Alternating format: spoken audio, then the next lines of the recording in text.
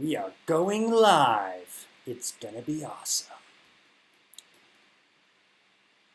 While you're waiting and watching whatever Twitch ads may be surfacing right now, we're gonna do a quick sound audio check to make sure everything is working on our end before we get started.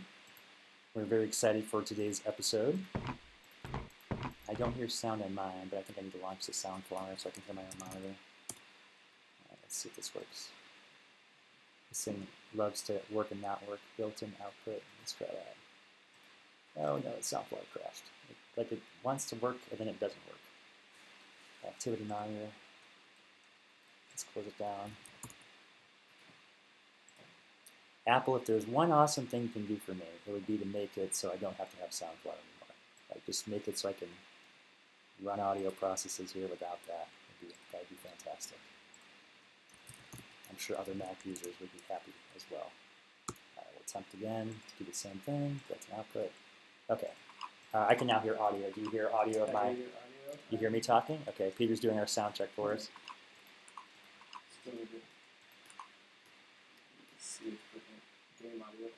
Okay, cool. I'm gonna attempt to just fire blast these guys here, see if these sound effects come through. Yeah, die skeletons. Die.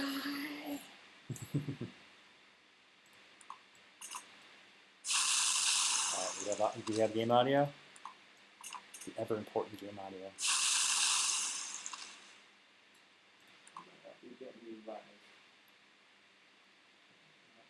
Do our connection timeout? The fun of streaming. I gotta give major props to those that do this on a regular basis, man. It's a lot of work to build these rigs and have all these processes running to do streams like this. And I consider myself a tech person, yet I'm still baffled by the amount of things we have to go through to get this working. All right, how about now? We have it looks like it's me doing my debug. It's like you're like 30 seconds behind the live stream. I'm just gonna keep doing sound checks here just to make sure the audio is coming through. You hear game sound. Okay, fantastic. All right, we're ready to officially begin. All right, thank you all for bearing with me. I like to do these checks at the beginning just to make sure we're good and running, avoid any issues throughout the stream as much as possible. So, hello, my name is Ross Shabilsky. I'm the founder of D20 Studios. We are an indie game company based here in Salt Lake City, Utah. And we are currently developing an amazing turn-based strategy deck builder game called Summoner's Fate. In Summoner's Fate, you decide the destiny of hundreds of playable characters who look up at you, literally, to command them from the sky like a god, and take them on really cool adventures and develop a deck to build a unique strategy and win in the most creative and weird ways possible. Like throwing squirrels and then mutating them into armies of Incredible Hulk squirrels. So this is our website. If you guys want to follow along or check out our game more details, summonersfate.com. Real easy. We are currently in our pre-release, working our way to a worldwide launch sometime in Q1, Q2 next year. But the game is available now. If this interests you and you want to join our early access and play along with us as we develop the game live. One of the amazing things about our studio, we are a fully committed, community-driven developer. We involve our player community in every aspect of development, from helping us decide things like the music, the art, the design decisions, helping us come up with new characters and ideas. We believe that through collaboration of developers and players, we create awesome and amazing experiences. And plus, we have a lot of fun interacting with you guys and building the kind of game that you want to see come to life. It means a lot to us. And today's episode, we're very excited because if there's one thing in particular that folks have been really, really excited about, it is our single-player experience. So we've been in the design process now for a while, and I have been just really itching to get something out to players to get a taste of some of the mechanics and systems we've been working on, so we can get your feedback and see what you guys think and help us, steer the design direction toward the most optimal path. So today we're going to be doing a lot of cool things. We're going to be showcasing some of the campaigns we built. So Peter's with me today. There he is. Hey, there's Peter. We have each designed a single-player campaign experience with various objectives in mind toward testing out some of the elements and trying to find the fun in single-player, distinguishing it from our multiplayer, yet bringing in the mechanics that makes our current multiplayer PvP experience fun and awesome. And so we're going to be talking about those designs, some of the high-level design concerns I've had so far in building our procedural systems. So you kind of get an inside look at the things we're concerned about. And then we're going to talk about some of the technical aspects, some of the designs. We're going to do some play testing of what we've created to make sure it's ready and will actually function with our DLC pipeline. And of course, we're going to attempt to do a DLC delivery. So if all goes well, you'll have these new campaigns in your hands today in just a couple hours and be able to play them yourself, which I'm very excited about. And we're going to collect all your data. well, we're going to hope that you guys share your feedback on our forums and our Discord and give us some good insights to better understand what worked well, what didn't work well. As I mentioned, this is very much a raw in development thing. You're going to get a creation. It's literally hot off the plate. Peter has not even beaten the campaign I've built yet. We got together earlier this week to kind of play test each other's campaigns and make sure that they were at least passable and potentially work for users. And then I've spent the last couple of days just trying to go through and make sure that all the systems will work with the current game engine. Yeah, kind of an interesting experiment. I've mentioned in the past that client updates are notoriously difficult because there's a long process involved in getting the various clients ready for the different platforms. So whenever we can do things via DLC, it makes our lives so much easier because we can just drop them in and the game just magically delivers the new content to you without any additional loops we have to jump through on our part. So let's get this started. Let's dive into the experience here and see what kind of fun things we've been up to and talk a little bit about the designs and our goals. So I'm going to pop in here. I guess this is our definitions after we've been building this thing. And I have one particular task I need to do here to get ready to playtest in the game, and we'll playtest it. But first, let's just give a little bit of a walkthrough of some of the objectives of our single player. So one of the key things, for those who are new, I guess I'll give a quick summary of the game. Summoner's Fate is a game that combines tactical combat and deck building mechanics to allow players to build unique creative strategies.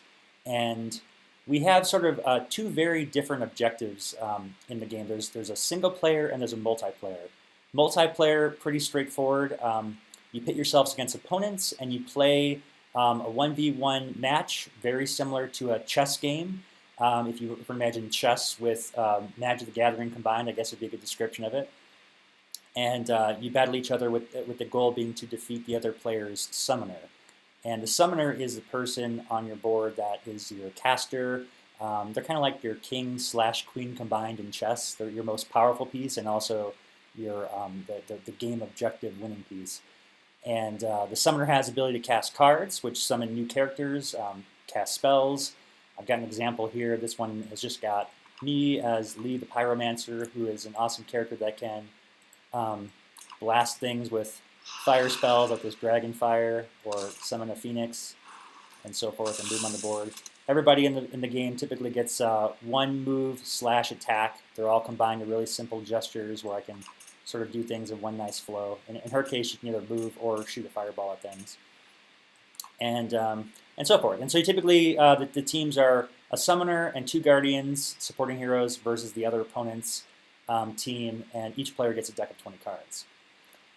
Now, one of the biggest requests we had from our first game, Hero Mages, which you can probably see in the background behind me, was that players really wanted to have a single-player campaign experience. So something to play that would allow them to go on these really cool adventures and develop their characters and experience new things and push the limits of their deck-building strategy skills to new heights and new levels of enjoyment.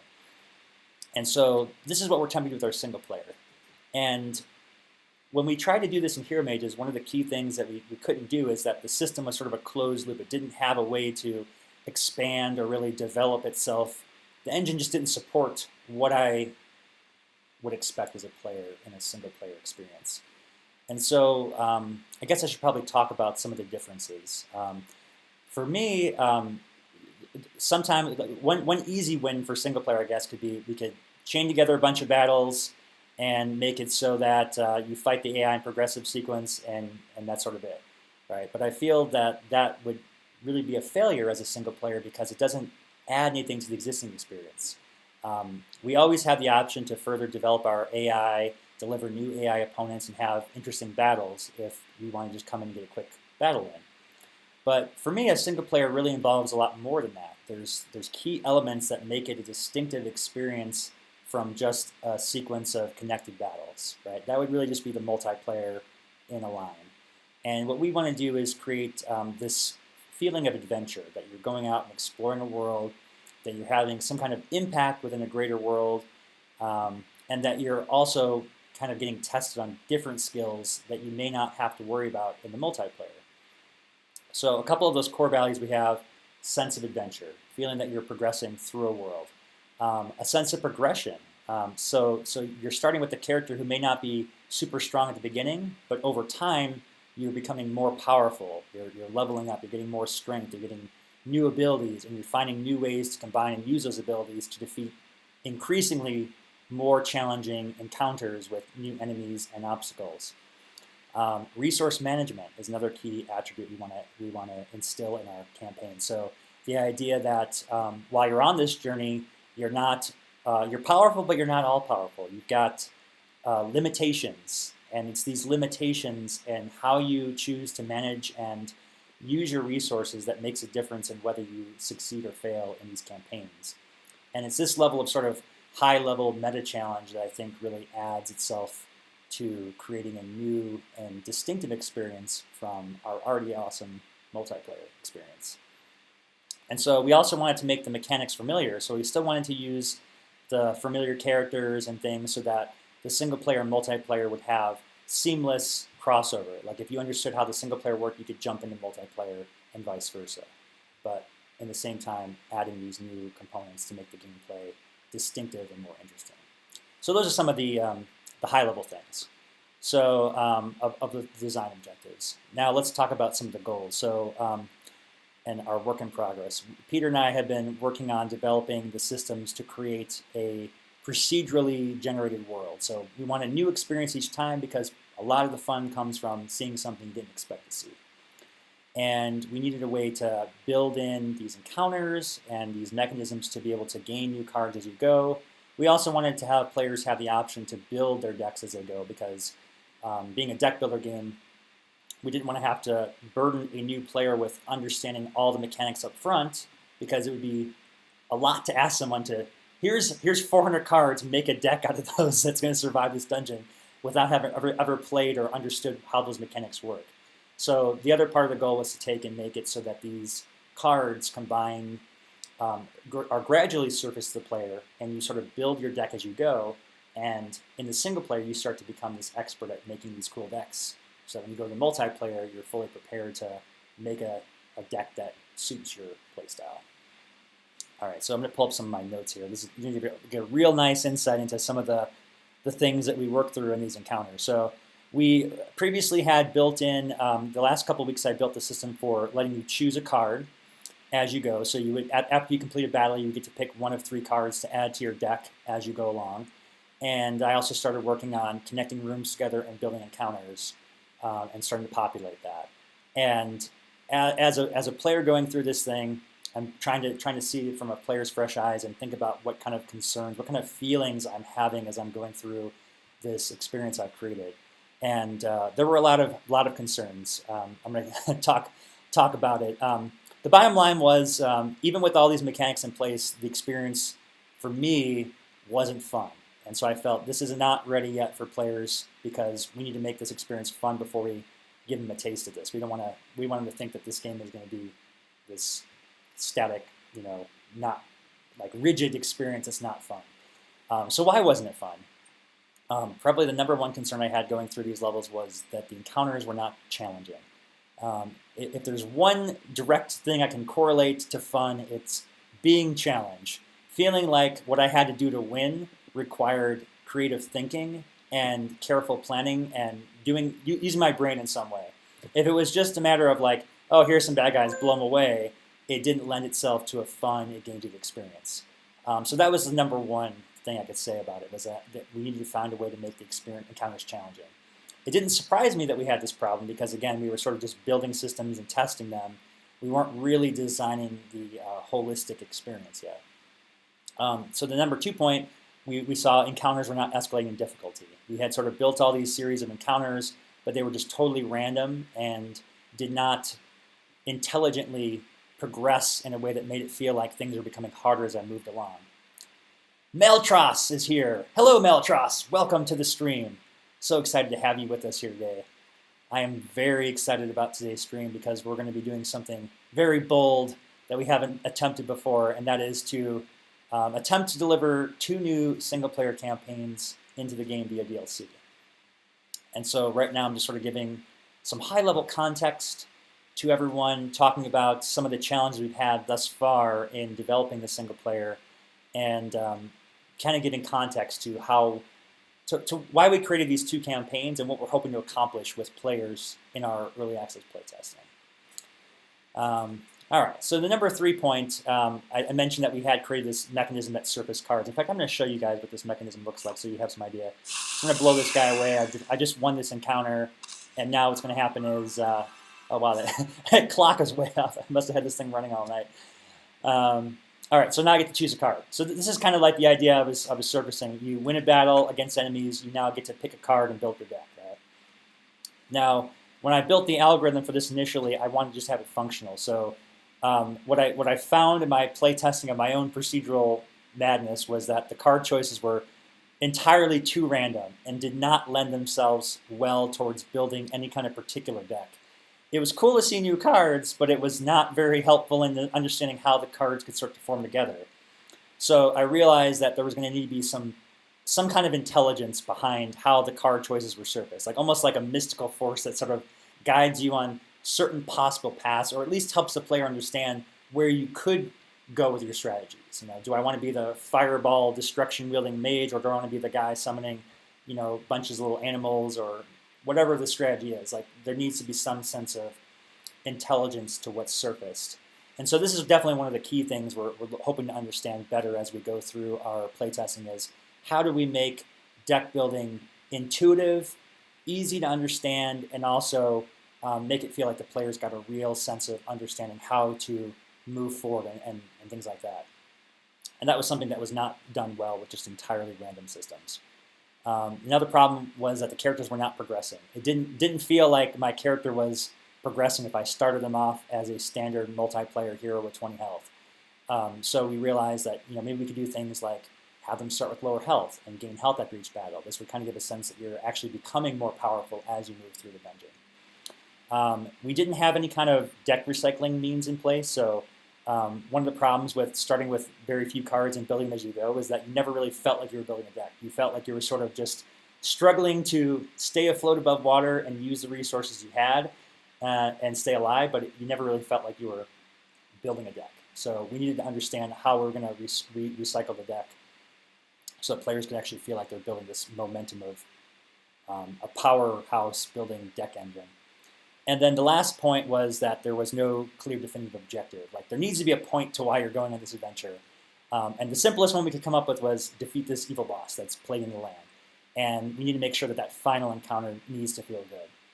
And it was really this last point that connected things together for us to find a starting point. Because with all these different problems in place, the number one thing that happens to developers, designers, is that you become bogged down. Like, this is a huge amount of weight. Like, we made these amazing promises to players, and now we feel like just completely lost on where do we even begin to tackle this? What's our next step? What's the most direct, concrete thing we can do to move forward and get something out to show players what we have and to get your support to help us play through and help us really refine and develop this experience.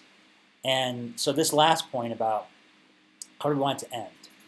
We usually focus on how does it begin, but it was really this question of asking, how is it going to end that makes it awesome?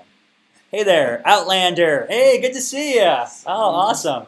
Yeah, Outlander is one of the awesome, amazing streamers from the Stream SLC group that we had the honor of meeting at our recent showcase of Summoner's Fate at the Salt Lake Game Con. So thank you for joining us today and welcome.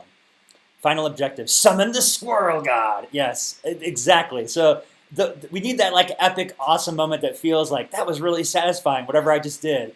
And so it was sort of like this exercise of what if we started with the really hard, like super challenging but very gratifying to win final battle, and then sort of reverse engineer the experience from there. And so once Peter and I had kind of come to that decision, we decided, all right, how about we take and put aside our procedural engine for a minute, and let's try to figure out this core problem. How do we create this epic ending and try to build an experience and isolate some particular mechanics? And if there's one thing that I often talk with Kelly, my wife, about this experience, like she has a sense that like, Ross, you're just too afraid to get like the single player done. You just stop focusing on these little things and get the core done. And so I've been trying to discipline myself to limit to like a core experience and what that is. And so for me, what I realized is like all these things, the little things I'm excited about, right? There's I'll give some examples. The ability to backtrack through levels and to go in nonlinear paths. So having like the mini map and being able to go in different paths, branching and explore the world in any sort of direction I want, that to me is a really exciting thing. The ability to encounter some NPCs that give you a dialogue and a choice on something to happen. Or having a really weird encounter where you roll a dice and there's different outcomes that can happen, like having a shop where you can spend gold to upgrade and power up things. These are all awesome things that will add to the fun, but they won't make the fun on their own. And I kind of felt like if I were to define sort of the laser focus I need to be at, if I can make an experience that is purely linear and purely focuses on just the progression, like starting with the weak character, taking them through a series of challenges, feeling like the challenges are harder, and then ending with this awesome, satisfying, like, yes, I beat the last level moment. And if I can make that fun, then I can take and add in these other tertiary support systems like I just mentioned, and the experience will go from being fun to like absolutely incredible. Like I don't ever want to walk away from this. I want to keep playing. Like that's the goal. So for my campaign that I've built here, I decided to take and strip it of every other element except that narrow focus. So I didn't worry about level design. I took and just put that aside and said, you know what, I'm not going to worry about how the levels look. I'm not going to worry about what's in it. I'm going to focus entirely on weak starting character to stronger character and having escalating difficulty of enemies. And if I could get that figured out and we could understand from players whether that's fun or not, it would give me a better understanding of how to design the actual procedural algorithms to ramp up difficulty and the challenge so that these experiences feel like they're escalating and awesome. And if they can end with summoning the Squirrel God, yes, that would be that would be the winning ticket right there. All right, so that's kind of the high-level concern I had. And then, Peter, did you want to talk at all about the campaign you built and some of the ideas that you had going into it, what you were hoping to accomplish? I'm going to just come on over here. No. So one of my concerns is like the whole selecting a card at the end of battle, starting really weak and then progressing big. It felt like Slay the Spire, which we're really inspired by, even though we actually haven't played it. But I have a clone that I'm playing right now. It's really fun and really compelling. But Summoner's Fate is not Slay the Spire, and we didn't want to be derivative. Yeah. So I wanted to have more of like the adventure aspect. Like, how can I make it feel like you're on an adventure? So the levels are very varied and interesting. You can kind of pull out a story as you go along if you want. Then battling like individual characters, I was worried that is going to be boring, so I wanted most of the characters to be summoners. And so almost every battle that you come across, they'll have a mini deck and it's a mini boss. And so when you start out weak, you're facing like the orc shaman, and so he's like a pretty powerful side character, but not as powerful as the orc summoner. Yeah. And so you only have like 10 health. He has like 15 health. So this is like a formidable match. He's got 2 side characters. You have 1. He has a deck of 7 cards or so. You have a deck of 10 cards. So it kind of along that philosophy of like doing a card battle is more fun than like an encounter. Yeah. And so trying to see if that is the case. Yeah, it was cool too. So I had the pleasure of playing Peter's campaign on Monday this week, and it was really exciting for me because I'm so used to knowing what to expect. So I'm really hard on myself. When I play my own things, I'm like, man, this is just too easy, or this is just not fun. And when I played Peter's, it was awesome because I'm like, I had no idea what to expect. It was just like completely a new adventure. And it reminded me of the experience I used to have growing up playing Dungeons & Dragons when you have one of your buddies take over as Dungeon Master. Like, I was almost always the Dungeon Master, so when I play... Oh, wait, we got some comments here. Could you pull up the Twitch? Yeah. Let's read them. Have you considered having things besides just new cards as your choice? Like passive abilities or additional starting mana or health, things like that from Outlander? Yeah. Okay, so I'm going to take these notes down. All right, so the reason I mention that is in deck building games, some people like to keep their decks small so they can draw the cards they want quicker. Choosing cards. Instead have things like mana, different abilities, etc. Yeah, absolutely. Yeah, that's a good call. We've started talking about some of those ideas, like having almost like a permanent UI bar, something that would give you like fixed things that would allow you to further capitalize on whatever particular strategy you're building. Like one example would be like a power-up that lets you re-deal your hand. So if you come across a situation and you know you've got the right cards, but your hand did not draw for that appropriate situation, you can use abilities to like recycle the deck. Yeah, so kind of a relic system, like. Yeah, I guess it could be like a relic system. Yeah. Yeah, one big difference, like for having a small hand, you need to be reshuffling your hand when you run out of cards. Yeah. And Summoner's Fate is so different from that because you might only play like 1 or 2 cards in a battle. Yeah. But in like Slay the Spire, you're playing 10 to 15 cards in a battle. Yeah, you're only playing cards, whereas our game you've got a lot more to deal with in terms of the tactical elements of it. Makes it very distinctive. And the other key distinguisher from us and like a Slay the Spire type of game is that we really want to instill this idea of resource management, that the cards are both powerful and you want to be using them, but you also want to be thinking about when to use them and when to hold back and conserve them. That's something that's not really in a game like Slay the Spire because you're constantly recycling. So it's more or less what move do I choose to do for this particular enemy intent, whereas our game is more about how do I survive the horrors of what's in front of me by using the limited resources I have and understanding when I get to the next rest point and I can recover and rebuild and take on harder challenges. So there's a lot of different sort of brain tensions going on that distinguish it. Yeah, and along that, like one thing I was worried about is if you're resource managing, but you only have 3 cards in your hand. Yeah. And so if you're choosing not to play based on that, then it's like severely limiting the fun of Summoner's Fate is like summoning things on your turn. And so I wanted to like maybe not recycle your deck several times in a game, but like maybe after 2 levels recycle your deck so that you are coming from like being able to summon lots of creatures. Yeah, exactly. Yeah. So, and we talked about this in our Kickstarter campaign as well. There's a great page that talks sort of about the high level goals. In fact, I'll see if I can pull it up real quick for you guys. Malcross is talking. Oh yeah. That would give the single player a lot more options for replayability. Is that talking about recycling your deck and keeping your hand small or your deck small? And then Outlander says, do you have any cards that affect the opponent's hand? We do not yet, but we have some. We have a few planned, but that would definitely be awesome to explore more of those for sure. So I'm pulling up our... Something interesting that we ran into in building these as well is, like Ross, since he didn't design it, he had no idea what cards I had put in his own deck. And then coming across enemy summoners, we have no idea what they have. Yeah, how powerful are they? How stacked against you are the odds?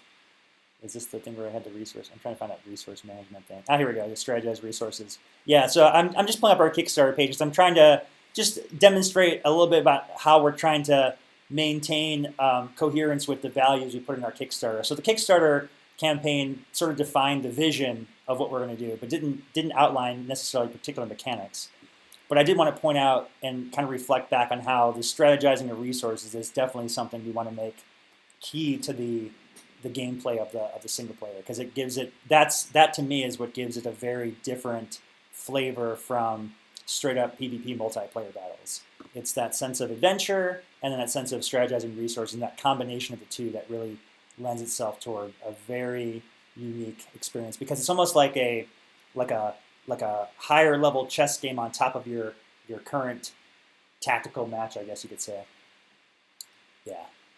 So, and then Maltron says, what Outlander was saying about more options as you advance. Yeah, absolutely. So, we definitely want to have something where the battles are going to ultimately escalate to a level of difficulty where it would be impossible to win without additional abilities beyond a straight-up deck. So the idea would be that you become more powerful in single player than you would ever become in a straight-up PvP match, because there's many more factors coming in, like different equipment that carries over with your characters, different special abilities that can play onto the cards, and such like that.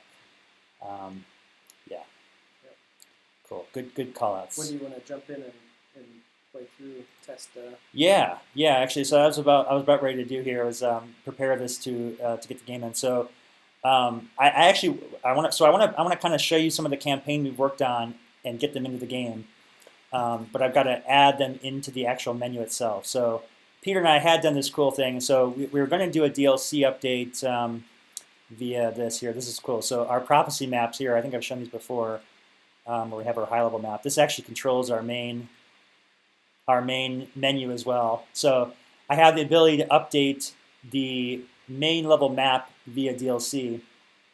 But yesterday when I was testing, I discovered a bug where even though I can technically update the main menu to the game via DLC, there seems to be an issue where for some reason when it loads that file in, it changes the behavior of it, and it causes another bug with the control system.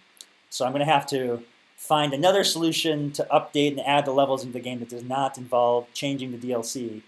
And so I'm going to do that real quick here by using an existing layout and attempting to populate the same kind of a thing we've got here. Outlander says that's a good philosophy about the single player kind of becoming OP. OP, yes. One of my favorite things in Hearthstone is the single play stuff, where you can become completely broken. Completely broken, yes. Completely broken. I want that. I want completely broken. All right, so I'm trying to remember what layout it was that I used to get this to work. If it's one or two. Let me see if I can figure this out. So I'm attempting here to... Oh, no. Yeah, this doesn't look very good right now, but rest assured I'm going to find a way to fix this. Okay, let's see if that fixes it. Does that make it look more cohesive? Okay, let's try that. So again, what I'm doing right now is attempting to just remap our campaign levels to a new menu system so that you guys can actually play these when I do the DLC update. So bear with me here. This is some highly technical stuff here. Moving drop downs around. Let's see. Let's make this node 6, I think, and let's make that. I guess I can say what it is. And for the playthrough, you want to play through mine and I'll play through yours? Yeah. And then I can kind of comment on. Yeah, that sounds good. Once I get it all in here, I'm gonna have to open up this Swift thing here because I don't remember which layout it was now that I think about it. There's a particular layout that has this. Maybe it's layout 2. Let's see. Is it layout 2? Is it layout 3? Which one was it? There we go. Layout 3. Never mind. Skip. Okay, I found it. It's layout 3 is the one. So this one's got the menu up at the top. All right, and then I need to do. This is Peter's dungeon, so we'll make this node 3. And I'll change that to number 3 icon. So this is a really cool, fun way of kind of changing our menu system so that when you go back into the game single player, you're going to have a new menu. Unfortunately, like I said, I can't update the assets. it should have worked, but I don't want to risk introducing a bug with the controls because that would be pretty devastating. So we're going to do this like go back to the old gray box icons instead for this release. And then once I update the client, we're going to have it. There's going to be a few concessions we're going to have to make because since we are doing this campaign update as a DLC, what that means is that we cannot do any kind of code changes. So there's a few issues that are known bugs we're going to have to deal with since we cannot correct the code when doing DLC updates. So I'm going to talk to some of those points. I'm not happy about some of those concessions. They're not quite cool enough for us to mask them as features. Yeah, exactly. But I would the preference around this thing is the community really wants to play as we're developing and not wait until we get to a level of full completion. And I had promised something roughly about 2 weeks from the last update I made on this, and I think we're just about 2.5 weeks out. So that's why I thought this DLC delivery would be awesome, because it would give you a great chance to play some of these things, get the feedback, but we're going to call out what these bugs are so that you're not sort of shocked by them. I don't think hopefully this is what everybody's kind of signing up for. Exactly. Be able to play this stuff and get feedback and help us. All right, so I'm going to map this. Craft the direction. Outlander says, is releasing campaign as DLC just a stopgap till you can fix it later? Yeah, so absolutely. Ultimately, we're going to be able to do all these things via DLC seamlessly in the future. But because the systems that we're working on are still in development, a lot of the newer like procedural stuff requires client updates. So we can of course do client updates, but client updates come with a lot of extra work and consideration, because anytime you make a change to the client, you've got to go through lots of hoops. Number one being like the very difficult like gates for reviews, especially with third-party publishers like Apple, where they actually had to have a human player go in there and verify everything. And you risk chances when we change code that other functionality of the game could break, and we don't want to break existing game functionality. We want to be purely additive so that the existing stable experiences are not broken. And so that gives a little bit of a less concern, because usually when we do client updates, there's a long, like 2-week hardening period where we go through and we test everything very thoroughly so that it doesn't break any current functioning things. But once we get further along and the systems are sort of built and matured, in the future, these kinds of updates should be much more seamless and easy, and we should be able to just drop new content. And that's the long-term goal. Outlander says that makes sense. Excellent. All right, so what I'm doing right now, I'll kind of talk through it. This is just basically what I've done here is created a node map. It's really straightforward. These nodes reflect current things. So if you're familiar with our current game, obviously we had to change the graphics. So this is number 1, Scroll to Hurl. Number 2 is our Change of Fate level that you're already familiar with. And so we're adding 3 and 4. 3 will be my new campaign, which is going to be called Lee's Quest. So you're going to start off with the Pyromancer and traverse a dungeon with escalating enemies with an attempt to reach the Lich King boss at the end and defeat him. It's not just a regular Lich King either. It's a like beefed up Lich King. That was one of the things we're experimenting with, is modifying existing cards to make them stronger and increase difficulty. And then Peter's Quest is the Antares Quest. I didn't know what he wanted to call it, so I just said, Peter built a campaign. What do you think? Do you have a description? Do we want to talk? Is there any kind of, or does that sound good to you? All right, it sounds fine for now. Great. Let's actually make sure it maps to Peter's campaign and not that. So his campaign is, I believe, it fits with the way that you start with the Flesh Golem as your companion. It's totally random and weird, but hopefully it's cool. I had fun again, but I'm a lot more familiar with the game. And for me, it was cool just to have like, I don't know what to expect in this. I didn't make it, so it's new to me. It was awesome. All right, so I'm just double checking here, making sure these all map correctly. So Node 1 maps to the Goblins, First Prophecy, yep. Change of Fate. This one maps to Dungeon 1. This one maps to Peter's. I believe all those should be working, and then this one is just a sort of static message. And I believe we can just test real quick that these are working for Portrait Landscape. Look at that, lovely.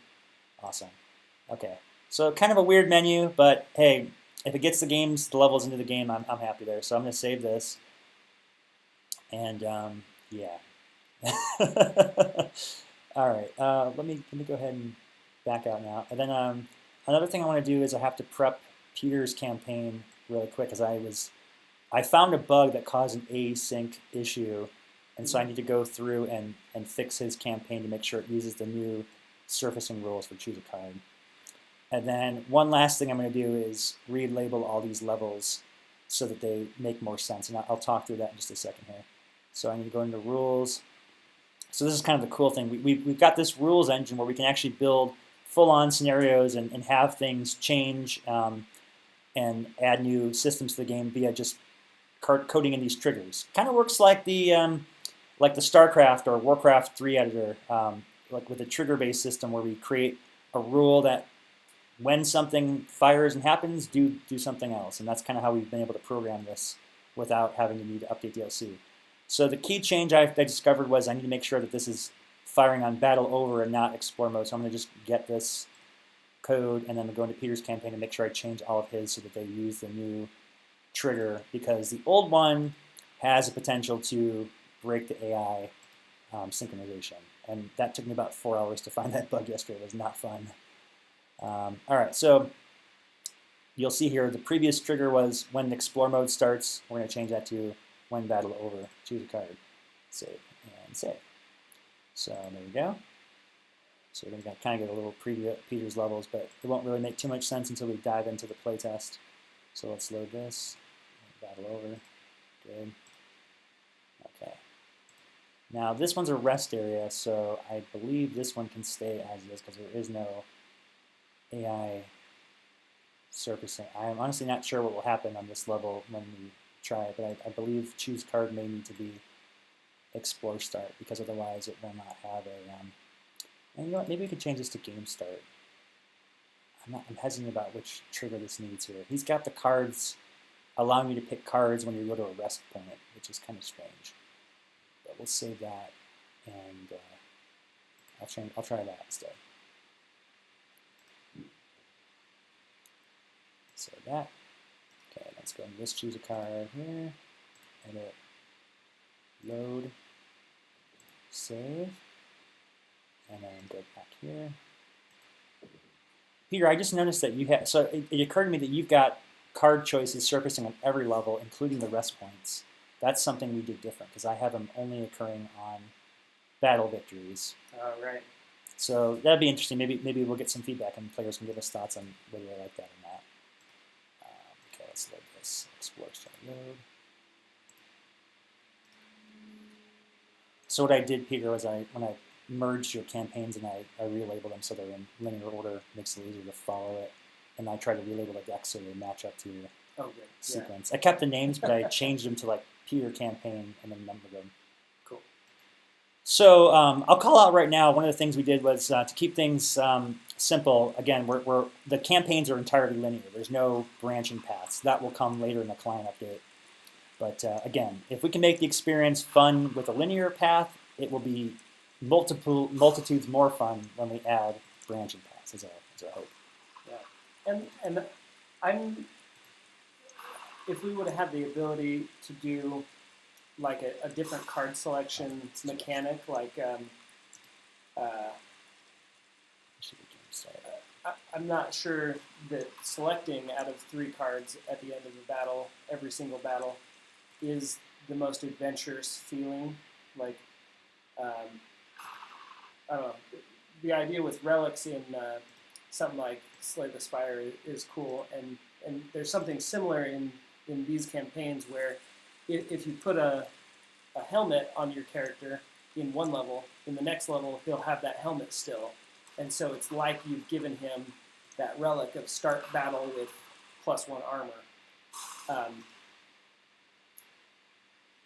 And so it's like that is very Summoner's Fate, the way that our relics work. But selecting cards is not super Summoner's Fate in the way that I see it. Yeah, the choose a card thing. Yeah, that's one thing. We needed a starting point in which to begin the process of letting players construct a deck. Yeah. And we are not convinced that choose a card out of 3 is necessarily the best mechanic, but it was a good starting point to give us an understanding of how the process of building a deck could escalate. Other interesting ideas, I think some players have talked about the idea of like drafting almost, where like there could be like larger sets and you pool through them over time, which would be good for multiplayer. I don't know if that works in the single player sense. Whether it could be choosing out of more than 3 cards is another idea. The reason we picked that or decided to go with it was that it was limiting the cognitive load of trying to understand too much up front.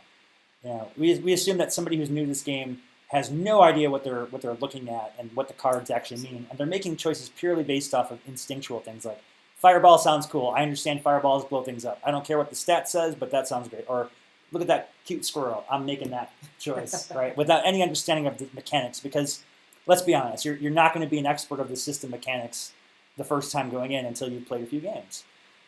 So we've also thought about things where it's like maybe almost like a branching system. Like I've tried to think about how we could categorize our card set into sort of meaningful, like symbolic representations of what the card is attempting to achieve, where you could almost make choices based like I aspire to be like a person who summons animals or something like that. I'm not sure how you would cryptically concur them, but the idea would be like make the choice a lot simpler and then have the card that they get be representative of that particular desire, if you will.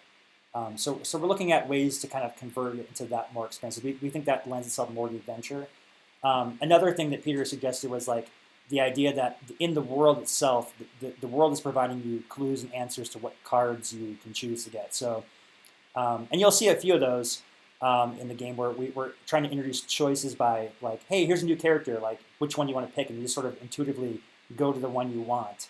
And if there were choices like that with the cards, like maybe you saw a little squirrel on the ground, and you saw like a fire on the tree, and you went and picked it that way. Like, I want to cause this kind of power, like things like that. Yeah. And Outlander's saying again, not to take too much from Slay the Spire, but you can also offer card upgrades as choices. And yeah, this is like an interesting thing. It's super fun in Slay the Spire. To upgrade cards? Yeah. Yeah. It's like, okay, make that Minotaur like do knockback times 2 for every square that he moves, or something like that. And that's, so far, it's in there where if you do put a helmet on one of your starting characters, then they'll carry that through. But we'll have to try that out, like upgrading cards in your deck permanently and see what that feels like. I love this complete here. Oh, wait, player deck is white deck. That doesn't make sense. What's your deck called again? I think it's called PC. Hey, your single player deck. Okay. I don't think that makes a difference here because it's going to carry it over, but I just want to make sure it's right. All right, so I think I fixed all of Peter's levels. Again, we're... Yeah, did you take off that second exit on the... Yeah, I took off the other exit. I'm trying to think if there's other things we want to change. We can play through it and then change it based off suggestions. Yeah, that's probably a good call. So let's do that. All right, let me try to get this in the game as quick as possible. Then the last thing I was going to do, so I started doing this with yours, Peter. One of the challenges we had going through initially was I had no sense of understanding when I was going to be able to rest and recover, so I had no idea how to pace myself. And the quickest solution I came up with to fix that problem was put it in the description level. Yeah, like this level is 1 out of 10. Next rest area on level 3, and that was like so blatantly clear. Then like, okay, it's not the best solution, but at least it gives me some more information than I had before, and it helps me out. So I was going to add that to mine real quick as well, so that we've got the same kind of thing. And so I gotta relabel maybe these we levels. should play it. You don't have that in yours currently? No, I started adding it, but I haven't put it all the way in there yet. So I was going to just go and put it in here real quick. So it's got like a level 2 next to it and level 5. I got to change these levels because I have these 0.5s. So this is level 5. There's a rest area.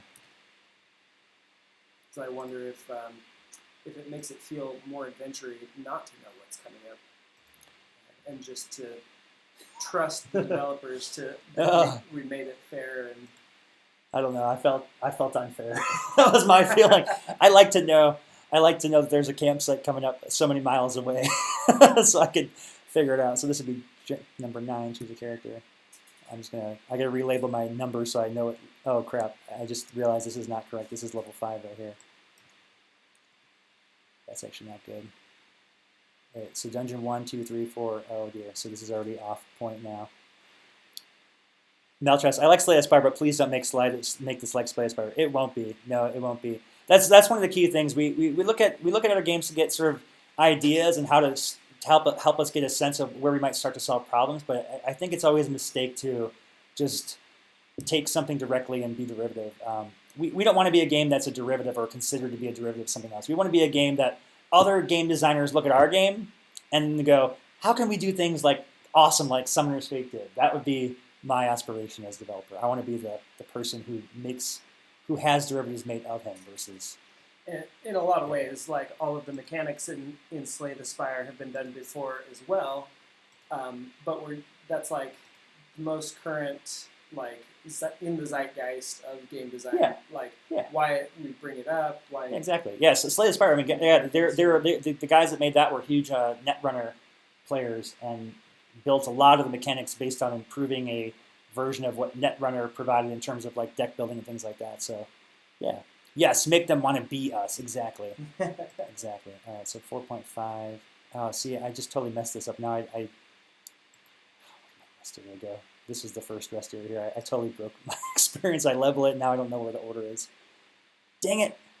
I'm trying to remember what the order of my dungeon was now. It was 1, 2, 3, 4. Is this the last encounter before you rested? And I think you rested here. Let's make this 5.5. I'm sorry, guys. I really should have had these labeled before I started the stream, but it was just what I could get done in the time I had. So this should be Dungeon 5, and 4.5 should be after the rest area. So let's make this Dungeon 6. Let's make this 6.1. Oh, damn it. I'm so lost in how I messed up this order now. And the order was important too. No. Well, I know the rest area is supposed to be level 5, so one of these things is wrong. I think this should be, let's make this 5.1. And see if I can fix it this way. It's the problem when you label these things this way, it's not easy to fix it. So level 5, okay, so then I wanted this one to be, let's say this would be 5.1. All right, so let's make this, let's change this to 5.5. I feel like these encounters are still off to me. Which one's harder of these two? I think this one should be before that. Let's make this 5 point. Okay, let's see if this fixes it. Okay, so this will be 5, this will be 6.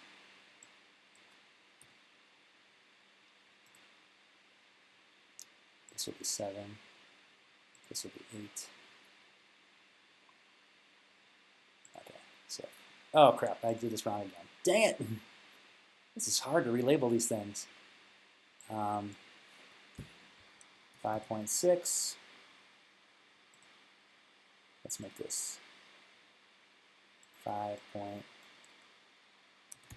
Okay, let's see if I can relabel this correctly now. Okay, so here's your rest area. Did you get this comment from Angry?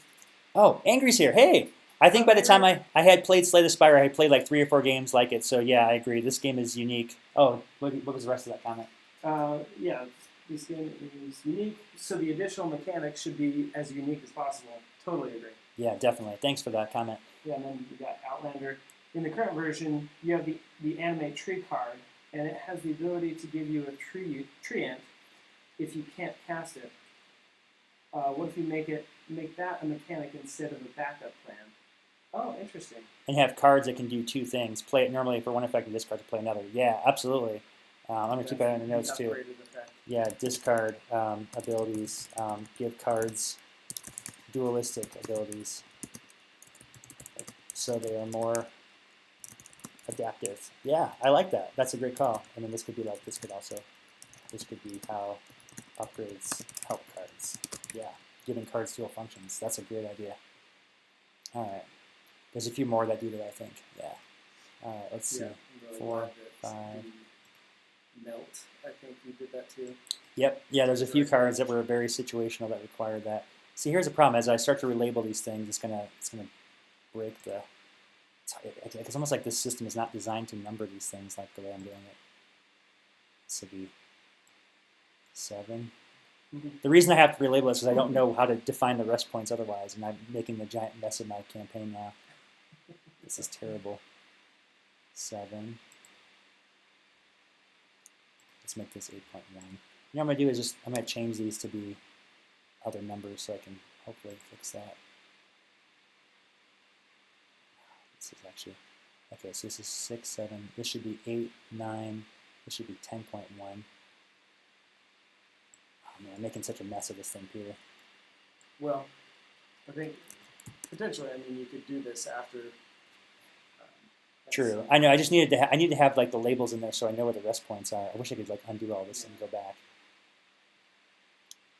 Oh, man. All right, I'm gonna try and I'm gonna probably have to go in the database and edit these directly. All right. Well, we know this is level 2. This is level 3. This is level 4. That's what I should have done. I was just enable them here. This is level 4. Okay. I'm gonna do it this way. This will be easier. Now I understand. Count the levels and then start from the bottom. Ah, yes, that's a good call. That I should have done that. Oh, why didn't we do that? That would have been start from the bottom. Duh. Okay, let's do that. This is level 25 then. Thank you. That was a much smarter way to do it. Okay. Ross is dumb. Okay. I'm not dumb. I'm hard on myself. Benefit of the hive mind. 24 rest. Oh my goodness, yeah, starting from the bottom. That would have fixed all of this. This is level 23. Mine has 25 levels to it. Peter's has 10. But I have much shorter encounters in mine as well. This is level 22. This was level 21. So you kind of get a little sneak preview of what's coming in store here for you. Scroll through and relabel these things.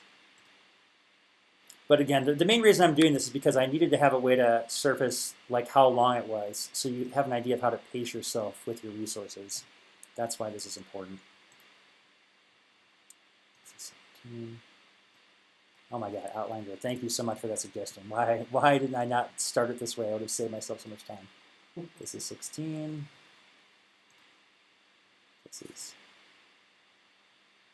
This one is 15.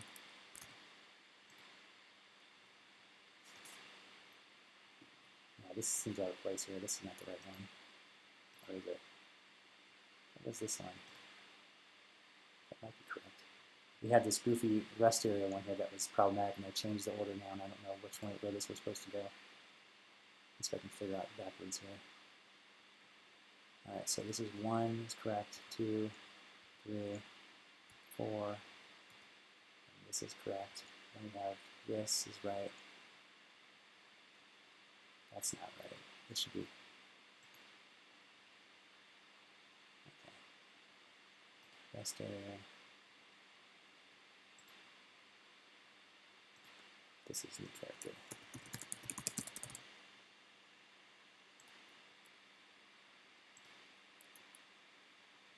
Okay. And we have. This should be max 5.7.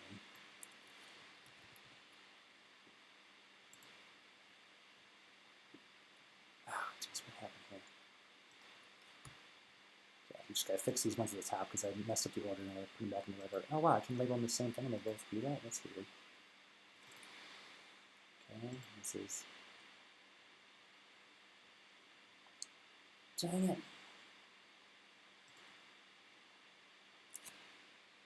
I am so sorry for this confusion, guys. Count the levels and start them. Okay, let's see. Trying to remember where these ones go. That one's correct. I think that's right. This should go after that one. This is 7.1.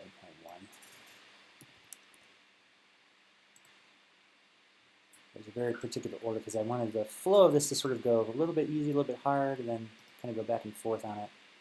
And I think that this one here is actually supposed to be next. This should go right after the rest area. This should go 06 here.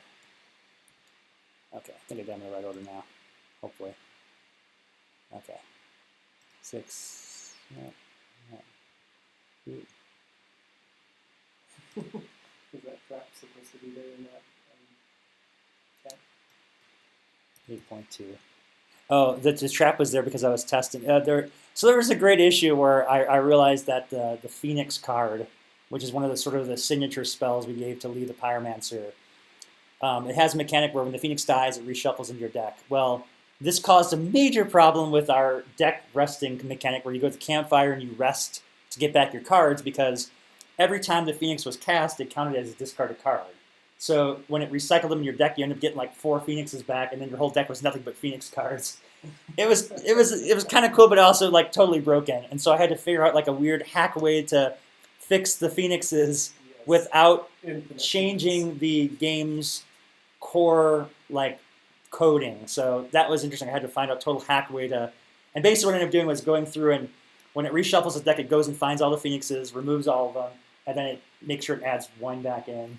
It's really complicated. It took me like a couple hours to figure that out too. It's nuts.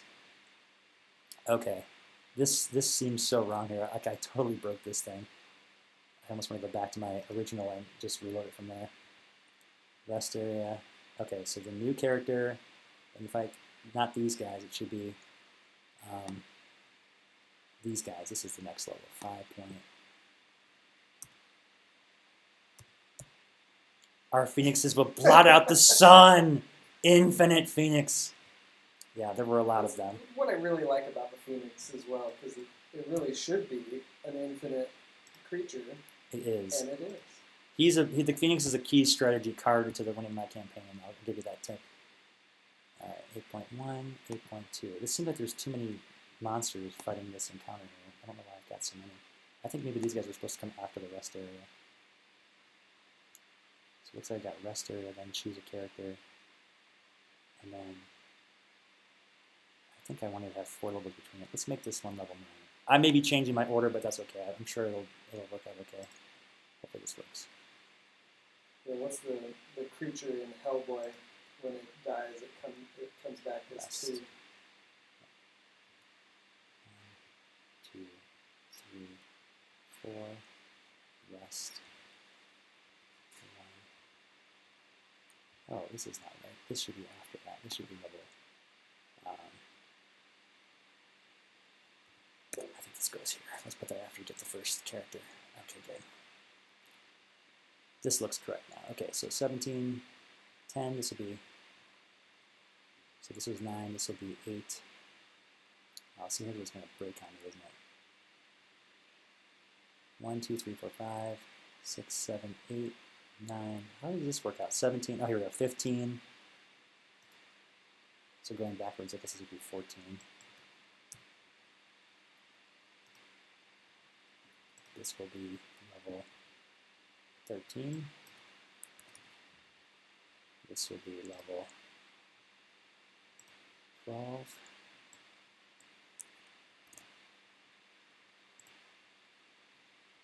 This will be level 11.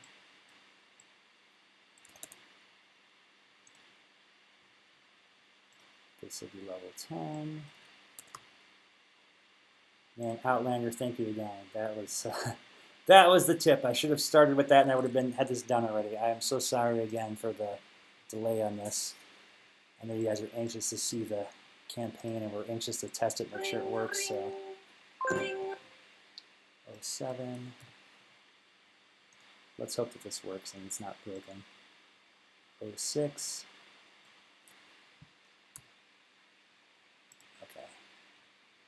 Okay, now it looks like I've got it in the right area. So we got rest area in 5. So 1, 2, 3, 4 levels. 1, 2, 3, 4, 5 levels and rest. 1, 2, 1, 2, 3, 4 levels rest. 1, 2, 3, 4 levels rest. 1 rest, then boss fight. Okay, cool. Oh, what about a merge mechanic? Like if you could summon a squirrel and a gnome, they can combine into a mounted gnome cavalry. So funny you mentioned that. We have Peter and I did some experiments early on with using mounted characters. Part of the engine. Yeah, where was that test one that we had? I know I put a, here we go, hybrid quad rider. Here we go. Here's a goblin riding a wolf.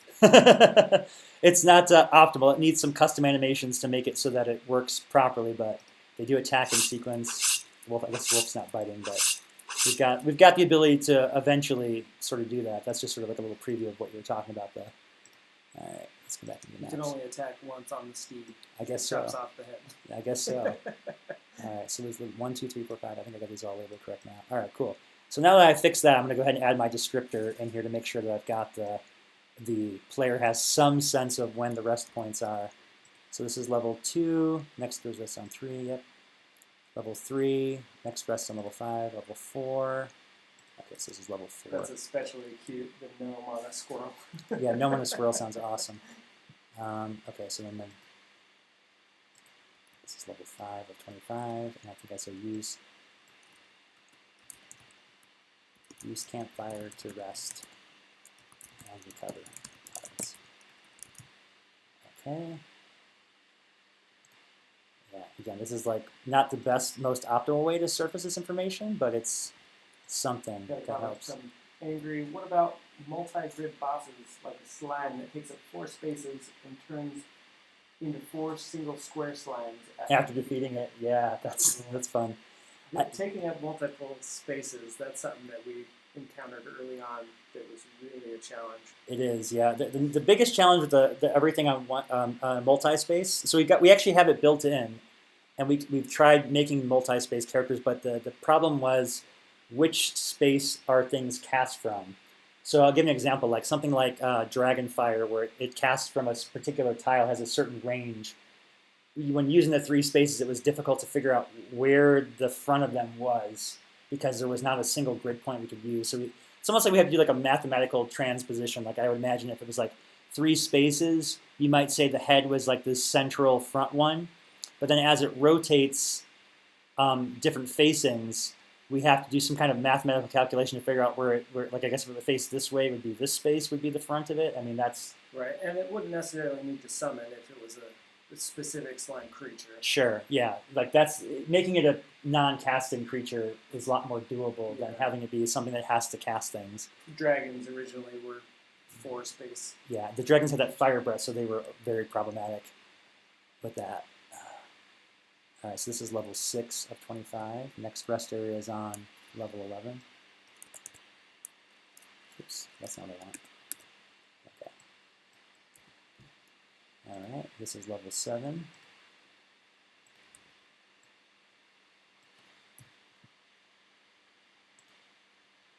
This is level 8.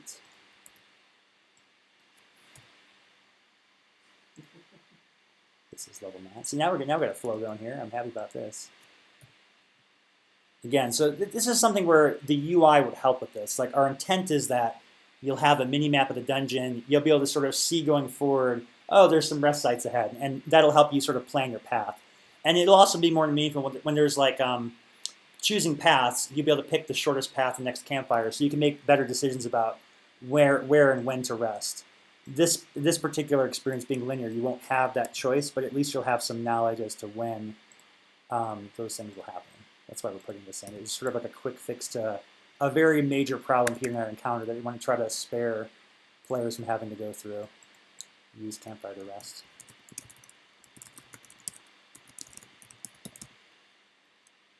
Okay. So this is level 12.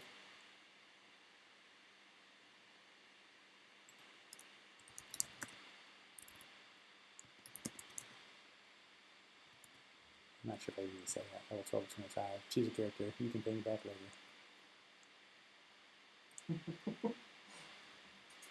I'm not sure if that works okay. I guess I'll do it like that.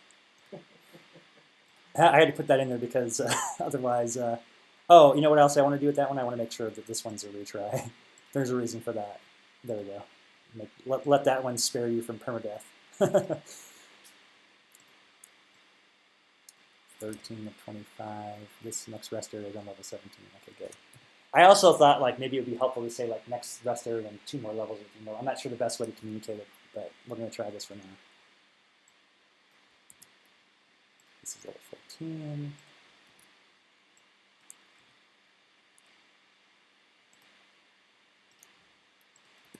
Thanks everybody for joining us on this stream. Yeah, this has been great. This has been a great stream so far. We're so excited to have all the comments in here, the discussion. Like this just showing your support like this, guys, means so much to us. We just really appreciate it. And we're so excited. We're hoping you guys have fun with these experiences we've created and use campfire to rest and recover. Oh, reset to reset and recover. That's not right. This is level 18. So the next rest area is on level 22. level, what's this, level 19? Next rest area is on 22. Let's change that so let's keep coming up with that. All right, I'm just about ready here, Peter. And I think I'll play through, maybe do your campaign first, and then make sure that's working, and we'll switch over. So the way we want to do it. Seems like, yeah. Or maybe I'll have you, I may help you. I have the other thing I had to check. Oh, here we go. Outlander. If you wanted to keep immersion, you could say things like, you don't see anywhere to rest nearby when you're far away, and change it to, you can see a small clearing up ahead when you get. That's cool. I like that. See, that's pretty fun. Yeah, absolutely.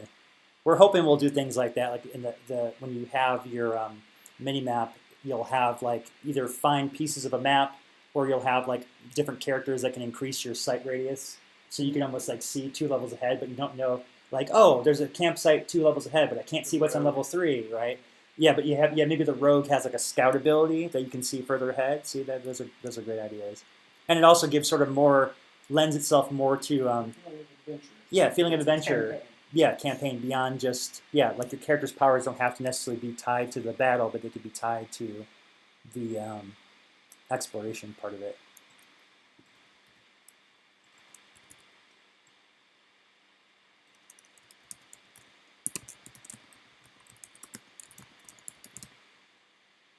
Okay. This is sort of weird. I think I ran out of spaces here because I had an odd number of levels. Let's rest around 24.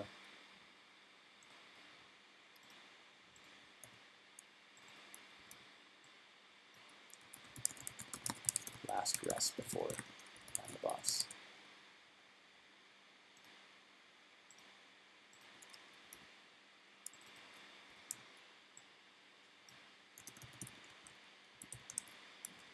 Yeah, this last boss, I made him pretty tough. We'll see if the players like that or are irritated by it. I don't know. We'll find out. I've only gotten like 8 levels into you.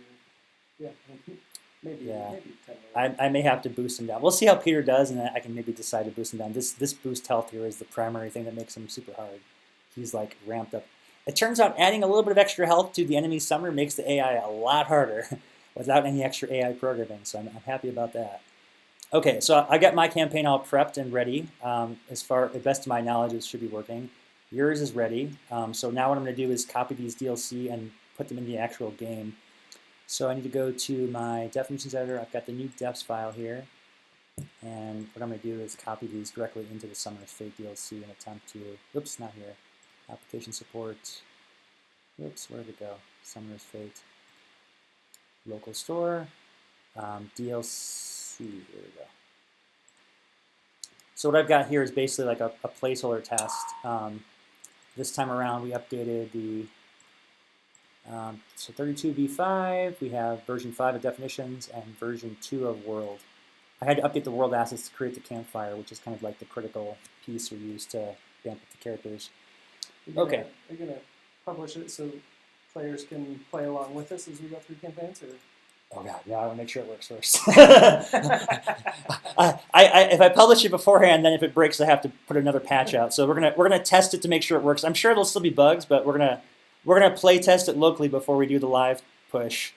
And then yeah, I don't want to be. I'm not that risky yet. LOL says that one. Spoiler warning. Spoiler warning. Yeah, we'll give away a little bit of it. So those of you seeing it for the first time, maybe. I hope we're not spoiling too much of the surprise by playtesting it, but yeah, it'll still be a challenge, I hope. And if you want to give us feedback. Feedback is great, yeah. And, yeah, help us craft it a little bit more before we publish. Keep watching. All right, I think this is ready to go. I'm going to close this down, and so I put the DLC in there. So I've got version 32 client installed. So this should be a live, actual test of what will happen in game when I go to do this. I'm hoping. All right, here we go. This is going to be exciting. Oh, I meant to make a change to one of your levels too. That wall level. I want to punch a hole in that wall with the troll. That one choke point makes that level so tricky for me. Let me do that real quick. I'm gonna change. I'm gonna fix Peter's level. Hey. I'm going to fix it. Fix it. I'm going to fix it. I think that's a real subjective change that might not be... It was just something in my mind I had in my list of to-do notes I totally forgot about.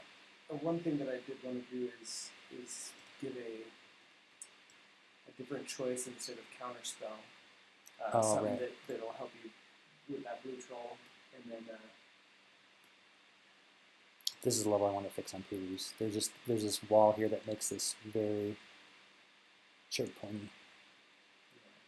I'm just gonna punch a hole. Where do you want it? Here? Right there, I'd say. Yeah, there we go. that would definitely change the dynamic. Yeah. Close it down. Okay, cool. Let's copy that DLC. Application support. I want definitions out here. That one change totally changes Peters' level. It's actually really crazy how a simple change like moving a wall. Hey, Clever Name has arrived. Good morning, summoners. Good morning, Clever Name. Hello. Good morning.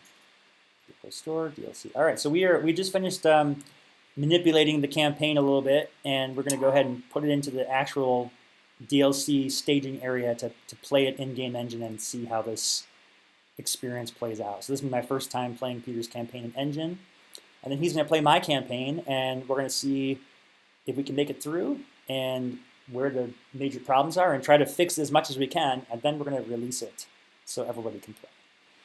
All right, here we go, campaign. So there we go. We see that the mission did update. That's good. I'm glad to see this. And I should be able to play Peter's campaign. This is my campaign. We're going to play Peter's campaign first. And then Peter's going to play mine. All right, Peter made a campaign. What do you think? Let's find out. Neat. I look forward to trying it. Yeah, see, this for me already helps a ton.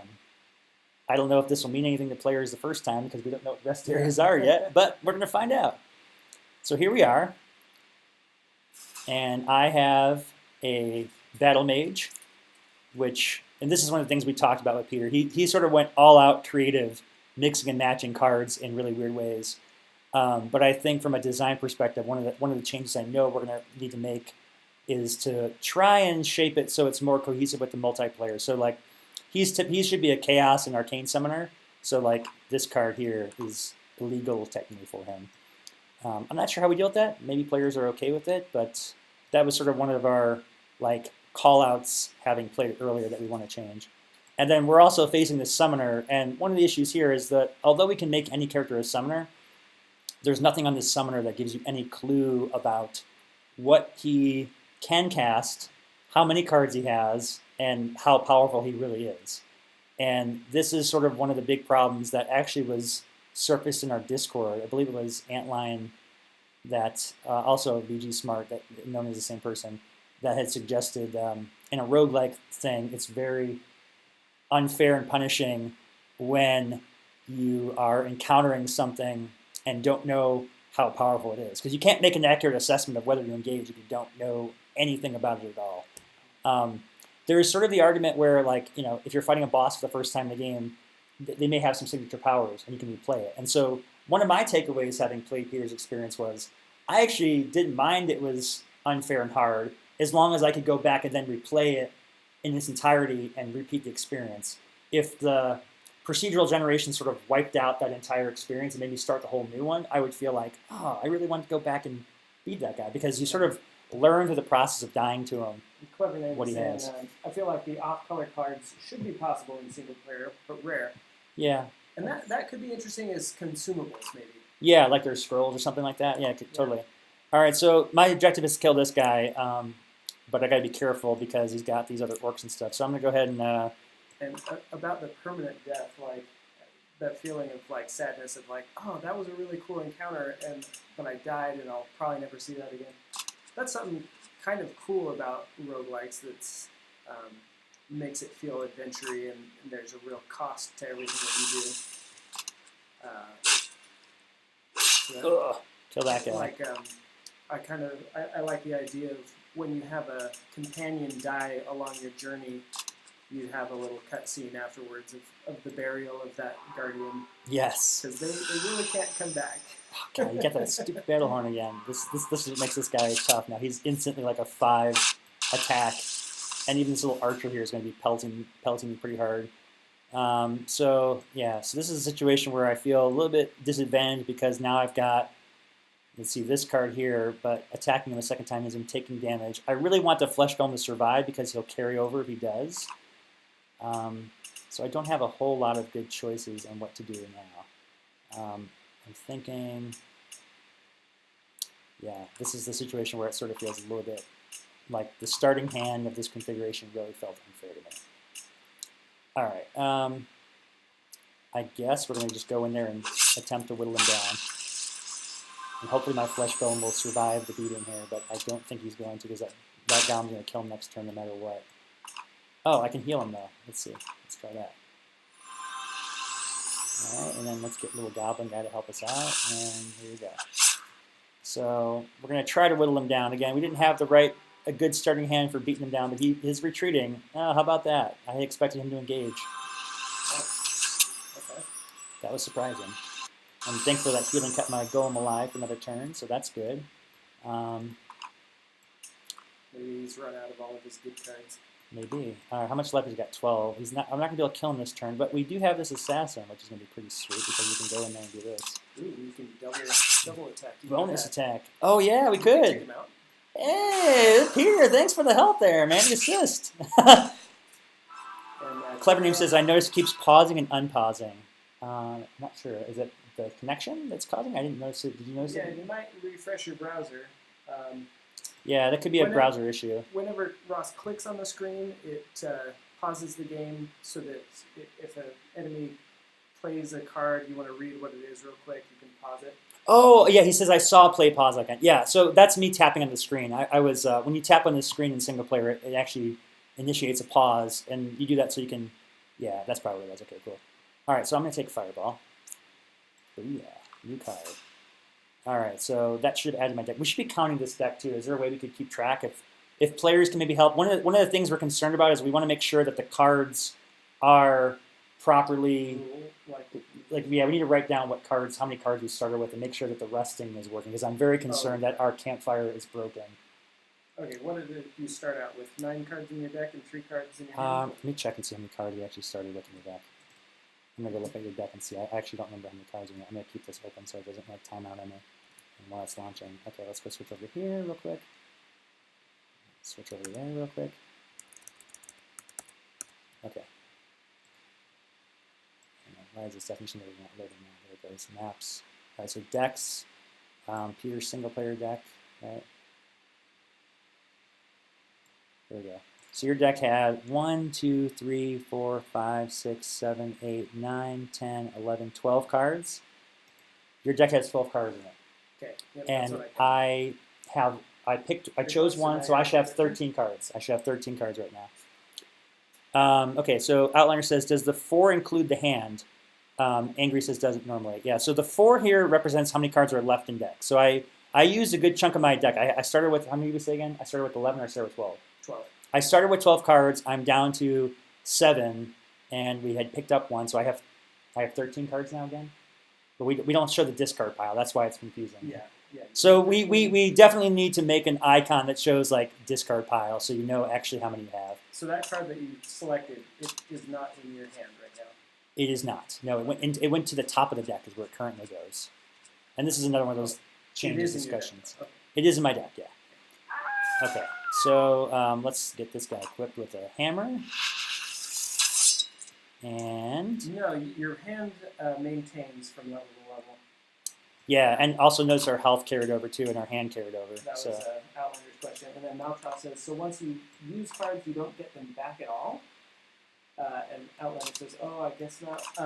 Yep. So you do get the hands back when you rejuvenate your deck at resting points. And that's something we're not sure. There'll definitely be a resource management aspect to that, where you maybe are choosing between rejuvenating your deck or healing your character, spending money for like gold coins that you're collecting throughout your journey on one of those two things. Okay, so that guy just cast a surprise, and me being smart and knowing what this is. Well, I should be timing this too. I'm curious to know how long these levels take to play, and so I'm just going to fire at my stopwatch here. Maybe add some cards that let you return cards from the discard to your hand or something. Totally, yeah. That's one of the abilities that we were thinking of. Oh, there's that counter spell. Yep, yeah. I did, but I did intentionally knowing because I want to fireball him. I had such a hard time beating this level until I realized the troll was vulnerable to fire, then I whipped him. And this little hole in the fence makes it a lot easier to get to him. To me, it ruins the level, because part of what is fun about it is the choke point and just how weird it is. All right, so let's call this out right what it is. Let's call a spade a spade. This is the bug that I cannot do anything about. So if you guys want to be able to play this today, everyone's got to sort of just. Yeah. Can we get a raise of hands? Can we get a raise of hands? Is this going to break the experience for you? Because I cannot fix the giant heads here, and this may not happen to you. It's primarily a retina issue. Yeah, I know it's pretty bad. I'm not by any means proud of this, but when we originally built the Choose a Card, I had not accounted for the scaling. So this is of course I've already fixed this, and when we update the client, this problem will go away. But since we can't change clients for the DLC, this will just have to be a bug that we can't do anything about. I just can't wait. We're gonna launch the DLC. I'm gonna have like a report of like 50 bugs tomorrow. That's like the heads are ginormous and they keep staying ginormous. Why are they so huge? Yeah. So yes. When your own game trolls you. Yeah. All right. Well, all right. So Peter's definitely sensitive about this hole in the wall thing. I may have to go back and change that for you. Yeah. He doesn't like it. Yeah. I'll go change it right now for you. It's his level. I shouldn't be knocking on it. For me, it was irritating because I hated that stupid wall. I'm like, why that choke point? It just irritated me. But all right, that's fair, Peter. I'll give you credit here. It's your level. We'll put it back. We'll put the ball back. Oh, thank you for counting for us, Outlanders. Yes. We have 14 cards. Good. That's going to be very important for us. There we go. All right, I fixed your wall, Peter. We'll put it back. We're going to run back through some of these comments. Make sure that we got them all. Yeah. So, Outlander, will it shuffle your hand on the next level? Yeah. No, it does not shuffle the hand. Malta, so once you use cards, you don't get them back at all. And Outlander says, oh, guess not. Maltras. Outlander, until you rest. Yes. All right. Oh, this is interesting. Oh, I was like, where's the wolf? Okay, he's there. All right, so here's another. So Peter decided in his design to give a card on every level, regardless of whether there's a battle or not. That's something different between our campaigns. Mine only grants you cards on regular encounters. So I'm going to pick the Huntress. I remember I liked her a lot when I played her, so I'm going to use her. Okay. So I recently modified Peter's levels. I'm sorry, I did not get your sarcophagus thing in there yet. Oh, that's okay. We were gonna start to experiment with adding triggers for these chests and stuff like that. We have 15 cards. Thank you, Outlander. So wouldn't it be cool if there was some awesome thing that you could get if you got to that sarcophagus? Yeah, I think it would be pretty cool. We do have that Explorer that's been sort of tantalizing players, and we realized that when I put that in, I've watched people at the demos play the game, and they literally go like this. They go, all right, I'm exploring. What am I supposed to be finding here? Nothing's happening. And I'm like, oh, God. It's amazing the power of, like, a message. Like, it was sort of there to initiate. Like, that's the intent, is that you would find stuff. But because we don't have anything yet, it's very, it's kind of an insult to the players a little bit. I feel bad about that. Yeah, a tease. It's a tease of nothing there. There will be stuff, but just there is not that. All right, but we do have this campfire. All right, so we should have 15 cards. Let's make sure we've got 15 cards. And it validates my fears. We have 9, 10, 11, 12. So for some reason, it did not surface back 3 of our cards. So this experience is highly broken right now. Ooh, yeah. That's a very big problem. I do not know what's causing that. It's something to do with the Phoenix deleting cards from deck, but it's odd it's happening here because there's no Phoenix cards in the deck. So I don't know what could be causing it to not be carrying over levels. I'm going to check something in the logs real quick. And it's possible that the other cards will show up when you go to the next level. I don't know that they will. All right, so let me take a look here. So according to this, I'm just looking at the headers. We've got 1, 2, 3, 4, 5, 6, 7, 8 cards in our discard pile. And we have 1, 2, 3, 4 cards in the deck. So 8 plus 4 is what? Why am I not doing math here? 12? That should be 12, according to this. Right? Outlander, 1, 2, 3, 4. That are missing. 11, and now 3 cards is the amount you gained until now. And he says, did you actually never get put into the deck? They did get put in the deck because the fireball is not in your deck until you collect it. Yeah, so it's a curious thing. Let's find out what cards are missing. So I'm gonna do something here to figure that out. Then maybe we can go back and fix this real quick. Because like I don't want to release this experience with that bug in it. That's something we need to take care of. So let's go back and say we're going to show full deck. So when I go to the next level, it's going to show me all the cards, and we can figure out which of the cards is missing. And that might give us a clue as to what is happening here. Okay, so it's going to draw my cards. All right, so let's see. I've got the Goblin Assassin. I have the Fireball, which is the one we picked. Got Heal. I've got this. You know what I don't see in here is the Troll. Right. So where did that Troll go? The Troll is missing. And then what is the other? Orc Huntress. You have her. Do I have the Orc Huntress? I don't think I have the Orc Huntress. No, I do. I do have the Orc Huntress. Yeah. So we're missing. How many did we say we have here? We got one. Let me count them again. 1, 2, 3, 4, 5, 6, 7. Also, 8. we missed this comment. Outlander had a great suggestion. Instead of just giving a card on this level, instead make it that you can find a card if you explore. Yeah, that's a good call. Yeah, I like that. We were thinking. So when you defeat characters, they'll drop money and possibly card pouches. We could change that. Why don't we change that? We'll go back and we'll edit that level. We'll change it so that you have to find the card in the chest. I like that. We'll fix that. All right, so we have 12 cards. We're trying to figure out which cards are missing. We know one of them was the Troll. And would you any idea what other card was missing? We picked. What cards did we pick? We picked the Fireball. We picked the Troll, and we picked the Huntress. 2 of them are from your starting deck. Yeah. Do we know which 2? That is so weird. It is weird. I'm not certain as to what's causing it. I can look in mine to see what.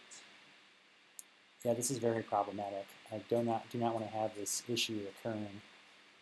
I may have to concede the Phoenix bug in order to fix this, just so we can get this out today. In which case, people are going to be having a lot of Phoenixes when they play my campaign. All right, yeah. It's definitely, I'm sure it was something we would have played, right? Okay, so starting deck has Force Field, Gravity Push. Do you have Gravity Push in there? I do not have Gravity Push. So where did Gravity Push go is a great question. That one's missing. Yeah, those are the... Gravity Push, Troll, and what's the other one missing? So we got Imperial Helm. Is that in there? No, and Imperial Helm, that's the other one missing. So and you didn't play that on your... I never played Imperial Helm. I never saw it drawn. Okay. So for some reason, it didn't carry over at all. One thing I could be doing, I could be checking the header each time. So the carryover here at the top in our debug log will show you what things are carrying over, and that's where we're able to check. So when we were already on that rest level, it was not actually carrying over any of the cards. It only carried over 12. So we lost those cards somewhere in the transition between levels 1, 2, and 3. Is it possible that it was drawing hands or cards into your hand until it reached the starting deck size? Let's take a look at the... Because I tell that level that your deck is your starting deck. Clever Name says, Ross, stupid question. Is it possible that the length of the deck vector array is not being changed? No. Let's. I'm gonna quit out of this game real quick. It should save our progress. Back a couple. Maltra says, did they not come back after you did a rest? Yeah, they weren't. Yeah, actually, that's the weird thing about it. You're right. It had nothing to do with the rest because when we entered the rest level, we only had 12. So for some reason, they didn't carry over to begin with at all. Like something about the cards did not carry through to begin with, because when we were on that rest level, they weren't even, remember we checked the header? So on the Explore level, before we even did the rest, they weren't actually listed. We didn't have 15 cards there. So this bug was occurring, something with the cards not carrying over is happening. Yeah, that's weird. I'm not certain as to what that is. Says, what did he postulate? What did those cards have in common with Phoenix? Yeah, so that's the thing. This sounds like the problem. Because the cards were lost prior to getting to the rest point, the campfire can't be the culprit. Because if the campfire was the culprit, we would have seen the cards in the header listed. But we counted only 12 cards. So we were already missing those 3 cards when we got to the rest point. So something else is causing this. It's not the campsite. Maltros says, is there a max deck size? And they are variable. Yeah, this concerns me. This almost sounds like there's something else going on with the deck carryover. And they weren't played, so it's not losing them in discard pile. Yeah, they weren't played. Exactly. So how were they lost? I guess you would have to play the levels with whole deck shown and see what happens. I tried that last night in the editor, playing with the whole deck shown. Oh, interesting. And it worked fine. What the heck? So this is why it's leading me to believe that it's something else, right? What it could be is, I have a feeling it's something to do with the carryover. There's a pointer that controls like how many cards are drawn, and it may be something with with that process that is happening. Let's do a test in here, and let's start this scenario. I'm gonna test it within the editor itself and see if we can repro the issue. Because what we'll do is we'll check the headers going in from level 1 to 2 and see if we can recreate the problem. I'm sure we can fix this. It's got to be something really simple and stupid. Okay, so here we go again. We have 12 cards. All right, and I don't remember what things we cast last time. I'm going to try and do a decent test of what happened. I guess this time we'll kill the orc. Wait. Yeah, I guess I want to do that because I don't want him attacking me. And then I'll just end my turn. So I've cast 1 card so far. He does that Battlehorn again. That Battlehorn is brutal. At least your orc is warriors too far away to get you. Okay. So here's the great thing. You can use this guy to... Yeah. In your face. Okay. And then I don't want to be hit by that archer, so let's get out of here. We'll go over there. So cast 2 cards so far. So I think we'll get a clue in the next level when we transition over. Hopefully it'll show us in the header what's happening here. We'll be able to count the cards and maybe that'll give us a clue. This wouldn't be a proper game development stream if there wasn't issues like this. That's the fun of doing this live, right? You're literally seeing it for the first time like we are. We have no idea. We're building it like as transparent as one can be. All right, I'm gonna duff him in the back and then let's summon this Minotaur to take the hit, I guess.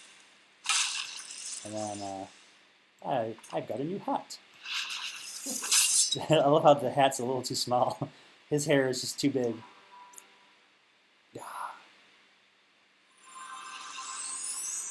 Meltros, I like watching the process. I'm glad. We enjoy you guys being a part of the process with us. That's what makes it so fun. All right, can I kill this guy yet? Oh my God, I may end up losing to your shaman here, Peter. I'm getting destroyed. I'm getting wrecked. No, you can hit him twice with your divine orders. But with the power of 1, that's not going to do a whole lot. That's not going to do a whole lot. I'll put this force field on and maybe survive a turn. At least I survived a tree thwack. He unwarhorned all your guys last turn. Yeah, he did with his debilitating curse. Magic, yeah. All right. I know, this guy is gnarly. I'm still only 1 power. Wow, why is this curse still going on? Oh, because he hit me this turn too. Okay. Help a little bit with that. But there we go. LOL, you're not going to have any cards left in the deck to test with. No, I'm not. Well, we're going to find out right away where all the cards went. Hopefully. Good job. Fireball. Okay. So now I've got 5 cards left. I should have 13. So the moment of truth will be when we go to the next level. We're gonna count and see if the cards disappear and what happened exactly. Let me see here. Before I do that, I'm gonna copy the header here because I want to just see let's copy the header and see then I can figure out what's missing. So this is the header. I'll put that in here. So I keep track of all the notes here. All right, let's close that down. Let's go in here and let's see what cards carry over, man. Yeah. And the flesh golem died. I'm so sad. I wanted him to live. Okay. And there's your level back at the wall. All right, so let's see how many cards I actually have now. We're going to look in the header now and see what's in there. That seemed to watch going to be totally fine. I'm going to laugh because the bug's not going to happen. Okay, so let's see here. We've got 1, 2, 3 cards in deck. And where's our discard pile here? Which one of these things is the discard? 1, 2, 3, 4, 5, 6, 7, 8 cards in the discard pile. That is short 2 cards. We lost something. Right? That's 8 and 3 is 11. All right, count this right. Make sure I counted right. I'm going to count them all again. 1, 2, 3, 4, 5, 6, 7, 8, 9, 10, 11, 12, 13. No, they're all there. There's 13 cards. Maybe it's in the next level. Maybe it's the jump from 2 to 3 that happens. Oh, but wait, see, this is what's confusing here to me. I'm realizing that there's 2 decks. What's going on here? I'm not sure what this represents here. This is the problem. This is very intriguing to me. This could be some indicator of what's going on. So I'm seeing there's, oh wait, maybe this is the other player. Not sure what this represents here. Level placement above. Okay, this is where it's weird.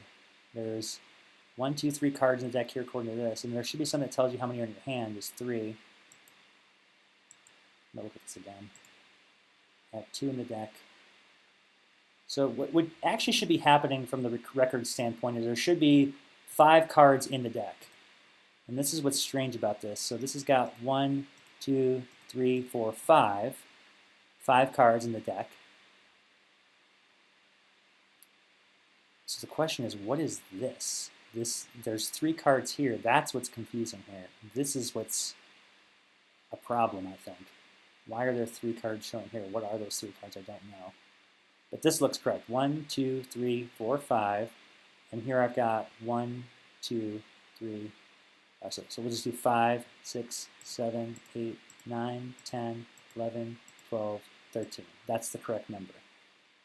So the question is, what is this right here? I'm not sure what that is representing. What is this D equals? So that looks like it should be deck, but I don't understand what 189 and this is the computer's deck down here. They've got 1, 2, 3, 4 cards. Huh. Is that right? They only have 4 cards in their deck? Let's take a look at that. Hey Peter, can you check and see what's in the deck for this level, the AI's deck? So here's the thing that we found. There's 2 things that are reporting deck or D equals. There's one that says the deck is got 3 cards in it, and then there's another D down here that says it's got 5, which is the correct number. So the issue is, depending upon which one of these Ds it's using, that could be what's contributing to the problem. Let me take a look at the rules for this level. So the spells in that deck should be counterspell. Yeah, it has 4 cards. Okay, that's the main thing I need. Yeah, 4 cards. Okay, so we know for sure that this down here, where it's got this D, that's the AI's deck for sure. So the question I have is, what is this one up here? There's a third deck being reported that has 3 cards. Oh, these are the reward choices. That's what this is. Yeah. Those are the choices you get in the reward. Okay, which should be in here. Those are these 3 cards: Fireball, Counterspell. Right. No. That's your old ones. Oh, this is the previous level, right? Oh, you're right. That's the previous level. You're right, because I'm not technically on this level now. I can jump there safely. Yeah. Blue Troll, Fennec Fox, and Tango. Yeah, that's what this is. Okay, so technically we have not lost any cards yet, so that we haven't actually had the bug. So I'm thinking maybe the bug occurs in this level here. So let's try and summon some stuff and see if we can get this to happen, I guess. Okay.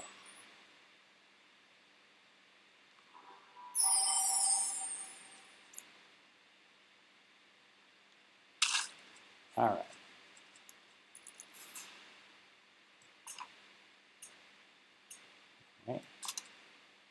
So like one of the questions I have in this design is, what's my incentive to leave here? I have nothing motivating me to want to leave and just wait for the AI to camp here. Yeah, I mean, I guess AI is The AI is very campy, yeah. Because what's happening with the AI algorithm tracking-wise too is that they're trying to move to the closest space to me, which is, if you look at it here, how they're lining up, that's what they're actually doing. Well, then maybe we could just open that side up. That would definitely help a bit. All right, so now I'm also out of cards now. I have no other cards to draw, so at this point, there's no reason for me to run out there, because if I go here, I'm in no line of sight, so yeah. So you can kind of see what I have. That's why I'll move over here. I don't want to take the first attack. Ultimately, so the AI algorithm needs to be changed so that they start to come through the wall. Like, I need to fix the pathing so that they don't just move here. So now he loses this guy at least. I can go kill him.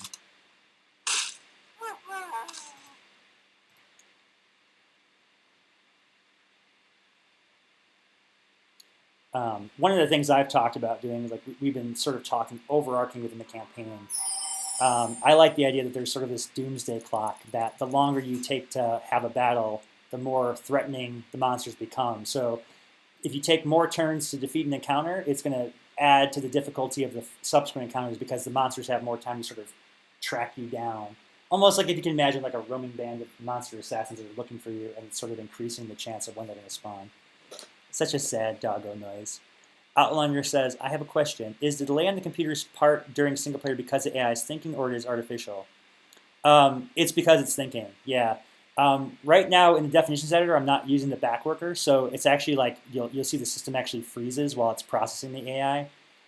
In the current game, I use multi-threading to push it to another processor thread. So like if your CPUs have multiple cores, the AI processes on a separate core, and so that countdown timer means that the AI is thinking.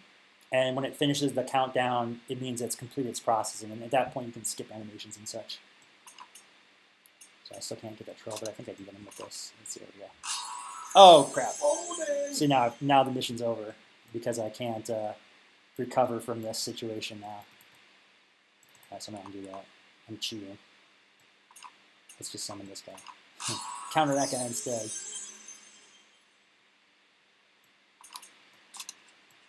Restart, yep. Yeah, I have yet to find a way to beat this guy without Fireball, so if anyone else plays it and finds another way to beat him, I'd let you know. Alright, so we'll pick the troll. So now I should have 14 cards, and we're going to go to the next level and see what the header reports, because this is where I already captured the header, so I have the header already. So this is the rest area here, so now we look at the header here and see what we have. Oh, we just picked Volcantris. So you see the bug's not occurring in here because I've already fixed that issue. All right, let's check the header. All right, so we're going to see how many cards we have now. Okay, so I've got one. Oh, that's the reward deck. So we know that this D here is not the player deck. According to this, we've got 1, 2, 3, 4, 5, 6, 7, 8, 9, 10, 11, 12, 13, 14. That is the correct number. All right, let's use the rest point and see what happens.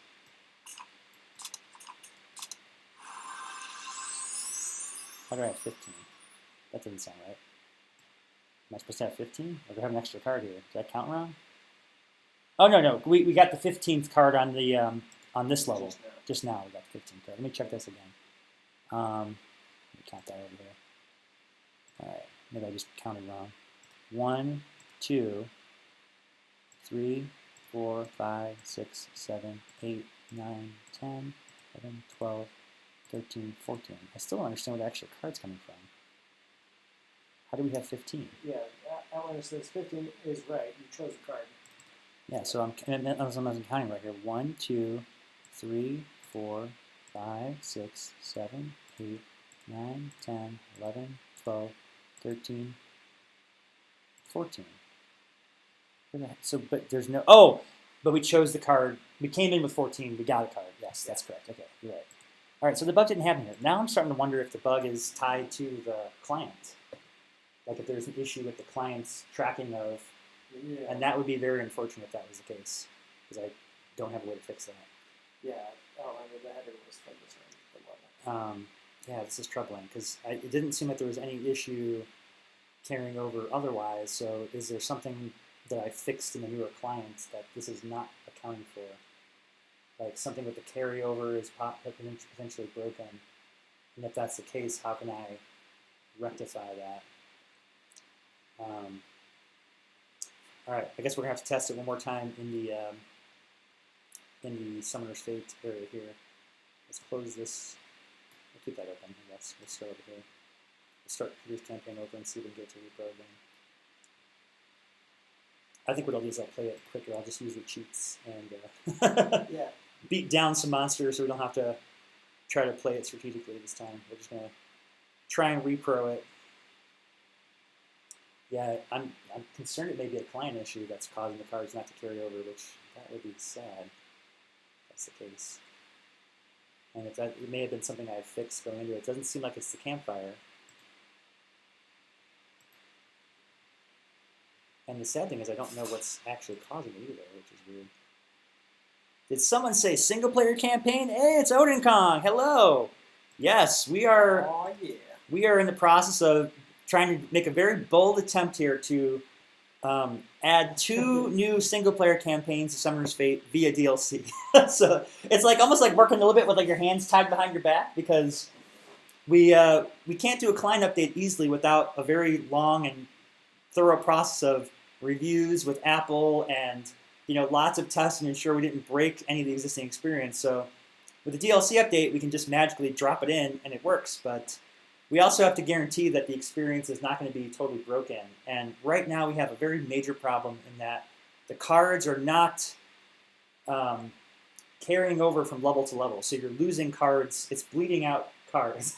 It's random cards. Random cards, and we don't know why yet. So we're trying to see if we can repro and figure out what's causing that. All right, so I'm going to put the test options. Let's go back to this and go to concede. All right, we're going to concede this. All right, so we're playing Peter's new campaign level, and we're going to try and repro again and see if we can figure out really quick why the Peter built a campaign. Very descriptive. This campaign is 10 levels long, and it's very challenging. I think it took me about an hour to beat it. Micro adventures. Micro adventures, yeah, like small, short snippets into larger, that plug into a larger thing. All right, I'm gonna put control test mode on now so we can just zip through this. All right, so I'm gonna play this card. We'll kill him. I'll play this card. Over him. Over here. And then, oh, look at that! I have infinite moves. Cheating for the win. Die. Die. I'll pick Fireball again because I love Fireball. Odin Khan says, I've been excited for this feature. We are as well. We're very excited.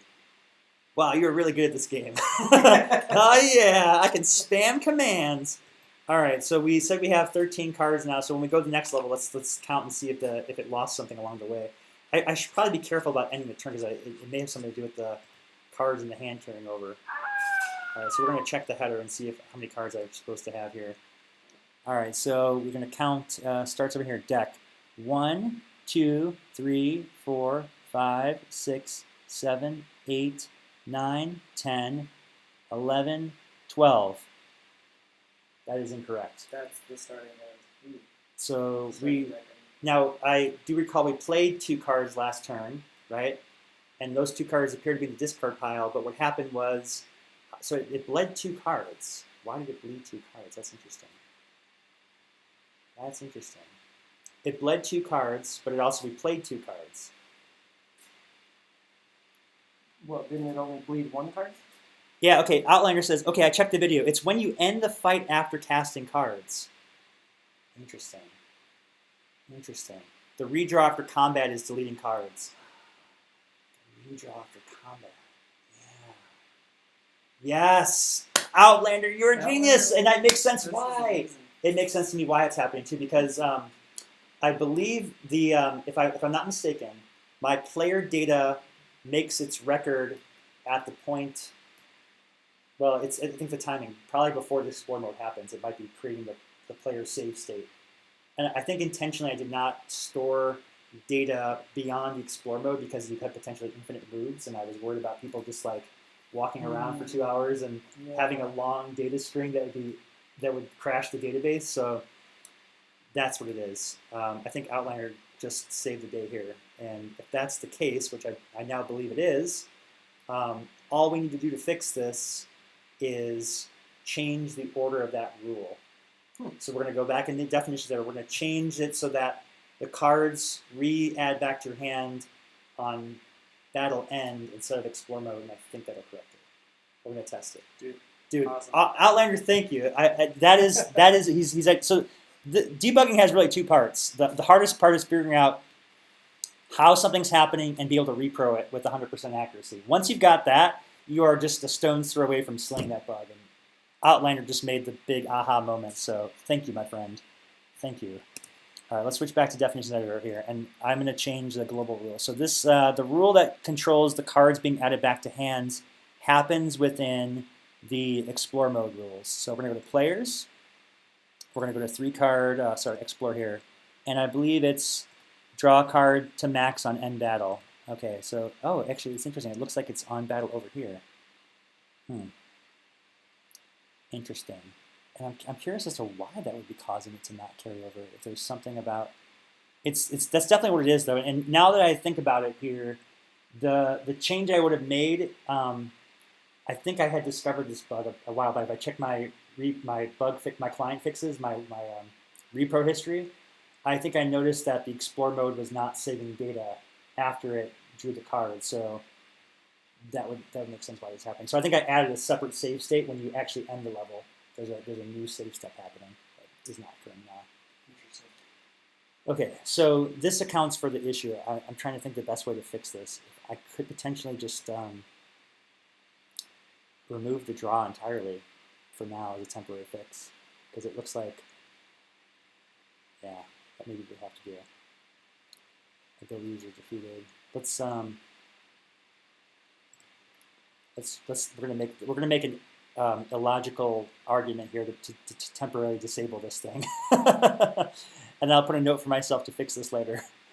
I'm trying to think: is there any potential consequence to changing this? So the only thing that currently uses explore mode is the Squirrel Hurl campaign tutorial. So is there any downside to making it so that you can't draw cards when a battle ends? I guess going into the level where you would throw the squirrel, you would not have any cards draw on that level, which I don't think that's going to break the single player experience. Yeah. Well, when you get that Oak's End, that goes into your hand. That goes in your hand because you pick it up. Yeah. Okay. Not going to be affected. I don't think we're going to be affected. I don't think this will break anything existing. Here we're going to do this. Copy this rule, and we're going to say if it's greater than 0. Okay, so now this rule will always resolve to false because it can't possibly be both true. So this will disable that rule, and we're going to go back in there and we're going to test that and see if Outlander's solution works. So sort of I forgot to put a note for myself to fix that. Ross, re-enable this. This rule once we update the client. Yeah, cool. All right. Yeah, I think Outlander just saved the day for us. I'm really happy about that. All right, I'm going to save that. Okay, so we're going to go ahead and drop the new definitions in here. Dude, this is awesome. This is great. I am so ecstatic about all the excitement and support around this today. This has been just awesome. Okay, so we're going to copy the new definitions. We're going to put that into the Summer Escape DLC, and we're going to attempt to load through it here again. Outlander says, because at the end of level 1, you had 6 in deck and 1 in hand for 7 total. You chose a card, and after draw, you had 4 in deck and 3 in hand for 7 total. 1 was deleted. Are you a programmer, Outlander? I don't know if I ever asked this. What do you? I know you stream, but do you also do coding for a living? Because that is some hardcore debugging analysis there. I'm incredibly impressed. He says, nah. Yeah, you may have a new exciting career ahead of you. Man, that is some hardcore level QA, very smart debugging there. Yeah, Odin King was convinced. See, he's another programmer. He thought you were one of us here. All right, so we're going to concede this. All right, so we're going to do this battle again and see if we get the proper card carry over here. And I'm excited because now we can actually play this and do it here. Oh, yeah, ignore that. That was our old procedural map. I have to disable test mode and do it again. I have that's kind of a hidden feature that nobody knows about. But only developers can access it. All right. This is so awesome. We just saved us hours of work to debugging this thing. All right. Okay. Let's try Peter's campaign again, number 4. All right. Dun, dun, dun, dun. Level 1 of 10. All right. Ooh, this time I have the battle horn. Now the problem has been found, but the solution might not be. Yeah, we're hoping the solution is going to take care of it. All right, so I'm going to put on test controls again just so we can whip through these guys. And we're going to test that theory. So it had to do with the number of cards left at the end of battle. So what we'll do is we'll cast Battle Horn and we'll cast Helmet. So in theory, I've now cast 2 cards, so we would expect if it's broken, because it would have drawn 2 cards, to have broken it by that much. And it doesn't matter what I do at this point. We're just going to go ahead and take this guy down. Okay. Okay, so notice that they did not draw my hand back. So, oh, it did draw the hand back. Oh, interesting. Why did that happen? There must be a third rule. All right, let's go ahead. We'll check it. I bet you it's still happening. That was not the issue. It was when Explore mode started that it drew cards. So there must be a second rule that's causing this. 9 hand, 1 hand, 9 deck, 1 hand before. Okay, let's see. Let's check the header again. I bet you it still has the bug because that seems like it's still in line with what we had found. Okay, so here is my deck. 1, 2, 3, 4, 5, 6, 7, 8, 9, 10, 11, 12. Yep. Okay, so the bug is still there. Yep, that's incorrect. Yeah, we have 10 cards, but we have 2 in the discard pile, so we lost 2 cards again. So I did not fix it. Let's go back and check that again. Let's just go ahead and concede here. Let's go back to debug mode, test options, turn that off. Concede, so we're all ready to do this again, and we're going to try this one more time. Okay, so that was not the fix. Unless I didn't save it or something. I'm not sure what happened here. Let's exit this out. I thought I updated the definitions. Let's go check that again.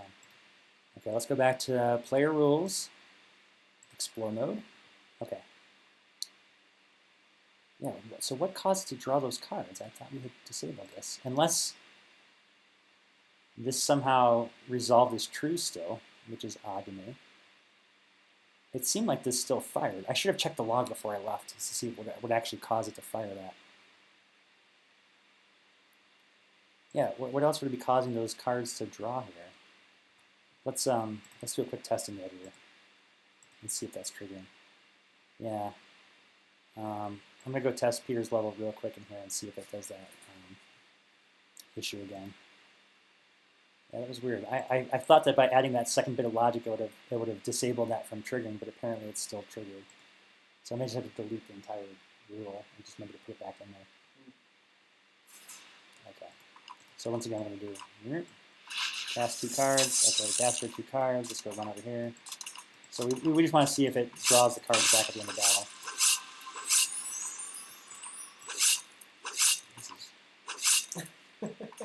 Oh, you got a lot of life there. Jeez. Now you know why some stabbings are like 20 stabs. Yeah, I guess so. Okay, so fireball. Okay, so here it did not draw the cards. So I'm thinking I may have just not copied it into the right folder.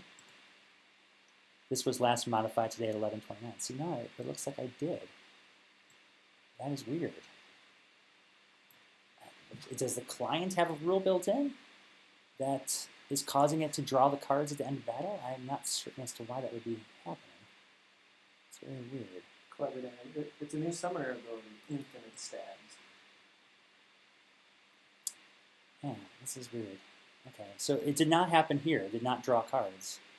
Let's try that again. I'm going to copy, just make sure I did a nice clean copy of this guy here. So here's a local store. We're going to copy the defs. This one was last modified at 11:29. I'm going to copy it again. See, looks like I did it right.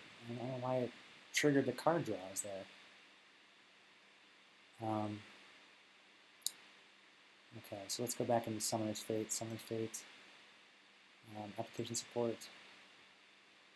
Summoner's Fate. Local store. DLC. That looks like the right file. It should have worked. Paste item. Replace again. Yeah. Did I not restart the app? Maybe I did not restart it. Calendar, can you rearrange the order instead of disabling it? Have it draw before you choose your card. Maybe it's the adding of the card that is affecting it. Interesting. Yeah. Yeah, it definitely seems like it had something to do with the hand counter. There's like a pointer that controls like how many cards you get out of the deck. All right, let's try testing one more time just to make sure that I actually made the change, because we didn't even see the behavior. It drew the cards. It should have not drawn any cards. That was the thing we were hoping to test, and it didn't seem to do that. All right, let's see if this does it. Maybe I just forgot to restart it. I don't know. The only other thing I could think is that it had... Peter also has randomized spawn points. You see that's happening here. So this makes a very big difference in how these levels play out.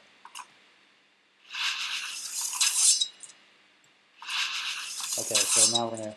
Oh, I got to put test modes back on. We'll check to see if that event triggers as well, because that'll give us a good clue as to why it's drawing cards as it does. And... oh, that's why I'm taking so long, because I'm down to 1 power. I'm like, why is it taking so many stabs to kill this guy? Okay. Okay, there.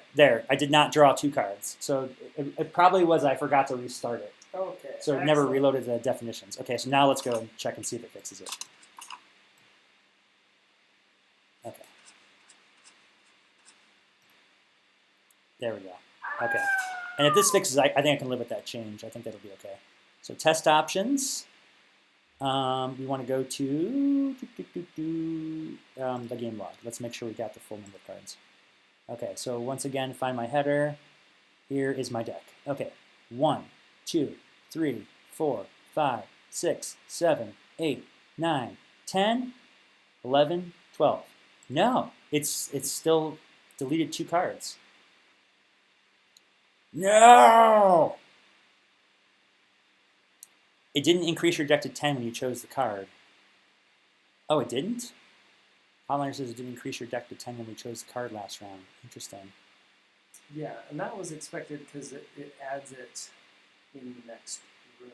No, but it should have added to my deck, and my deck counter should have gone up in the last level. He's saying that it didn't actually add it to the deck. Yeah. But here it's still saying I'm going to count again, make sure I did this right. I'm pretty sure I still counted 12 cards. Here's deck 1, 2, 3, 4, 5, 6, 7, 8, 9, 10, 11, 12. Yeah, it most certainly did not. Oh no, we should have 13. Right? Shouldn't we have 13 cards here? Right. The weird thing is we have the fireball.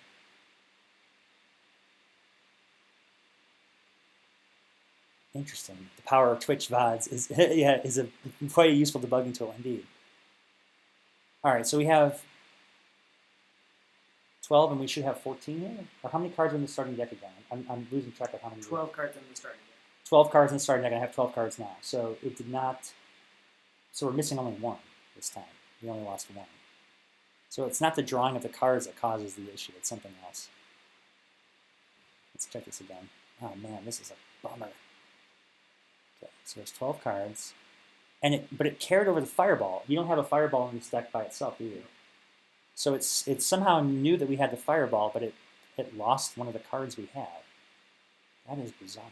Yeah, and from your first playthrough, we found out it's not ones that you played. Yeah, it's almost like it cropped the header of the deck. It didn't save the deck list appropriately or something like that. I'm not sure. It has 2 cards in the discard pile. Asks, how are you creating the ID for the draft card? What's in your deck now, says Outlander. Yeah. Well, what's in our deck now is definitely the fireball drew in. I'm not sure. We'd have to compare and see which cards it lost, but I'm guessing it was something we did not have. It's also not reshuffling the deck when it restarts. So what we should do is here's what we're gonna do. We're gonna figure out where it's cropping that deck off of. We're gonna go and let's quit out of this. Test options, control test mode. Okay. We're gonna concede this, and we're gonna do this test one more time, and then we're gonna figure out. I think what's happening is it's like cropping off the last card of the deck each level. So each level we're bleeding out one of the new cards. It's storing the card that we got, but it's not. It's like it's cropping it off by 1 for some reason, and I'm not sure why that would be. This is definitely a client-side issue. It's something I had fixed, but I'm trying to figure out if there's a heck a fix for it. Okay, so let's try this one more time. Yeah, Ross has been drawing the fireball every time. Yeah, because the fireball goes on top of the deck when we complete the level. Okay, so here we are again. Let's go turn on debug test options, control test mode. But before we get started, let's copy this header out and see what we have as far as our deck structure. So Clever says, yeah, it's supposed to put it on top, but maybe it's clobbering the top instead. Yeah, I'm gonna figure this out. It's definitely whoops. Make a new note here at the top. Okay, so here's what the header says right now. That's our current deck list. Is this? Let's isolate it. All right. Okay, so there's our deck. There should be 12 cards, right? 1, 2, 3, 4, 5, 6, 7, 8, 9, 10, 11, 12. Okay, so my guess is that it's cropping it from the beginning or the end. So E4 or S322 is going to be lost. Let's find out. Outlander, are those in order? It's hard to tell because it shuffles it. Right? Sorry, clever name. Tangentially, it amuses me greatly that clobbering is a technical term. Indeed, indeed. Okay, all right, here we go. All right, so we're going to, same test as before, we're going to create 2 cards, cast 2 cards, and now we're going to go kill this guy, except this time I'm going to make it a little bit faster by putting his back to us. So 2 chops to going.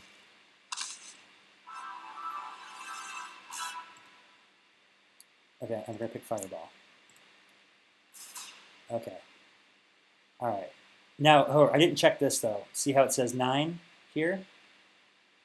Is that correct? Was that how many cards we had in the deck? Was it 8? So 8. Yeah. This number didn't go up. Shouldn't that have gone up? Right. Shouldn't this be 10 right now? Because we would have started with 9, 10, 11, 12, and this number did not go up. So for some reason, the deck size didn't increase, which is odd.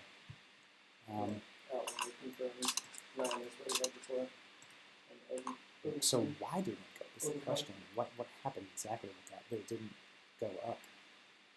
Didn't add it to the deck.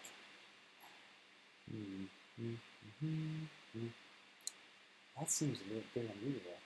Why would we have added it to the deck? But then in the next turn we do draw it though, so that's what's really bizarre about it. Amusing.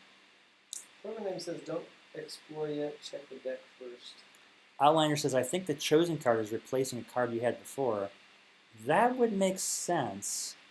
Check the deck. Yeah, I can't, unfortunately I can't check the deck right now because it's going to, if I check the log right now, it's just going to tell me what I interacted with. But the header at the top is just the starting configuration. But let's go to the next room and we'll be able to see when we get there what happened.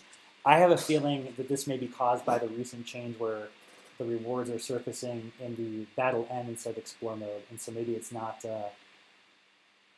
saving it as well. I'm not sure. This would make sense why you didn't come across the divine orders the first playthrough because it did. Yes, yeah, because it was filtering out cards. Yeah, this bug's probably been with us for a long time, and okay, so yeah. Now I've only got, let's check our header again here and see what we got. We're going to figure out what this missing card is. So I'm going to copy our list here. Okay. Detective work for the win. Okay, so let's, once again, we're going to isolate the deck list here. So here's where the deck list starts. And it says hand size was 1, so that's correct. Okay, let's delete this. All right, so here's our deck. We've got S1, okay, 1, 2, 3, 4, 5, 6, 7, 8, 9, 10, 11, 12. So we lost 1 card. Which card did we lose? We have E4. Yeah, can you show full deck? Then does that show you the order? Like what you look at the order here. The order is, oh, did it shuffle the deck again? Because I'm looking at this now and I'm seeing that the deck order seems different. I would expect the deck should not be shuffling. It looks like it did shuffle the deck, which is odd. Why did it shuffle the deck? It shouldn't be shuffling the deck on carryover, but it looks like it changed the order of it, which is unusual. Okay, well the one that's missing looks like it's S181. I don't see that one in either one. S322 is there, S314, S144. Nope, S181 was when we cast, apparently. That's also intriguing as to how, I'm trying to look at the deck order, I'm trying to figure out where it drew from. S181 and U65 is what was in our discard pile. Okay, so this must be the deck before it was shuffled. That's what the concern is. That's why this is different here. Because it shuffles it with that seeded random. So once it starts with the deck in a standard order, this is the order you constructed it in, and then it shuffles it with a seed. And so now the deck's in this one, the deck's shuffled. Okay, 181 is discard. Yeah. So do we find out which card is missing? I don't know if it's going to help us if it's the beginning or the end of the deck. What does that mean? I'm not sure which card's being replaced here because it's not shuffling. I could turn off the shuffling rule and we could probably figure out that way where it's deleting it from. That's so bizarre. What's confusing about it is the fact that it has the fireball being put in there. It's almost like it is overriding one of the cards.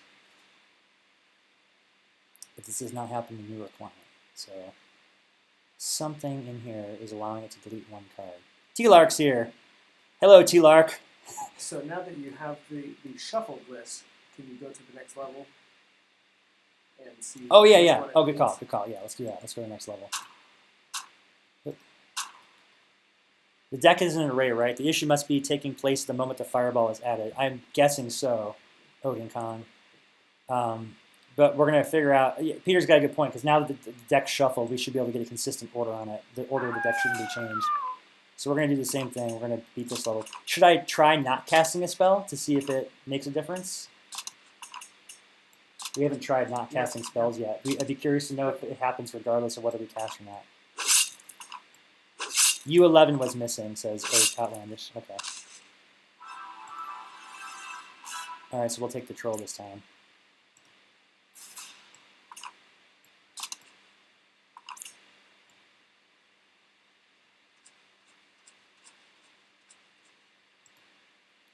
Up in here, we're going to take another card. Great. Okay, so now we're even more confusing than we were before. Oh, shoot. What's that? I remember you took the troll last time, but it was one that was not carried over. Yeah, that's true. The troll wasn't carried over last time. But that could also be because we didn't draw it? I don't know. Let's take a look and see what we have in the deck here this time. It's replacing, says Outlander. Yeah, it seems like. Okay, so let's take a look at this again. It's interesting. It's replacing the deck here because the weird thing is that the ruling. We'll have to go test the Squirrel Her level again because I understand it doesn't happen in the current tutorial. So unless I change something in the definitions that broke this, there's no reason it shouldn't be working. Deck. Okay, so here's our current discard pile again this time. So let's see if we can see the order is the same. Okay. All right, so you can see the. Oh no, it looks like it did. It looks like it also. Oh no, here's where it put the new card on. Is U189 must be the new card we picked. I'm assuming. So let's count again. The 1, 2, 3, 4, 5, 6, 7, 8, 9, 10, 11, 12 again. So it's definitely removing one card each time. But which card it removed is the question. I think U189 must be the troll. Let's check and see what it is. It's the top card of the deck. Yeah. The top card of the deck is what's being removed. Man, Outlander is quick, man. He's processing this thing faster than I can process it. Is 189 the troll? 189 was the troll, yeah. Oh, interesting. Yeah, so that's what's happening. When it stores the data, it puts the hand back into the deck, and then it stores the hand size, and then it draws back the hand at the beginning when it restores it. That's how the data storage works. Oh, interesting. But Outlander's right. So it replaced what was at 189 before 146. So here's where it killed this one here. this would have been the top card in the deck, and it replaced it instead of pushing it to the deck like it should have. So that's what's happening. That adding card to the top of deck is replacing the top card, not pushing it like it should be. And that may be a client-side error. That may not be something I can fix. Ooh.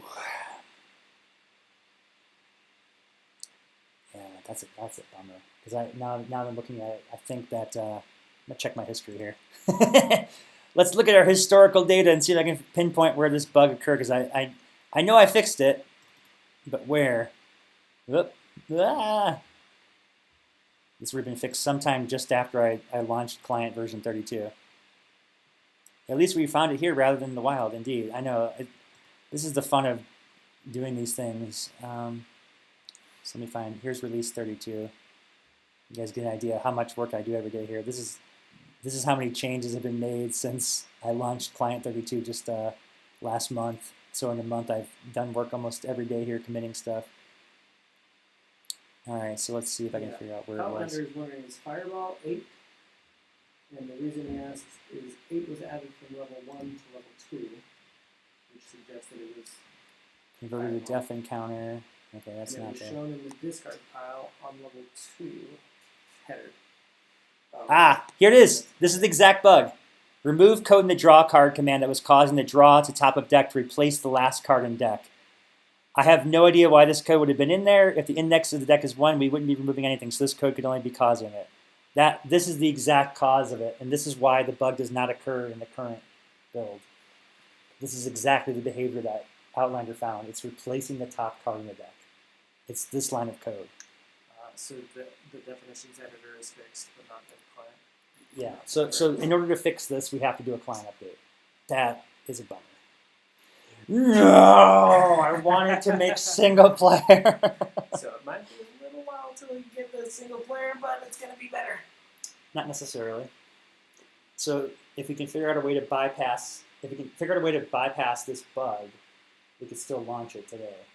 We just have to come up with a way. We have to figure out a way to solve this using no code changes. We have to do it entirely with definitions of it. This is a crazy game we're playing. Good guy bug exists but is already fixed. So Apple has to rebuild all your new builds? Yes, Apple has to rebuild the new builds. Exactly right. Yeah. The other concern. So there's a couple of things with client updates, and this is why we like to do things with DLC. It's the review process is one. It's always a cringe to put things out to Apple because depending upon who does the reviews, they may reject your build for various reasons. Like different reviewers have different interpretations of the policies or the rules, or they'll find things. And typically I get these resolved within a 24 to 48 hour period. I'll just say like, hey, no, this is my understanding of the rule. I'm pretty sure we're in compliance. Please double check. And usually they pass it pretty nicely, but that can hold things up. That the review process and the submission process there is definitely a major point of difficulty for developers. The other major issue with client changes is that when I change code, it affects the game across the board. So fixing bugs within the client can often cause unanticipated bugs elsewhere that break things. And this is clearly a case where this was a bug that was broken. I probably discovered it early on doing the choose a card testing. It never came up in the tutorial because we never had a situation where it was actually hindering the player's progress. But I even wrote my notes. I have no idea why this code would have been in there. That code may have been responsible for fixing something else that I now broke that I don't know about. Outlander says, can you have the new card added to the bottom of the deck instead of the top? That would resolve the issue. Yes. I love this guy. Outlander, you're like my new best friend.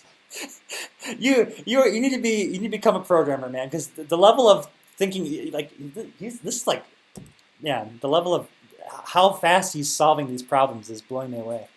I'm very impressed. I want to honorarily recruit you to our team. Yes. As a matter of fact, that may be a potential solution. So let's take a look at that rule.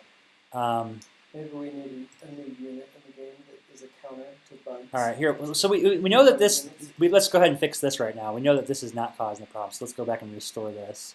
This was not the cause. The cause is it's replacing the top card in the deck. So now that we know that, let's find the part where doesn't choose card. And I believe that actually is controlled in the, let's save my explore rules. Oh my goodness, this is just amazing. All right, it's the status effects. So there's a hard-coded rule for choose a card. This one. And oh, look at that, Outlander. Draw a card to deck top, draw a card to deck bottom. I'm not sure why it's not saving that. Oh, I didn't save it here. That's why. But you don't think that's going to replace the bottom card? I don't know if it will replace the bottom card. Because this specific bug here, if you look at it, it's, oh, you're right. Hang on, let's see. If deck name index and deck equals cards and deck, the index of card, remove that index and deck. It may not. Hopefully it won't just replace the bottom card. Yeah, you're right, but it might. I'm not sure. This logic may entail it, because this is the problem. It's right here. This logic says cards and deck, remove card at index in deck. That's the issue is right here. The other way we could hack it is maybe we could somehow like I don't know. Like add a new card. You like somehow clone the card that's there and then add that one too. Yeah. Or like almost like we add back in the entire deck like in a big string, like it recursively goes and adds. I'm not sure. I know there's a way to solve this using logic we have. There's got to be. I just don't know what it is yet.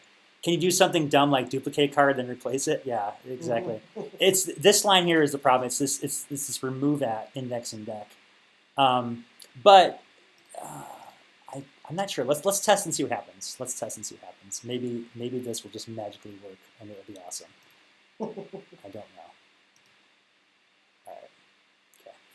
Okay. Okay. All right. Here we go. DLC. All right. So we need to go into the definitions editor, local store, copy the new defs, go into the game client, local store. I guess we'll know right away because it'll be changing the deck size appropriately. That's why the tutorial doesn't have a problem, because when you're adding cards to the deck, you've already used your deck. You're not. That's why because you only have one card left.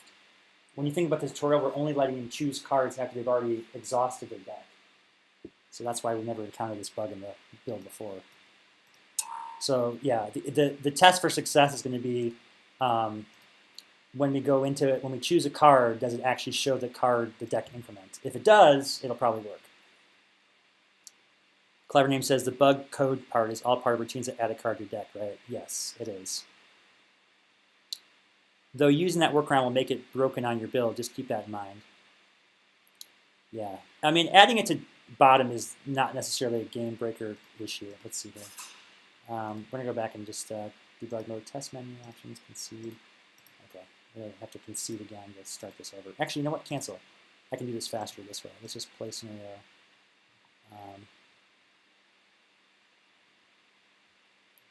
Here, let's play Peter 1. Where's Peter?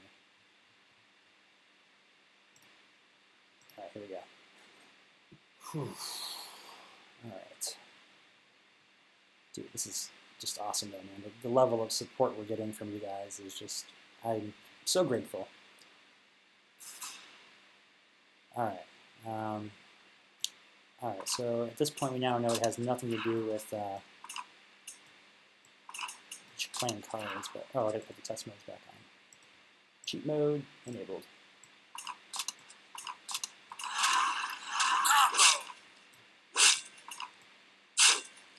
Okay, so I have 9. We want to see it say 10. If it says 10, you may be in good shape. What the? That was even weirder. No, I don't think it worked because it had 9. It went down to 8 because it pulled one in, which is telling me that it still has the bug. Yeah, it says 8. It says 8 because it drew one to my hand here. Nope, that's not 10. That's not 10 at all. No, it's not. So I have 8, 9, 10, 11. I cast 1, so that would be 1 in my discard pile right now. It's 12. I should have 13, so we do not have the correct number of cards. So it did definitely replace it. So that fix, putting it at the bottom, sadly will not do the trick. Oh man, this is so sad. I thought we had this here. Really good. Okay, let's just confirm here the sad truth. How does your engine react if there is a position in your deck that has no card? It has to have a card in there. You can't put a null value into there. Clever Name suggests some added null values as a way to trip it out. Yeah, I don't know why I had that goofy code in there that was doing that. So where do we start the deck count again? Here it is. 1, 2, 3, 4, 5, 6, 7, 8, 9, 10, 11, 12. Yeah, this should have been 12 in there. That's not, so that didn't work. Okay, I'm trying to think if there's any other way we could do this. Oh, I got it. We draw the card. We draw the card. We draw the card, and then we discard it. Because then it's not replacing it. Yeah. We draw the card into the player's hand, and then we just discard it after they've drawn it. And that will totally fake it out and do the same thing. That'll look cool, too. Yeah. Like, see, it's in your hand.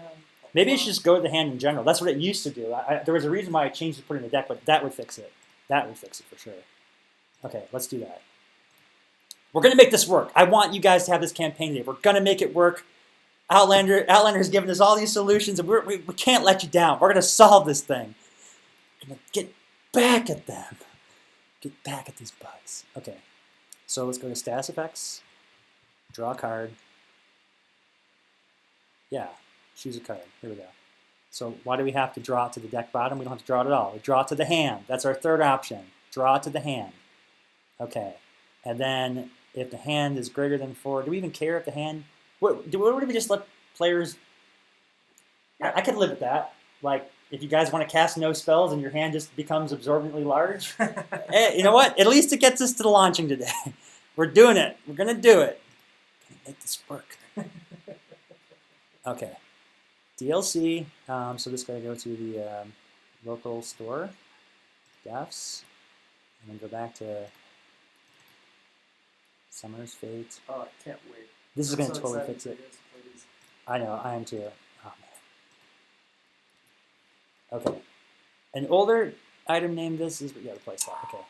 All right, moment of truth here. Did we fix the bug? We're going to find out right now. Well, this should be really straightforward because it's going to add it to the hand. So we'll know right away that it's added a card, and the deck number shouldn't change. So this should guarantee solve it. And if you're badass enough to defeat a bunch of bad guys without using any spells, you deserve a tiny boon. Yes, that's a clever name. And Outlander says it's a null issue. As soon as you ship out the new build, it gets resolved anyways. Totally. Okay. All right. So let's load this again from the beginning. Play from Computer 1, first level. PC Forest. Okay, here we go. PC 1 Forest. There we go. Place one. Clever name. And if you're badass enough to defeat a bunch of bad guys without using any spells, then you deserve a tiny boon. Oh yeah. I agree. We may have to just make the bold leap and just launch these campaigns as is too. And just release them to the wild. We'll get some early feedback, and I'll do a patch tonight or something if they break, because we won't have time to play through those campaigns. Yeah. So we're gonna have to just test it in the wild. We'll make really careful release notes. Like, warning, we updated the game without testing this because we promised it today, and it's going to be delivered today. All right, we're gonna at least make sure that this part of it works. We're gonna make sure that this part of it works. Okay, let me get this guy out here. Die, thing. Ability to multi-stab not included. Okay, so throws a fireball. All right, I have 4 cards and I have 8. Yeah. Wait, that's still not right. Oh no, I cast 1. Yeah. So we have 13 cards, correct? We started with 12. We cast 1. Yeah, so there's 8. I cast the Minotaur. Oh. We've got 8 in our deck, 4 in our hand. This is just duct tape to fix the last play. It works, says Outlander. All right, let's go ahead. Check the next level, make sure we've got the right number of cards. Oh my goodness. This was amazing. Okay. CMD. All right, deck. 1, 2, 3, 4, 5, 6, 7, 8, 9, 10, 11, 12, 13. Oh yeah! In your face, bug! Thank you so much, guys. That was amazing. That was amazing debug skills right there. That was like the fastest response time to like. I'm sitting there looking at this like, what is the problem? And Outliner's just like, oh, dude, it replaced the card, man. And then it's like we go back and check the record. Yep, there's what the bug was. And then it was just, yeah, subverted. Yes, I knew there was a way we could work around this. All right, so we just saved ourselves a review pile. Now to beat it, yeah, we might as well. Should we finish the campaign now? Control test mode. I'll finish this campaign and then we'll let Peter play. Maybe I'll have you play and I'll go make the kids lunch. If that's okay with you. Oh yeah. I'll bring your lunch down. I'll bring the lunch down for you.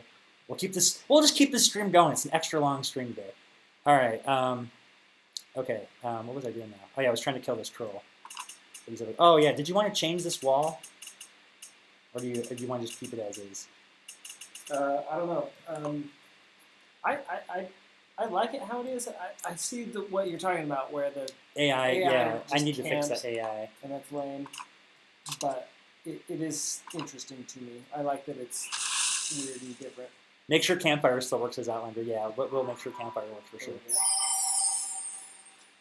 It'll be a rare situation where you're going to draw with 4 cards, by the way. I guess technically every game will end with 4 cards. It's going to draw your hand back to 3, and then it's going to have you pick 1.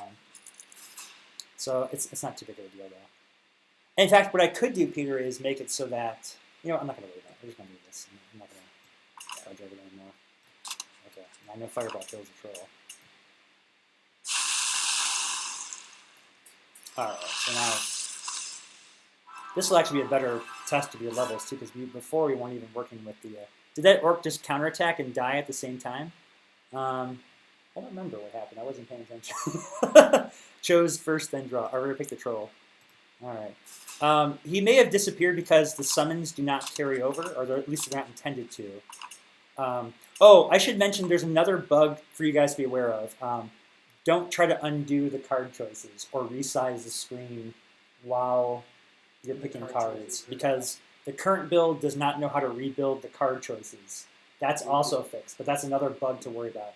It's less prominent. If you make your choice and move on, you're happy, you're good. But if you try to undo your choice, you'll get stuck. The Orc Warrior and the dog both died from the dog's attack. Yeah, the dog may have had a strong enough attack then. I'm not sure.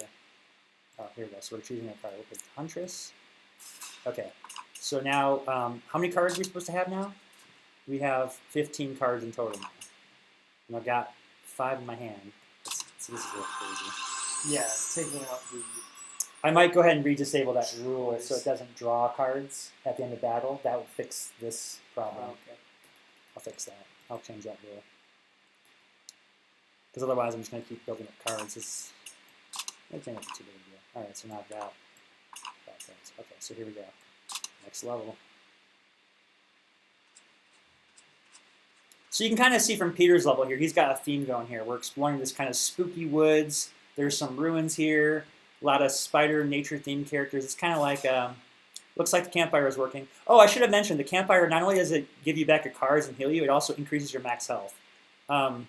So right now I've got, why does it have 18 health? That's weird. It says life is 18 out of 18. There's a bug on this level. The level counter is wrong for this level. Why did it say the full health with 14? Let's take a look at that. See the bug here. So in order to get the health to escalate, I have a fix for this in the client as well. What I want to do is modify your base health, because that'll actually show your card as having 5 life, then 8 life. We increment it by 3 each level, or by each rest.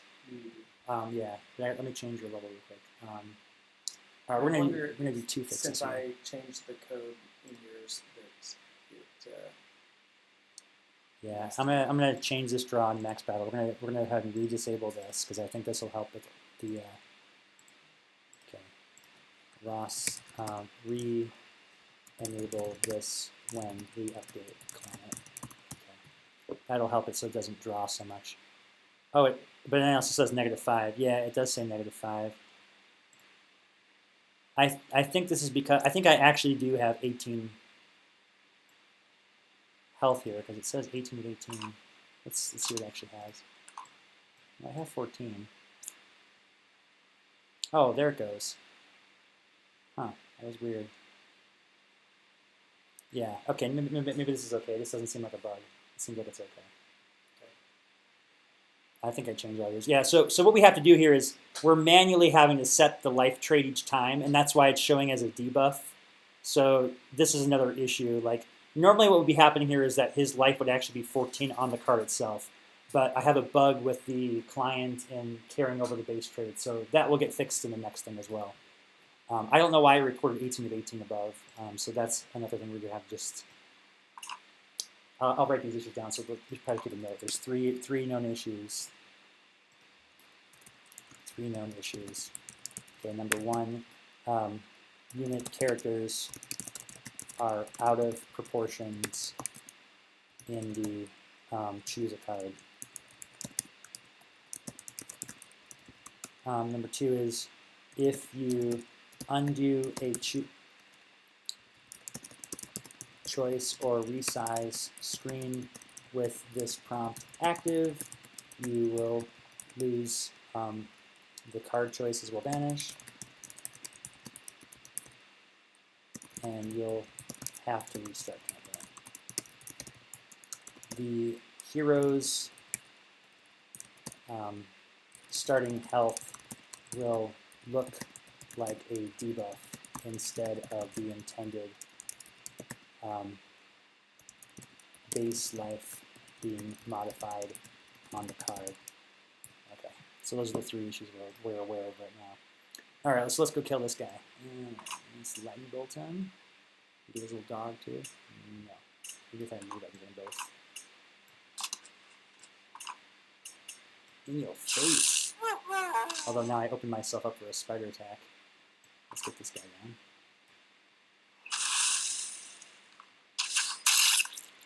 Yeah. Okay.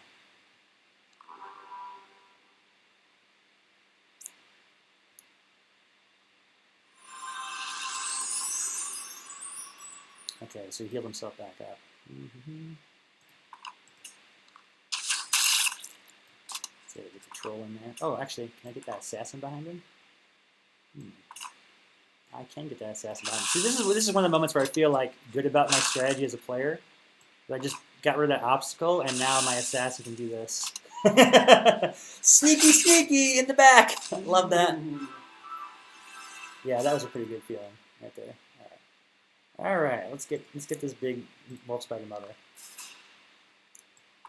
Oh, I guess there's another bug I could probably report on over there, which has to do with carryover of the levels. And the carryover features is kind of broken. Here's that loyalty effect taking place. You can see this guy is listed as a loyal unit because we started with him. And so he carries over, whereas things I summon on the battlefield remove themselves at the end of battle because they're not there.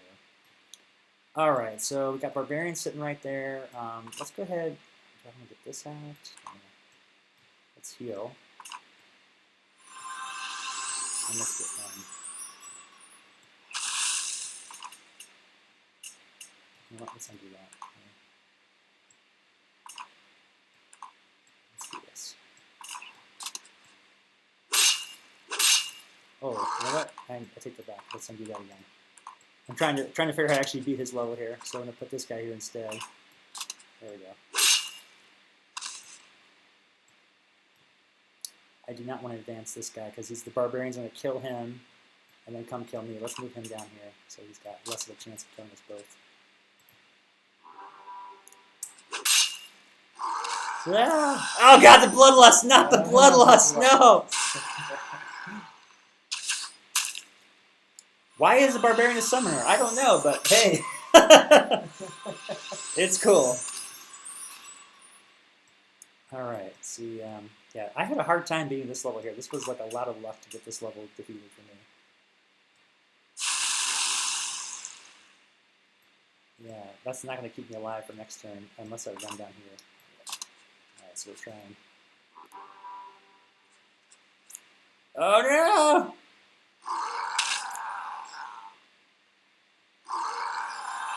The barbarian casts sword and summons pain. I didn't know Fireball had knockback. Fireball does not have knockback. The reason it had knockback is because we're using Antares.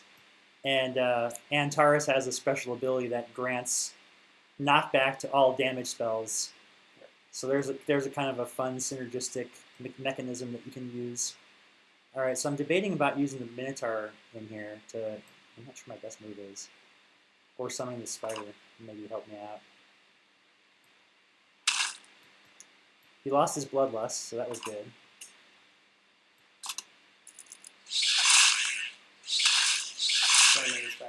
This is gonna get weird. You're like weird.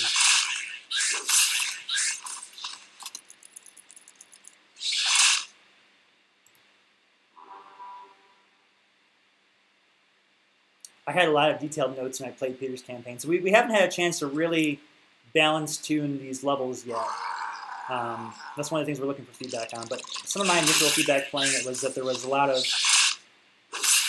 feeling of unfairness with the random. Like depending upon how the configuration of the spawns and my deck shuffle started, I either had a chance or I had no chance of winning. And this is one of those cases where I feel like there's not a whole lot I think I could have done different to have survived here, other than have been lucky. That spider walking noise, ugh, nightmare fuel. All right, let's see. 1, 2, 3. I got an idea how we're going to do this. We're going to put him in first. Do you have the exploit? Oh yeah, the Minotaur has a bug. Yeah, so the Minotaur should not have been able to do that. That's a bug. He's currently triggering combos when he shouldn't be, so that's a little bit unfair. But hey, I beat the level, so all right for me. And yeah, do we want to have Giant Head Barbarian, Giant Head Rogue, or Giant Head Cleric? OP. Yeah, I'm going to take the Cleric. All right. So again, this experience is, again, it's a first pass. It's a rough draft at it, but I'm hoping it gives you guys some sense, like ideas. Like one of the hardest parts about developing things is like having to completely blank canvas, you know? Having something to like, everyone's a critic, but no one, it's a lot harder to just come up with things out of thin air. When you got something else, like, feel free to just completely beat on our campaigns. Like, we want to know everything that sucks about them. Yeah. Be as harsh as you can be, because that we want that. Like, we're both thick-skinned enough to take the criticisms and make a better experience from what you tell us. We know that this is not an optimal experience. We know that going into it, but we're going to give you a chance to try it out anyway. This is really bad. We should remove this fog. You see how it's, yeah, like the frame rate. I think Daniel Sproul wrote us a new one. I haven't had a chance to integrate it, but we're gonna take this fog off because it's like crawling here. So let's take a note about that. Remove the fog. Yeah, before release. Yeah, anybody running this on a slower device like mine is going to be just trounced by that. Do we want the force field? I think the madness is the one I like here. The frame rate is affecting your stream as well. Yeah, we got to get out of here. Let's rest. Yeah, Outlander, that would be awesome. Be able to use the table to craft a new card. It looks like we're getting the right number of cards. I have 13, 14, 15, 16, 17, 18 cards total now. That seems like the right number. Adding the drawing cards into your hand is pretty OP. Yeah, I put a fix for that. So when it draws now, it's going to...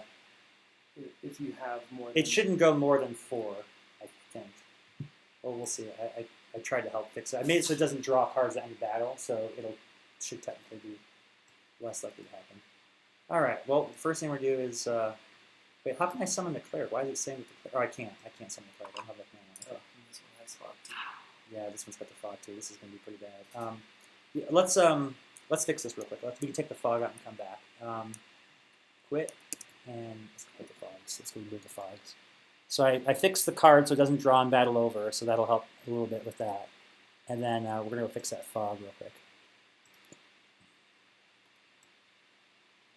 It's okay in small doses in the editor. Peter's computer runs fine with it, but definitely the stream and everything competing for CPU resources is killing my mind.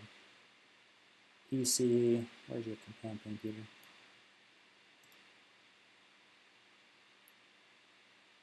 Oh, where's that first fog at? Notice the rain didn't happen either. That's intended because the rain only works if it starts and not the rain. All right, VFX.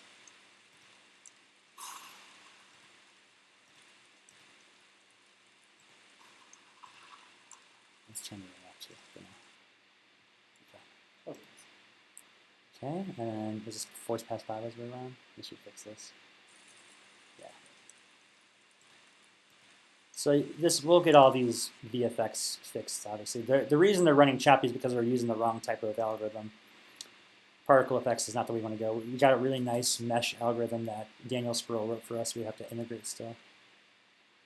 Lesser mist of the laggard. All units move speed is reduced to 1 until end of your next turn. Mist of the laggard. I love that. All right. Is that all? Are those the only levels that have the mist? I think so, yeah.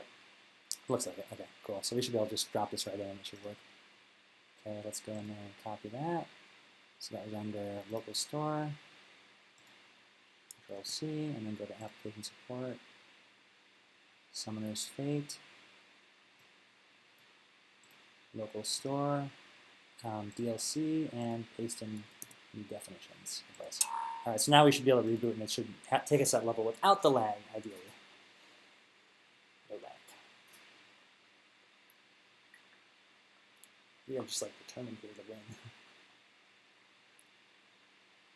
I can't remember if I modified your final boss to get rid of that anchor or not. You may still have it on there. It's still lagging quite a bit for me. I'm not sure why that is. It feels... Maybe it's because I've got these 5 cards here, and it's not used to handling that many.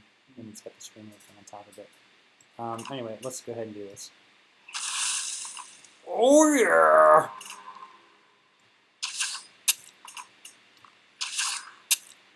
And do I want to just chill here? I'll go chill over here. There we go. New card idea. Outlander the Debugger. Additional damage against insects. Love it. I love it. I love it. Love it. Here comes the Minotaur. Alright. I like it. They're foolishly just sitting there. So we're going to give myself a new hat. Oh, actually, you know what? Forget the hat. I've got 3 mana. Let's do this. Yank and... Oh, yeah. Hit your own guy. Oh, she's hiding. I didn't realize that she moved there intentionally to go out of line of sight. I thought I was going to get to kill her. Oh well, I guess not. It's alright. We'll just pelt this barbarian with arrows instead. In your face! One change I'd like to make is to have the AI go first in this match. Huh. That would make it a bit harder. That would make it considerably harder, yeah. Right now, it's That's just a tick box. There's a tick box that says arrow go first. Okay. Alright. Yeah, I want to get Damn, he's still hiding back there. That's not good for me. Alright, I guess I'll go ahead and put my new hat on. I can put that in. See, this is the issue with the AI algorithm right now. I haven't taught it how to effectively navigate around obstacles. Let me go ahead and I want to use this thing. I need to get her out of that corner. I wonder if I get one up here, I could push her out of the line of sight. Oh, look at that! I just discovered how to win! Oh, but the barbarian's in the way. Let's see. Hang on a sec. I think I may be able to beat this level. Look at that! Yeah! take it off debug mode. It's not on debug mode. Oh. Is it? Am I cheating? Didn't you just undo twice? No, you can undo unlimited times in single player. Multiplayer, you can't undo unlimited. I'll take your meter wins. Let me make sure I'm not using debug mode. I may have been cheating still, I don't know. Nope, I'm not cheating. That was all legal. Alright.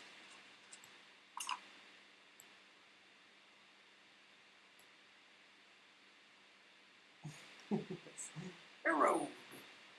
So now it's reloading the level because it changed dimensions. Alright, so now we got a dragon, and there's a bunch of fire traps here, and yeah. We can heal, but we're doing okay on health. I got a force field. I think I'll go down here and use the force field. And I'm going to want to get that dragon in a nice shooty position, so we'll get him down over here, and we'll just chill there and see what dragon has. That escalated quickly.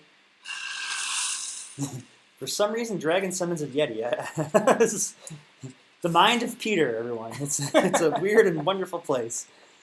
Okay. Yeah. See, this is. I don't really want to have healing spells right now. That dragon's gonna come across that wall and come get me. I don't want that to happen. I'll put this guy over here. Let's see if the Yeti decides to make the trek over the fire trap or not. Now I can safely walk over because I've got a force field. Who's going to make the first move?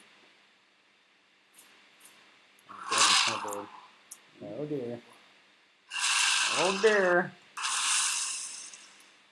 That's some summoning here. This is the most aggressive I've seen the dragon. Yeti suicides himself in.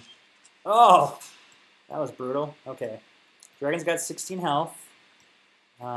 Let's go ahead and get the backup.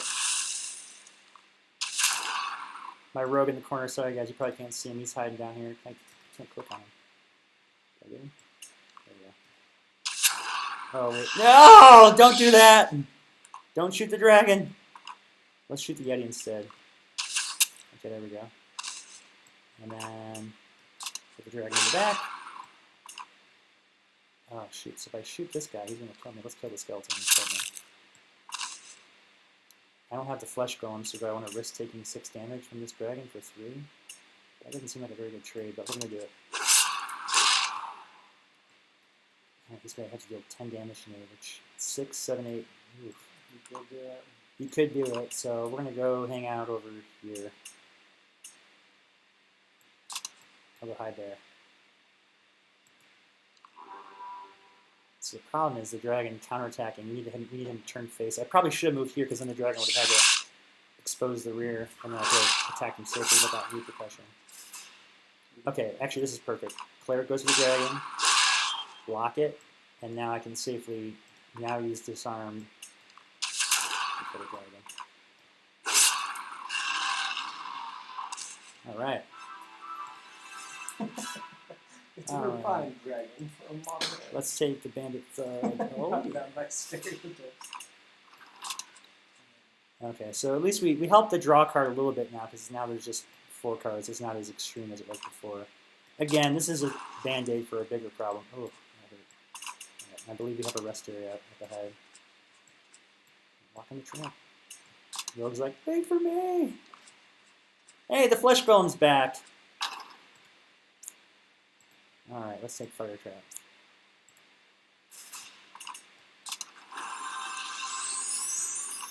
I was going to take it. I got 5 cards second for some reason. Level 10 of 10. Good luck. I forget what stats are on Peter's Bizarre Wizard boss thing.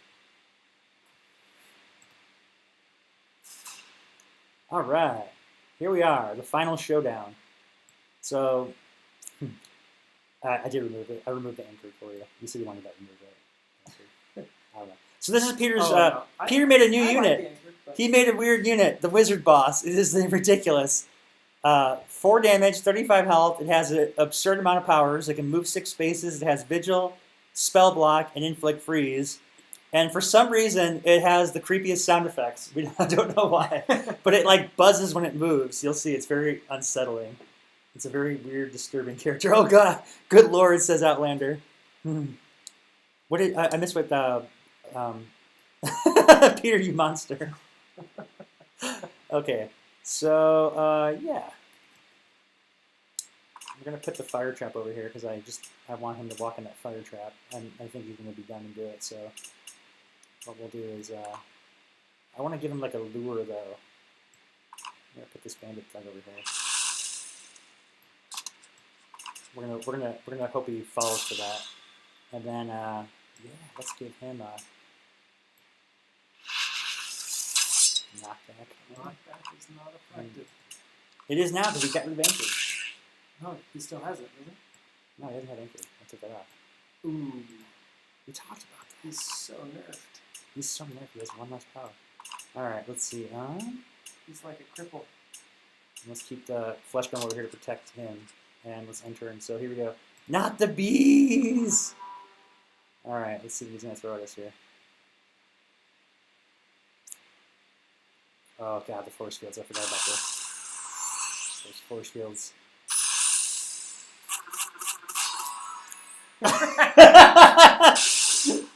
It's so bizarre. I quite like the spiny flourish when you summon the Warhammer, by the way. Oh, thank you. The spinny flourish, yes. He's complimenting your animation. I know, it's even cooler now with the awesome sound effect. It really helps tie it together. All right, so my fire trap didn't work because he's force fielded. So technically it did go off, but it didn't hurt him. So that's unfortunate for us. And we need something to deal with. We need to melee attack him before we can continue hurting him. So that's a bit of a problem for us. So, yeah. I think what we're going to do is... we really need that cleric out is the problem. I could do this and maybe send some troops in that way, but this looks like a losing battle for us right now. I guess I'll go punch this gal for some reason. And I suppose maybe taking out this water elemental now would be a good idea rather than later. And I'll buy us some time by healing that dude. And I think what we'll do is move over here, because I have a plan to get in here and attack all these guys. So we'll see what happens next turn. Kill it with fire! Kill it with fire! Says Outlander. Wizard boss is immune to everything. He sure is right now. He's one decked out dude. Trying to see what he's got. He's thinking right now. It's taking a little while. My CPU is at its limits between streaming, running debug, playing the game. Simulating the thoughts of Wizard Boss. Yeah, he's definitely thinking quite heavily here. This is an absorbently long turn he's got planned. I'm assuming he's got some kind of gravity or something. Oh, there he goes. Oh, he's teleporting. Ooh. What the? What's with the S&P getup on him? I don't know. You gotta ask Peter that question. Peter's got a sick mind. If you cast anime trees in the chairs, do you get a furniture elemental? That would be awesome. That would be amazing. Furniture elemental. Okay, so yeah, wizard boss is up there. We can finally disarm him. I don't like that he's there because he's going to attack my rogue. I guess I'll go hit him in the back. There's no harm in doing that. And let's get the rogue out of harm's way. Let's summon the spider here to help soak up some damage for us. Oh, I can hit him in the back again. That was pretty sweet. Let's just keep going here. Go for the throat. And hit this gal over here and train. Alright, feeling good. Ah, there's the cleric. That's what we need. We need the cleric to save us from the ice. Yes. Cleric is essential here.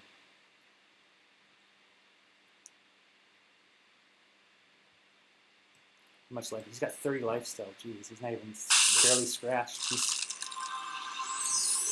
Oh, he's got surprise. I don't know what it is. That could be bad. We don't want to have to counter the cleric. No, this does not bode well for us. It does not bode well. His assassin is just so useful. Okay, we got that going. Let's continue pelting him down. I don't know what that surprise was, and I'm very nervous it could be a counter spell, so we're going to try... Yeah, but it really doesn't help us to use madness on her. It's kind of unfortunate. Alright, we're gonna make a bold move here and fireball everybody. Yep, that was counter spell. Alright. Oh, and he cast on her. That was weird. Interesting. The freeze stops the spiderlings from spawning. Yeah. Yeah, because they're glued to her back now, so they can't spawn. That's I guess I hadn't considered that as a debilitation for ourselves. That's unfortunate. Bugger feature. Yeah, no, it's intended. It's an arachnid feature. It's correct. The behavior is correct.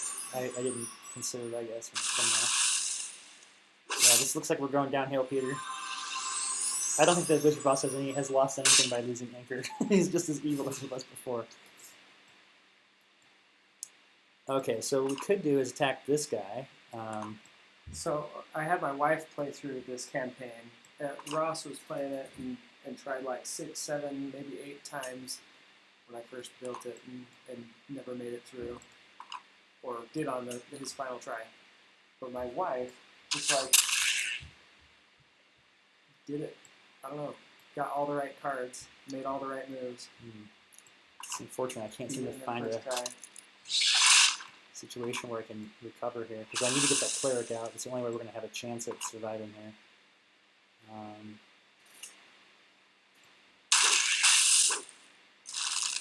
I think we're doing... Outlander said move the spider. Yes, a good call. All right, clock is ticking again. The AI is really grinding its gears here to figure out how to destroy me. I've got a little bit of hold up I can survive here with, but next turn I'm kind of stuck now because oh, he's leaving. Oh, that was a clever. Good move. He portaled in so he could swipe the spider with that guy. That was good. All right. Well, fortunately we got the cleric out, so that's going to help us a ton. Okay. Whoops. I'm going to put up the table. All right. So we need to get rid of this big giant guy. Do I have enough power to kill him? No, I don't. I can deal 9 damage. He's going to survive. Dang it. Yeah. So we're still in a pretty tight spot here. I'm going to put focus fire on this guy here because while we can, always deal damage to enemy center. And with this guy, I don't even want to risk damaging him. I'm going to keep him where he is. The wooden table has free will. That's right. That's right. You can't tell a wooden table what to do. I know why it says that, but it's amusing. Oh, he's force fielded again. That force field is brutal. Take that, chair! I love how the assassin went for the chair. That was his power play. Okay, so we're going to see if we can get a little assistance here. We get the Orc Huntress in to help us out. I imagine, like, the more detailed version, the chair's flying at him and he slices it out of the chair, out of the air. Okay, so the good news is I think we can take down... Ooh. This is a tough call. How much damage can you do in the next turn? 5, 6, 7. I have 10. I'm going to go for... I'm going to do the unexpected. I'm going to take this chance instead. There we go. I'm going to go with that. I figure my strategy is to just keep taking damage, but try to deal as much damage to him as possible. Oh, God, it's getting crowded in this room.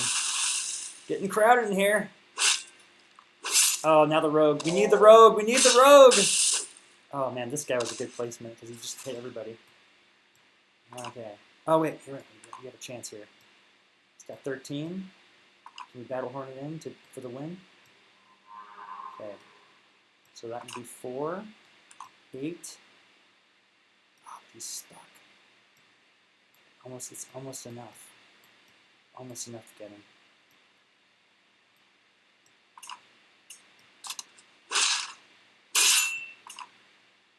Let's go home. Okay, that's good. And then I guess we take our last opportunity with him. He's going to die anyway, so might as well stop him. Oh, should have mind controlled the big guy. Oh, did I not see that?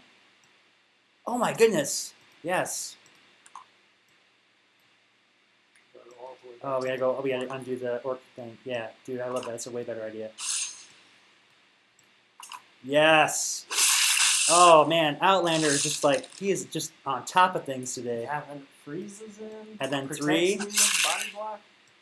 And then we'll go down here and we'll just go for the throat. I could kill him. Don't kill him. He's protecting me right now. Yeah, I don't think I want to kill him. But you know what I'll do? I'll go down here so he can't summon anybody in there in that hole. Yeah, that's a good call. Okay, cool. Yeah, that was a much better play.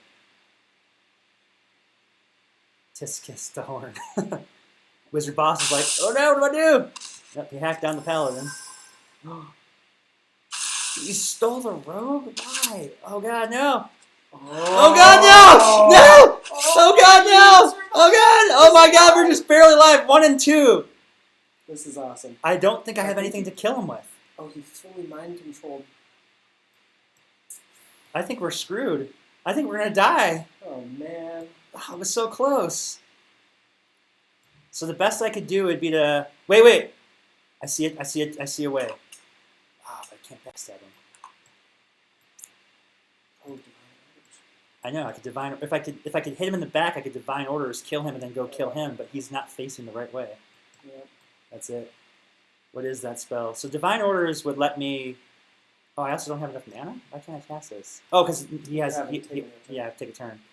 So what I could do is kill him, but he's going to kill me in the response. So I guess my best option is this, and I'm going to die, because I can't survive. If I had just a little bit more mana, we could Divine Orders our way into victory. Sadly, it's going to be a loss. You should have killed him last turn, says VG Smart. Oh, but it definitely felt very epic. It felt pretty good. I had fun. Yeah, that was Sigh. I know. Just a shred, man. I'm so glad. You can't just beat Wizard Boss on the first playthrough. No, you shouldn't be able to beat Wizard. It's okay. I'll beat it later. Yeah. So there was no counter, and you are dumb. I thought we gave him a pretty good run, but yeah. So that was the last level.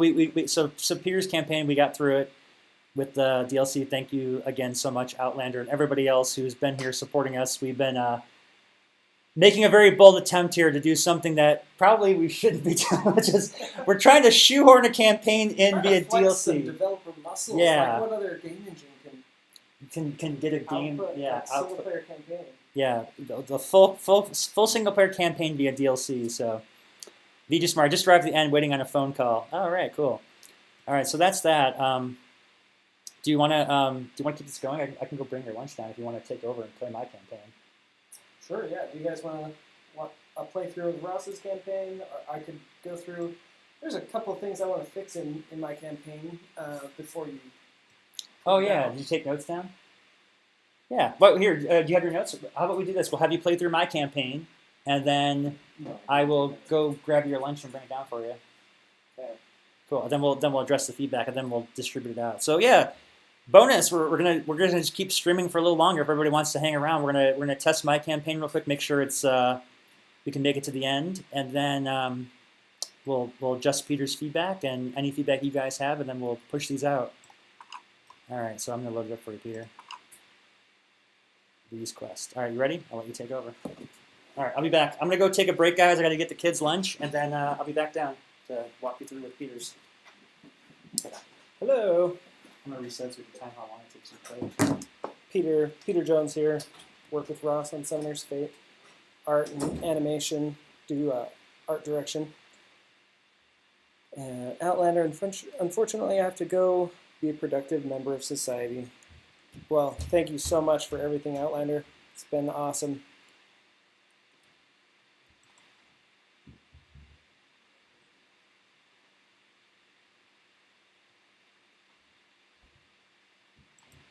Man, 25 levels.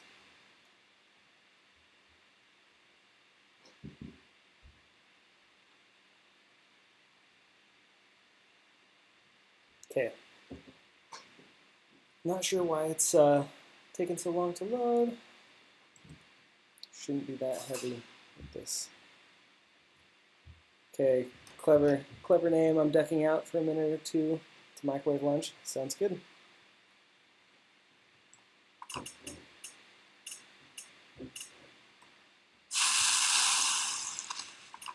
See if I can get him to attack my Phoenix.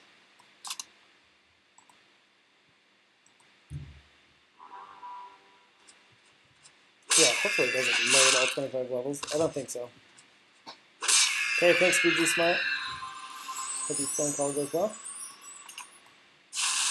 Okay, now I've retained the Phoenix.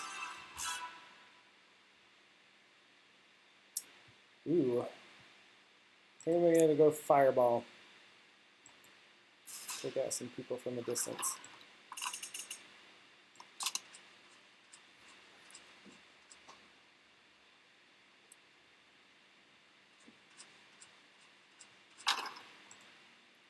Alright, level 2. Oh, we got an archer. Gonna overkill that archer. My 2 damage fireball. Let's see if I can do the same trick with my Phoenix. Just use him as bait. Oh! He left him. Shoot!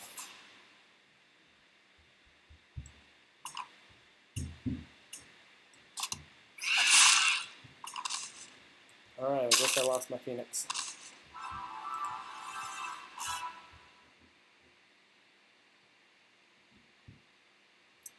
I don't know if anybody has a preference on what I choose during these. If I should wait and get feedback. Hang out for just a moment. So I get Bobblehead Magma Golem.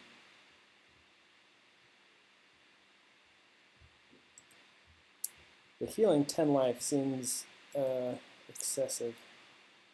I guess the waste makes me not want to go for that card. Hold on, I think let's go with Magma Golem.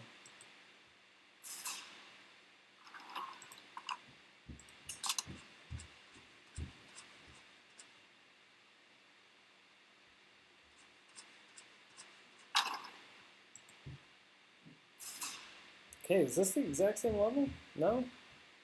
Super similar.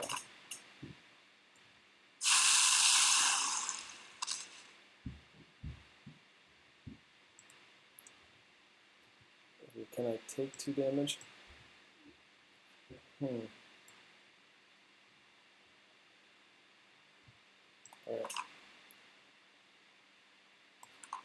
Let's take the 2 damage and then heal.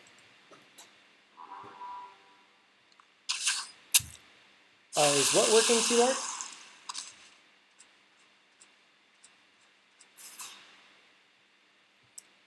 So far, I think the deck and draw is working fine.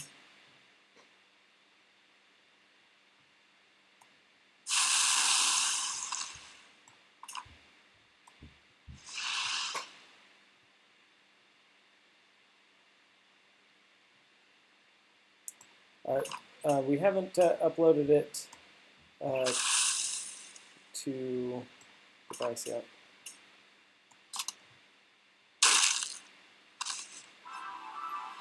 Okay.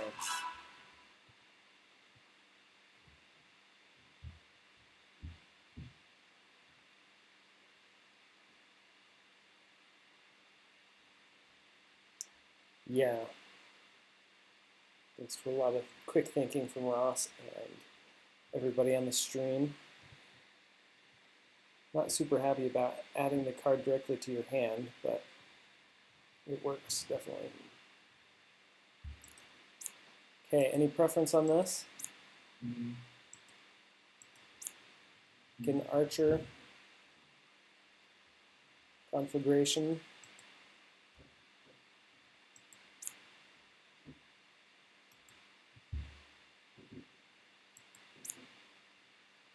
Yeah, let's burn it all.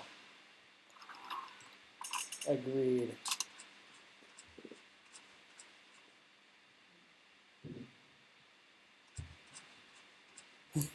Burning 18 in the countryside. Okay, so I can take out a bunch of these guys with conflagration.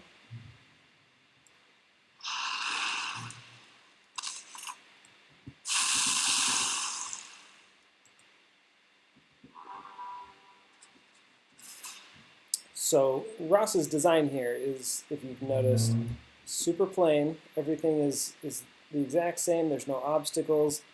What his focus was for this is the sense of progression, seeing if we could start with 5 life and very few cards and move up to the sense, like feeling like you've progressed, you're stronger, the bad guys are stronger, but you now have the ability to fight them.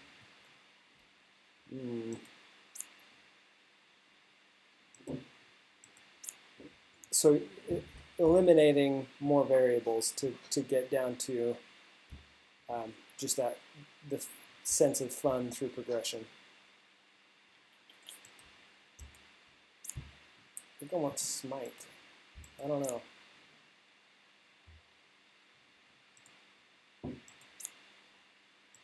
Go and Smite.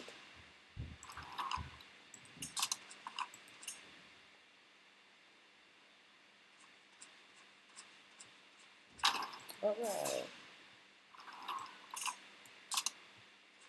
Now, if I had designed this, I'd make you walk through the spike trap. How goes the adventure so far? Good. I just got to the first campsite. Oh, nice. I like how both your campaigns are kind of vertical slice of the larger picture. Yeah, definitely we went about it in very different ways, which was fun. I got a plate for you too. I'm bringing on some food. I'll just kind of sit here off camera and watch.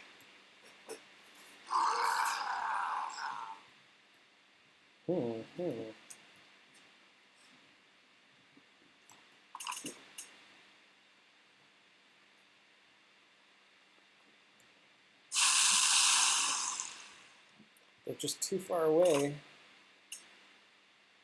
to take. Ooh. Okay, I think I'm going to use Smite on my next turn. Let him get a little closer. Yeah. Glad you think so. Clever name. Good for a first test.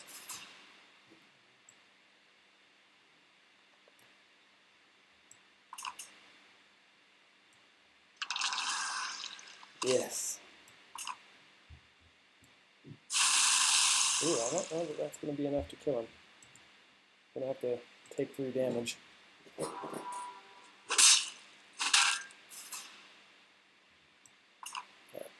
Yeah. Overkill.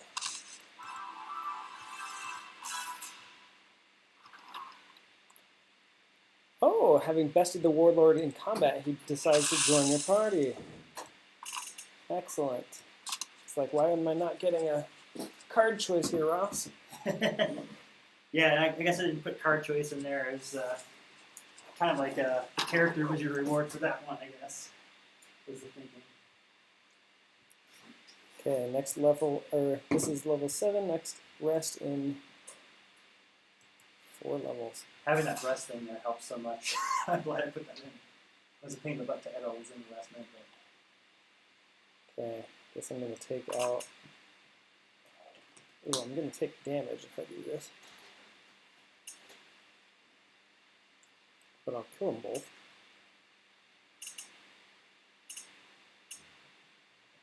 Let's do it. Ouch.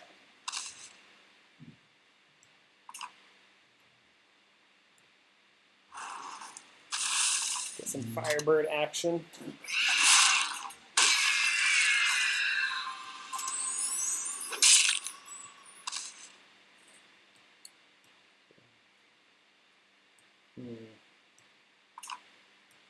I'm just reading colors. Burninating the countryside, burninating the peasants. Okay, let's get another attack in here.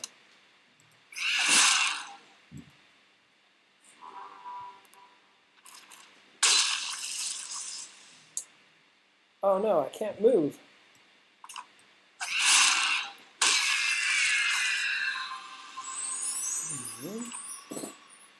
No. What does Fire Golem do?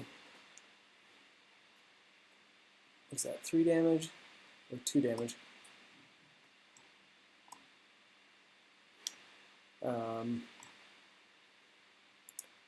Turns into a fireball when he dies. Let's see, clever name. A silly thought just occurred to me. Which of your thoughts are not silly thoughts, clever name? Just kidding. Since every unit is a card, and every card could be a summoner in single player, you could totally have a chair that is a boss.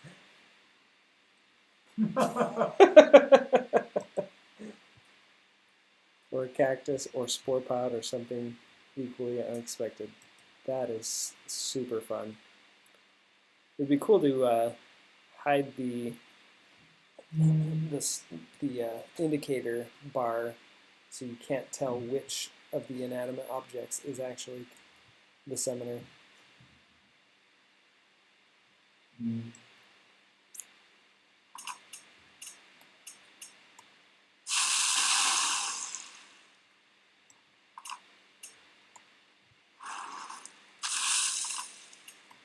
Alright, I might lose my Phoenix here. If he decides not to kill it. Oh,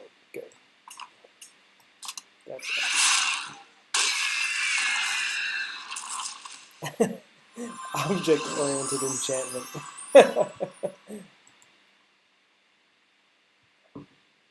Okay.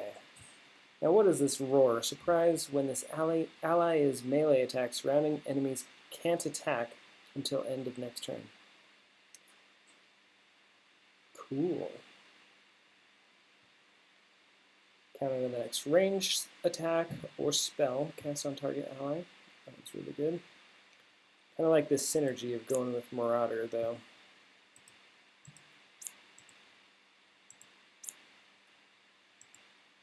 Any preference?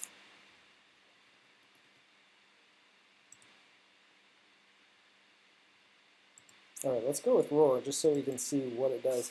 I think it's been in the game for a while.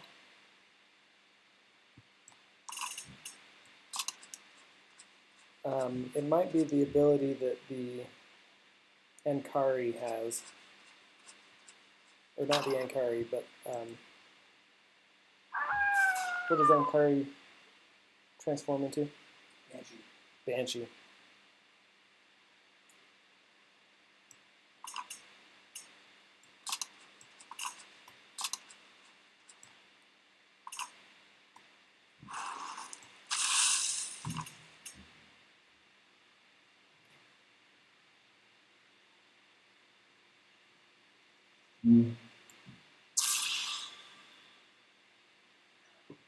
All right, let's see how this works.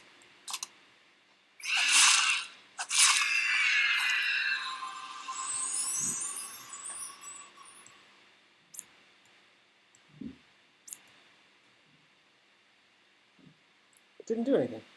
They have to initiate the attack. Oh, I hate that. Okay. Since we're in single player, we can undo multiple times. I'm going to take advantage of that.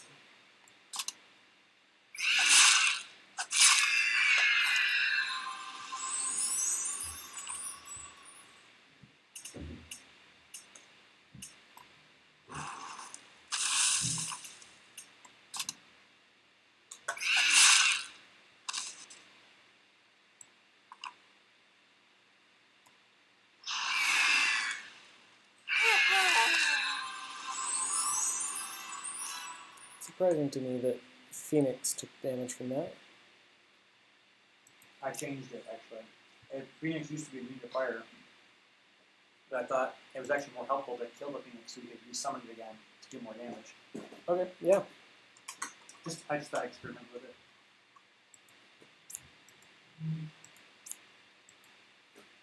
Alright. I want some synergy with my Marauder Warlord.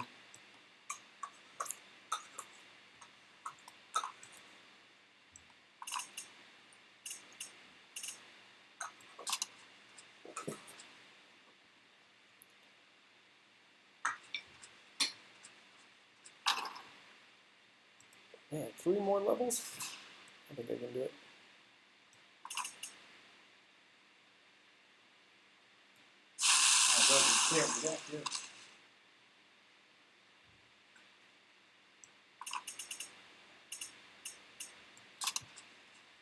I feel like knowing how far the campsite is helps a ton because you would have no idea how to pace yourself right now. Like if there's gonna be like 6 more levels, you have to make that card stretch forward. Yeah.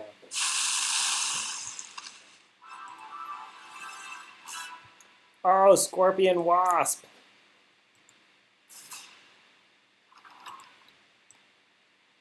Okay, he has Pierce, Inflict Poison 1, Flying.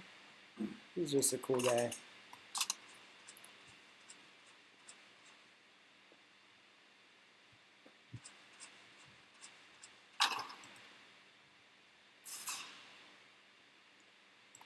Alright, what do these guys do?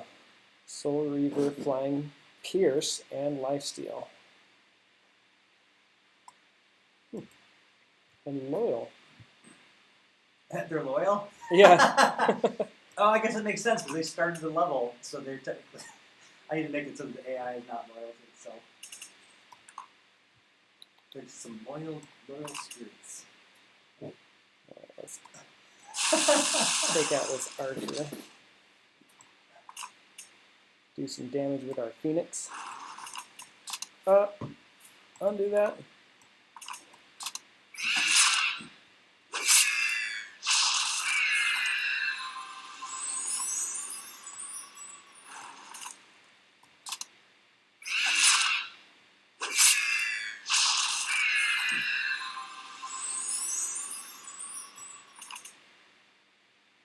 Oh, that was completely useless, except for taking away the counterattack.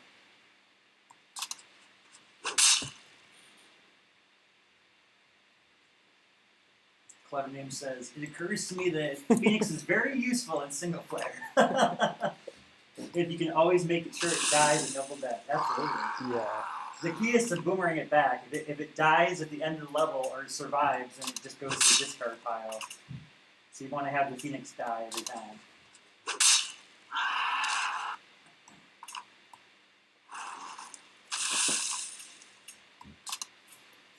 All right. I'm going to take over for a minute while I go to the bathroom.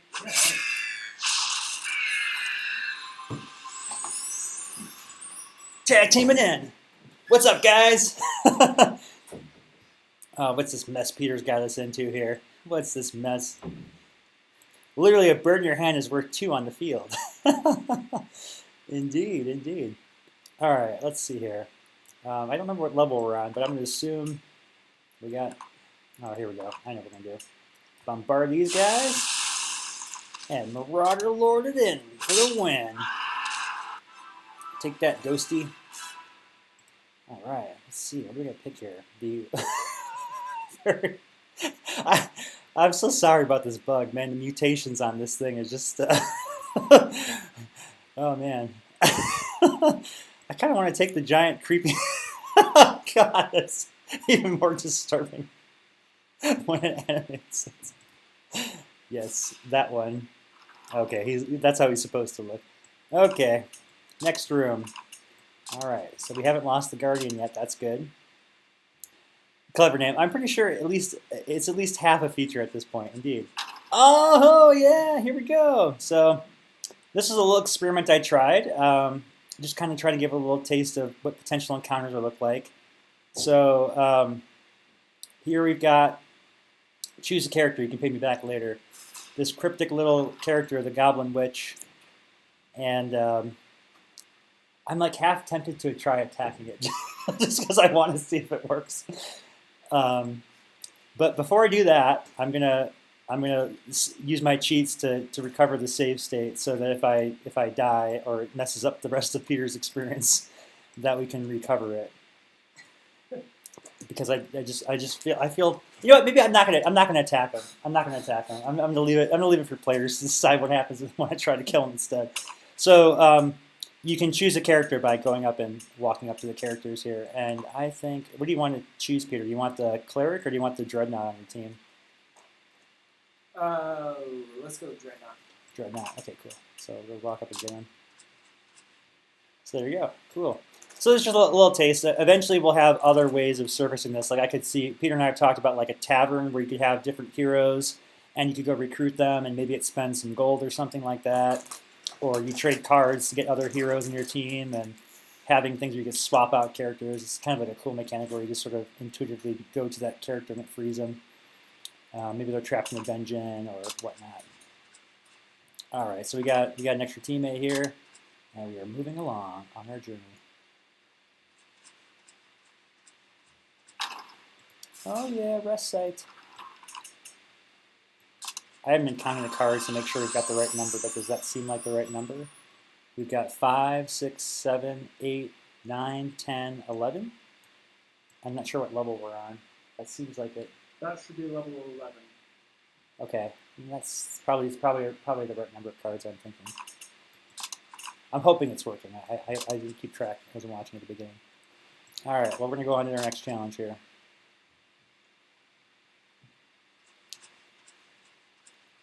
So our first summoner, another new character, the White. It's kind of like a mini Lich King. I forgot to give him, forgot to denote him as a summoner with his castings thing still. All right, we're gonna go just beat down on him. Do you want me to take over again? Yeah, by all means. Can you jump back?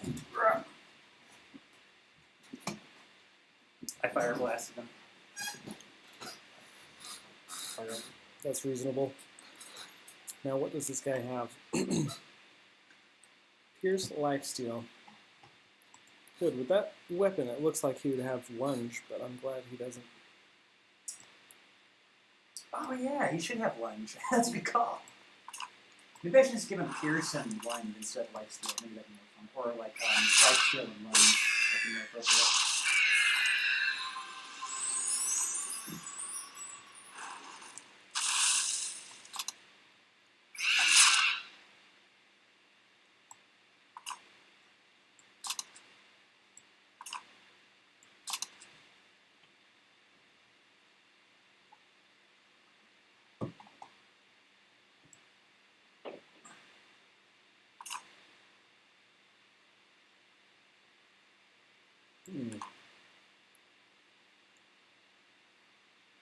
All right, let's do that. Okay. Now, what devilish plan does he have? Oh.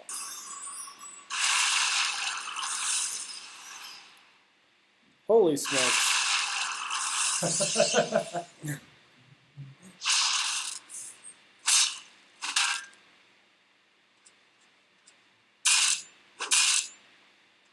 Clever name. If you were to enchant your guardian with Roar, would it carry over to the next room? I don't think so.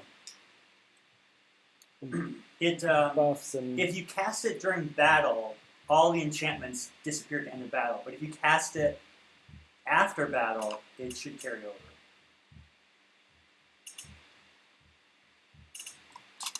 So if you cast a spell at the end of battle, I haven't tried testing that too much yet. I'm not sure if that works the kind of plan or not, but you should be able to cast spells before going into a room and then carry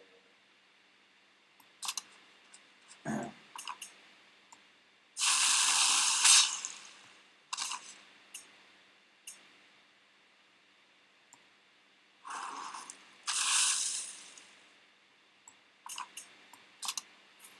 exhausted. Maybe I need to poison this guy.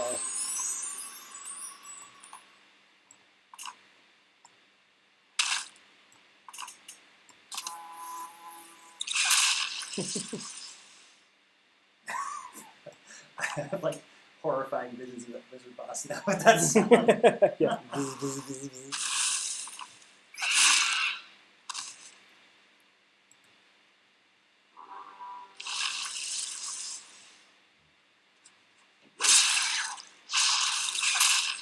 Yes. Clever Name says the Phoenix is really good at wasting counterattacks as well. It's so good. Yeah. He's become like the signature part of this deck now.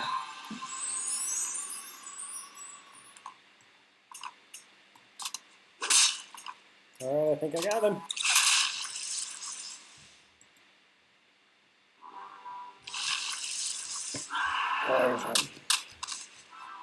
Nice. Not sure why the undead are affected by poison, but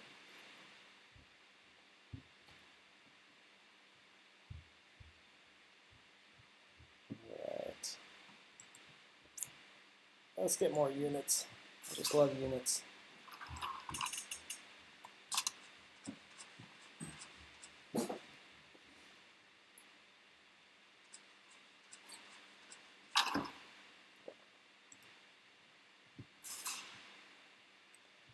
Yeah, it's definitely different having no summoner where you have to kill off every character on the board. Yeah. It almost creates a different challenge in a way of having to deal with all the enemies. You have to pace yourself differently.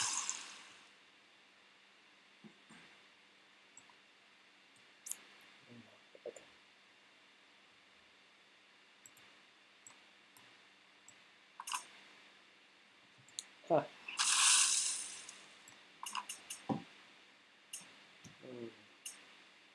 So these levels are all designed to test your resource management and pacing. Because you got to be careful about, you know, not using too many cards because you want to hold them. You don't know what's coming in the next level before the rest. But you also don't want to lose your guardians because that would be very detrimental. Yeah. Clever name. It would be neat to have an encounter where the summoner is a stationary portal summoning minions every turn. Totally. Ooh, Yeah. I've thought about that with like a spider egg sack would be. That sounds kind of disgustingly awesome. horrible. Yeah, I like that idea.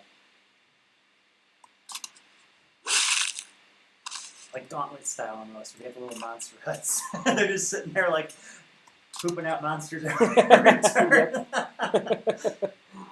Yeah, then you could close the portal and everything goes away. Yeah. Interesting. I like that. That's a really good idea. That'd be great too if it like started off with like a sorcerer like opening the portal the first turn and then just like grows out of control and sucks them in and then you're just dealing with this vortex. And really, like, it's just a rule that, like, all the enemies disappear once you kill the summoner right now. But we could change that to you close the portal, but you need to clear out everything that's been summoned. Yeah, you could totally do that. And we could do that for every single level too. We could, yeah. I kind of like that. Actually, good point. I've thought about in the single player, like, should the enemies disappear after the summoner is dead, or should they linger around? Because that's definitely something we could change. Wall of fire.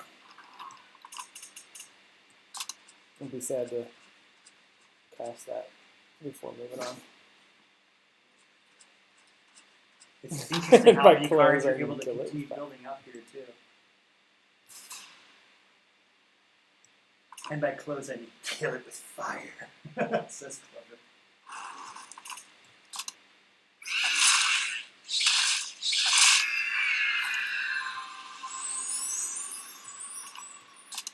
Oh, whoa. What are you doing? Clever Name says, maybe make a status effect that says, you win if this unit is defeated. Yeah. Yeah, totally. I like the idea of the portal having like multiple parts too. Like you have a bunch of like crystals around it that are supporting the portal, so that you have and they destroy have like all beams of them. going and destroy all the crystals. You know, like The that's portal really won't complex. take damage I until. love that idea as a boss battle. That sounds really cool. That way you can have it have multiple important things to kill. Yeah, I like that a lot. yeah, me too. That's really good. Because it's always crystals. That's right, it's always a crystal. Like crystals and your portal summoning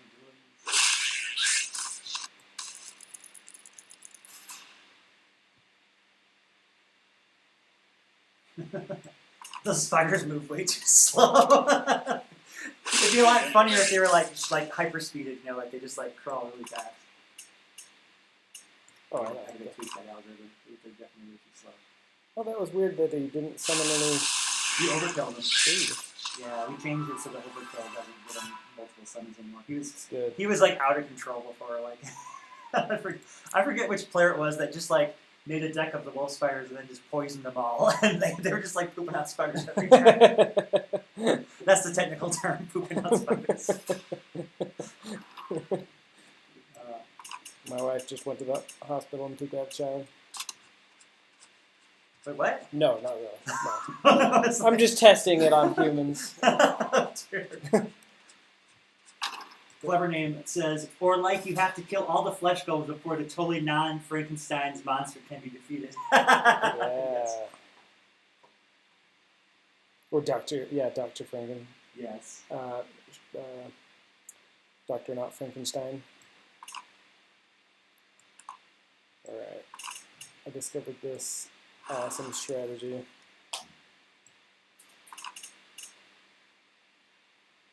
Horse demon.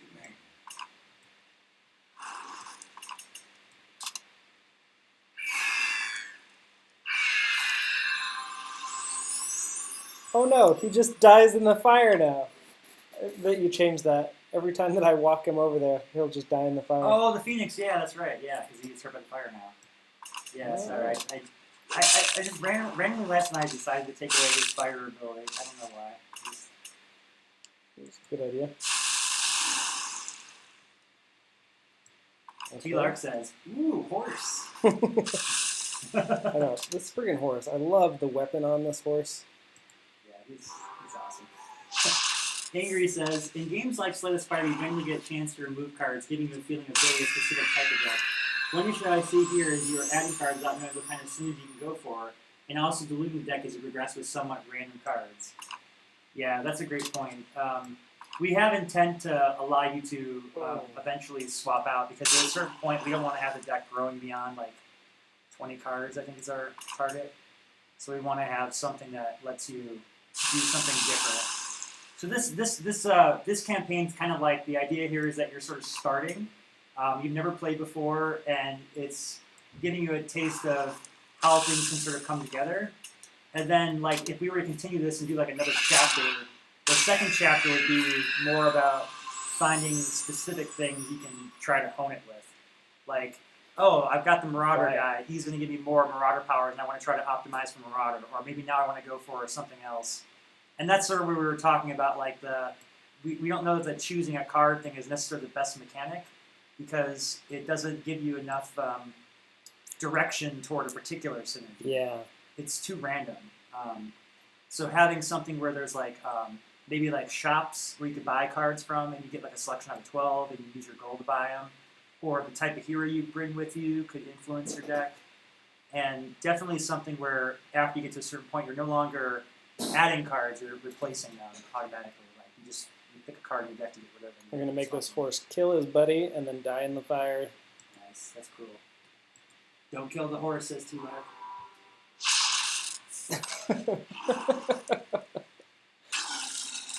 Oh, the sound guys.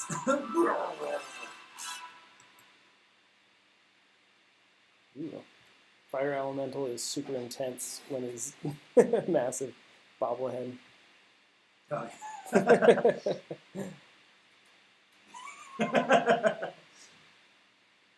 Ooh. I don't want the Celestial Champion.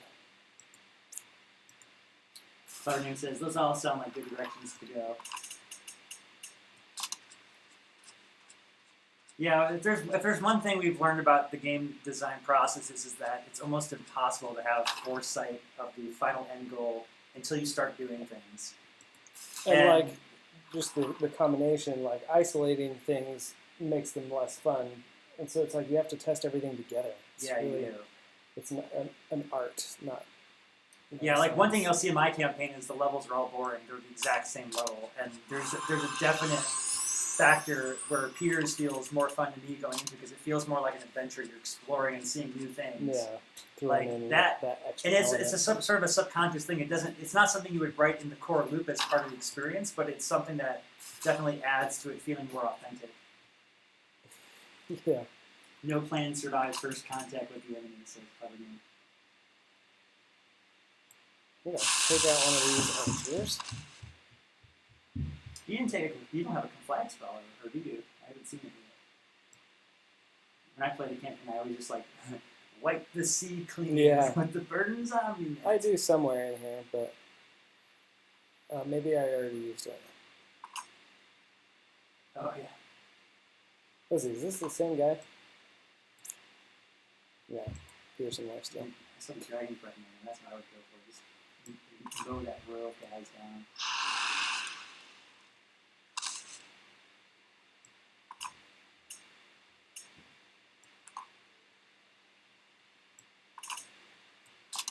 Burn them all.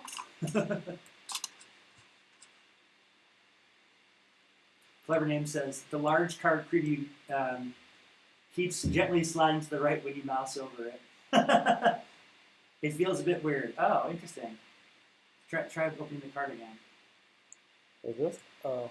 Is it sliding to the right?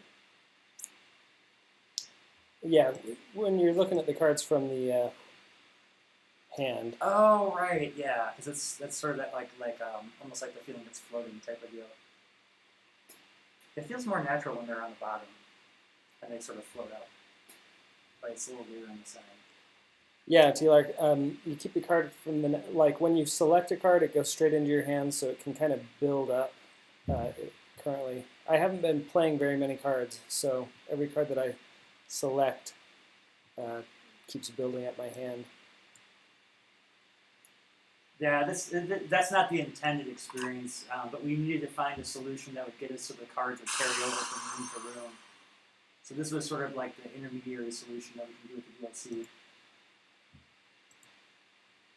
Not making client code changes limits our ability a bit. So that's weird that she's power 14. Is that what you meant? For life 14? Yeah. Yeah. She starts at 5 and goes up 3 at every campsite. Oh, 3. Okay. Yeah, 3 at every campsite. Clever Name. I'm going into your hand it going into your hand is a workaround. You can't put it on the top of the deck because it replaces the card bug. Yeah. Oh, it's running away.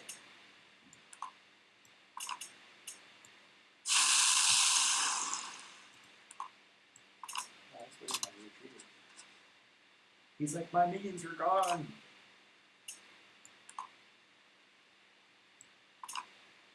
He's got Pierce.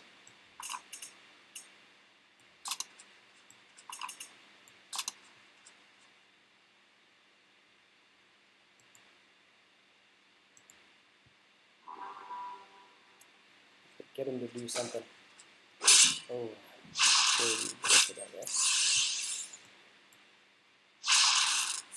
oh no! Oh, he Giant got some skeleton! surprises. Holy smokes! My Ooh. companion! Did you lose the dreadnought? Yeah. Oh. Yeah, that's gonna be brutal for you in the final battle now. You mean after casting a spell, you still get it in the next Draw for new rooms. Oh, and then Clever Name says it goes in the discard pile. Yeah, so everything carries over. So if it's in your hand, it'll be in your hand next room. When you cast it, it goes in your discard pile, and when you go to a campfire and rest, it reshuffles the discard pile into the deck. So what we don't have right now is an indicator on the UI for the discard pile, which is something you desperately need, I think. Something that could let you click on your discard pile and show you what's in the discard pile. That would probably help. Yeah. Your deck gets one bigger each room. Yes, correct. Says T. That is correct. One bigger each room.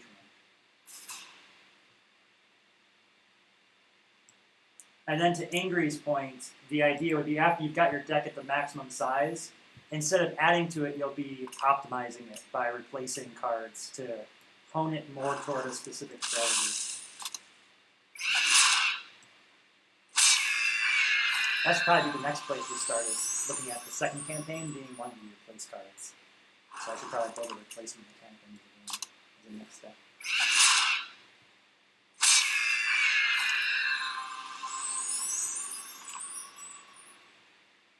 Let's see. This is a waste of time. Is there a way I can just kill these guys? All your AoE spells are buried in the deck. Oh, Your hand's too no. full. Just cast a bunch of. Yeah, you gotta clear out your hand, dude.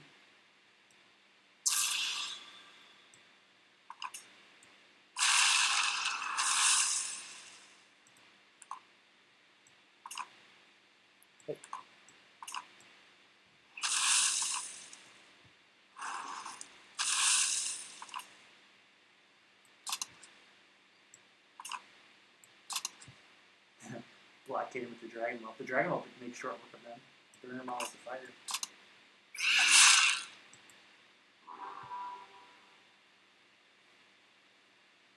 Maximize my card output by summoning all the ones. There you go.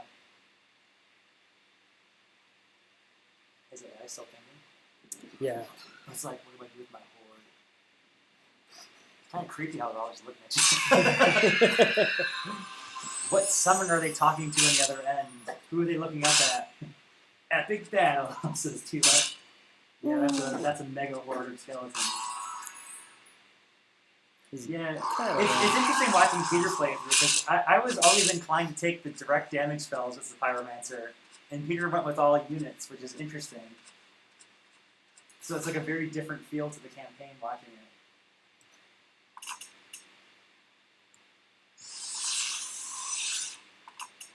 The double captains that's where it's like.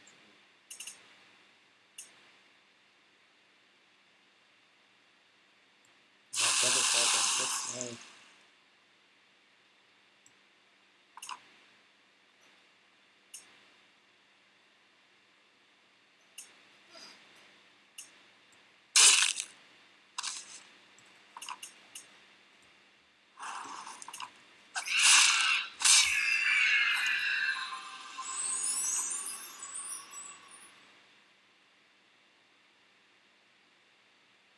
Oh no, I don't have enough to summon him.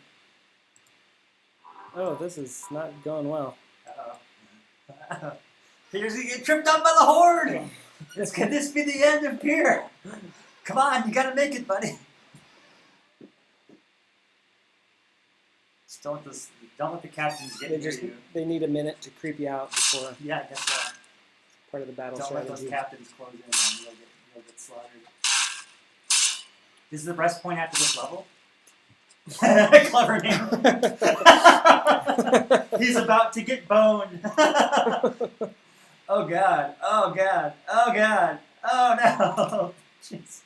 You like really need the conflagration right now. So bad. It's so bad, and you've got all the wrong cards. Can you get the dragon out? If you blast the dragon egg with your fireball, can you get it out? How much damage does this do? The dragon does, I think he does 2 or 3 with his fire breath. I mean, lightning elemental. He does 3,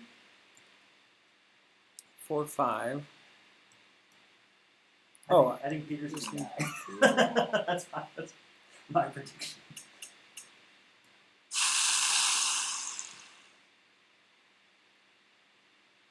Your guardian's in trouble. That's for sure. I love it. You gotta kill minions.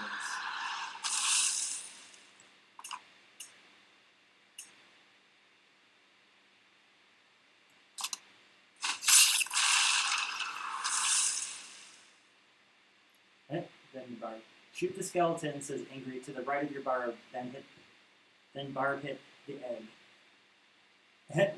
T-Lock resign rage quit.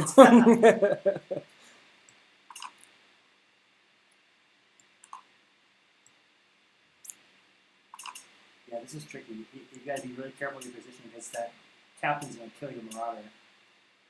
So you'll lose him for the final battle if he dies here.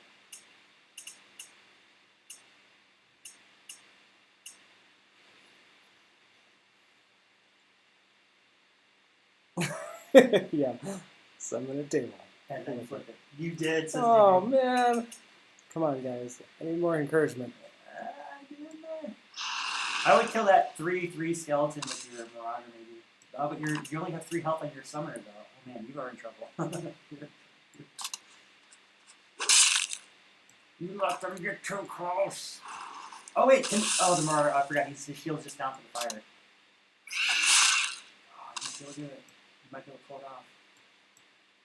I think that's still game over. I'm going to take 6 damage. Alright, where's my table? No!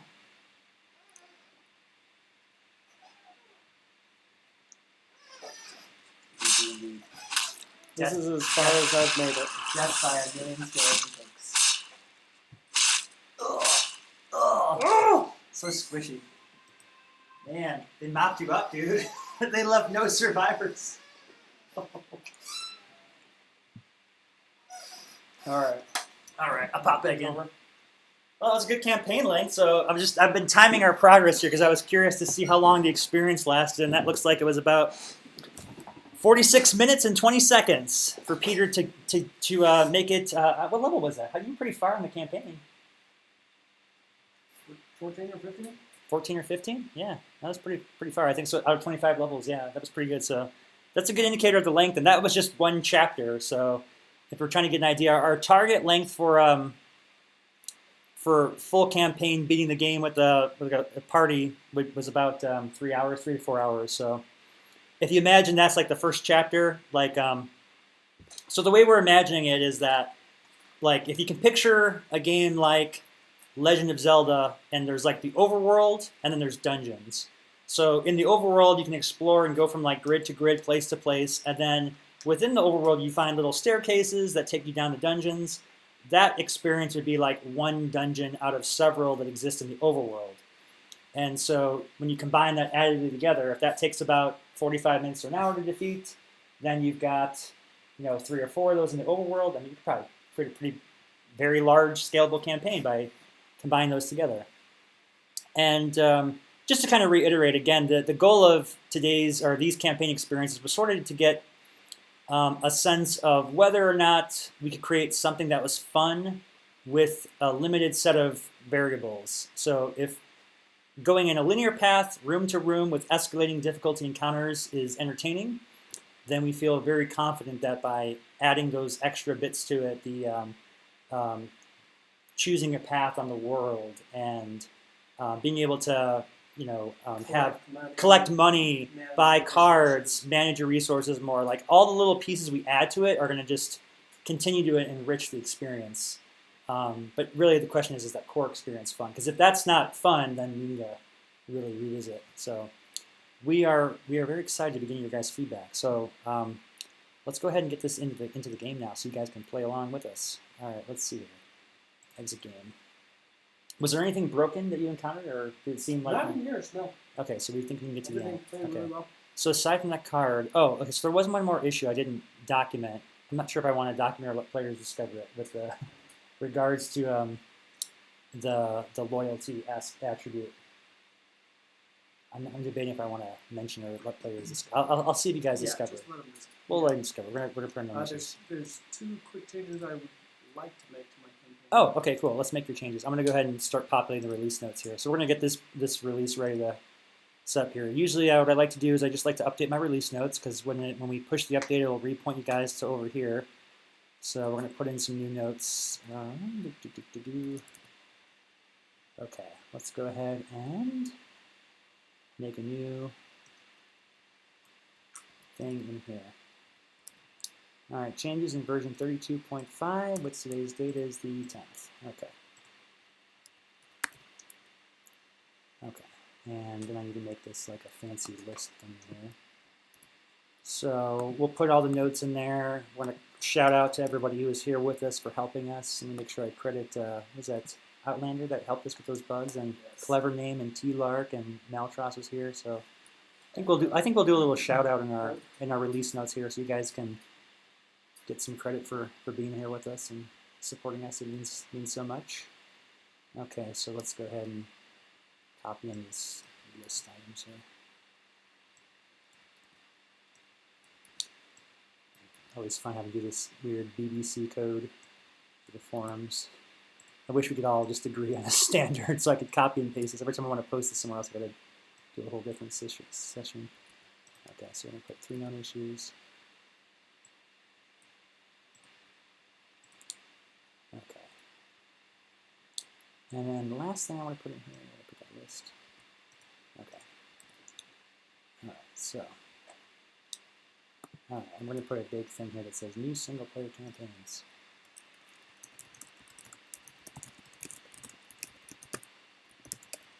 All right. For this release, Peter and I each created a new single player campaign. These can be for you to play. These can be accessed at the campaign table in the main menu via nodes. I guess I'll say level 3. I just want to call the nodes, it's like I try and be a level 3 and level 4 respective. And I'll put some goals on it. Our intent was to release these early in the design process so that we can get your feedback on what works, doesn't work about the experience. For Ross's campaign, Lee's Quest. Air horn! Odin Kong says, how'd it go? Single player up and running? Yeah, Odin Kong's back. Yeah, as a matter of fact, we are in the process of getting the release notes put together, and then we're going to push the build out. So in I'd say about 5 minutes here, we should have the game up and running for you guys to play. And then we'll close out our stream. So I'm just putting the notes in here so that when you guys see the build, you'll see all of our little release notes. I might edit this a little more afterward. For Lee's Quest, the focus was to isolate character progression, escalating difficulty of enemies. How exciting. I'll have to give a shout out after my updates today. Oh, thanks, Odin Khan. I appreciate that. And the focus was to isolate character progression, escalating difficulty of enemies, and see if the experience culminating in a final boss battle is fun? If so, we continue down this path and add to it with new features. Odin Kong says, this is the feature I was most excited for. Love the roguelike card collecting aspect. Yes, says T-Lark. Peter's Quest,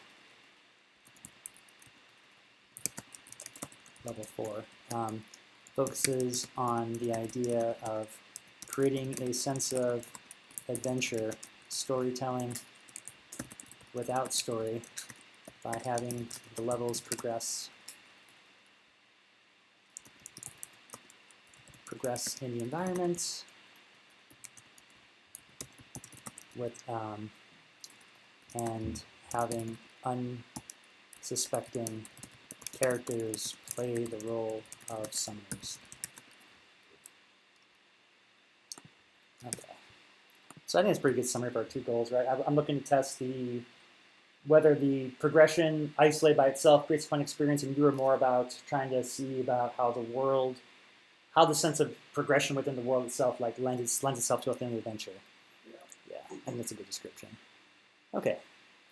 As well as create new challenges beyond just 1v1 AI battles. Okay. All right. So I'll probably create a link to a forum thread for feedback too, but I think that's pretty good for release notes for now. So let me make sure I change this to the top. 32.5, 710. All right, and we're going to give a shout out to the folks that helped us here. So let's get everybody's name in here. Make sure I got everybody. All right, and I'm going to say this is something new we're doing here. I have never done this before, but just because today it was so impactful to have you guys with us, giving support for all of our struggles throughout this, cheering us on and giving us such good advice, we're going to call out. So we're going to say special thanks to our community members who joined the stream and helped us get this release out today. All right, so let's get everybody's name in here. We've got the Outlander. Actually, is this right? This decimal. Yeah, that's right. I know T-Lark was here. T-Lark. We've got Clever Name. Login error. There you go. Put both your names in there. We've got Maltros.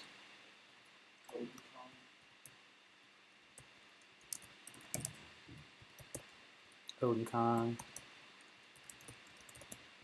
Who else am I forgetting here? I'm gonna make sure to VG Smart was here too. Angry, yes, thank you.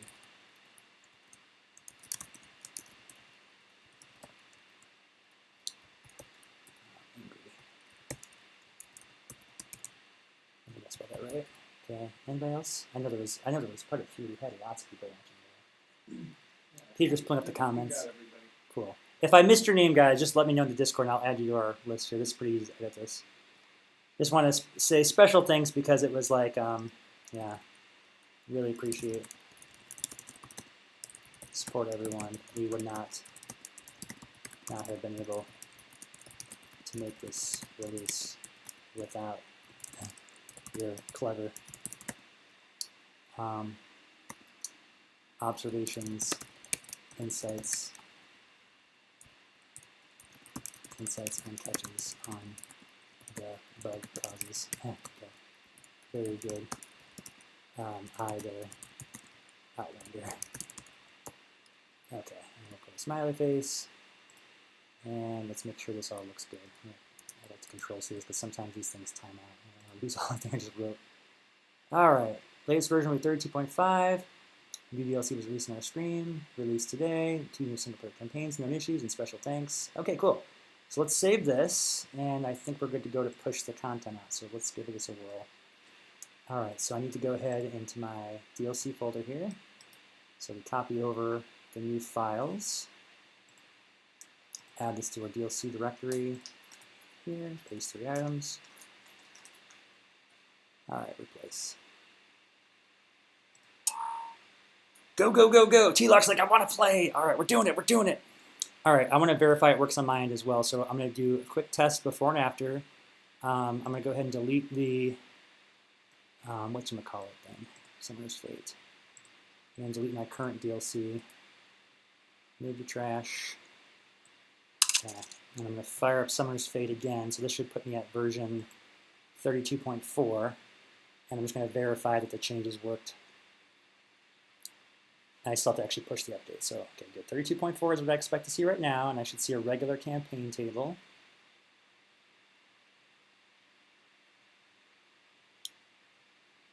It's going to be so exciting. That was a lot of versions before version 1. Yes, a lot of versions. Okay, so this is what it looks like in build now. We're going to transform that with the update in just a second here. Exit, and we go into Dreamweaver where I do all my management here. Okay, we're going to push out the 3 files necessary. Push files to server. No. It's always so nerve-wracking to do this, but still, then I need to connect screen. We'll update it so that we get the notification. Okay, that should be it. Let's test it out. Firing up Summoner's Fate. Dun, dun, dun, dun. Oh, look at that! Hey, there's a new version. Let's read the release notes.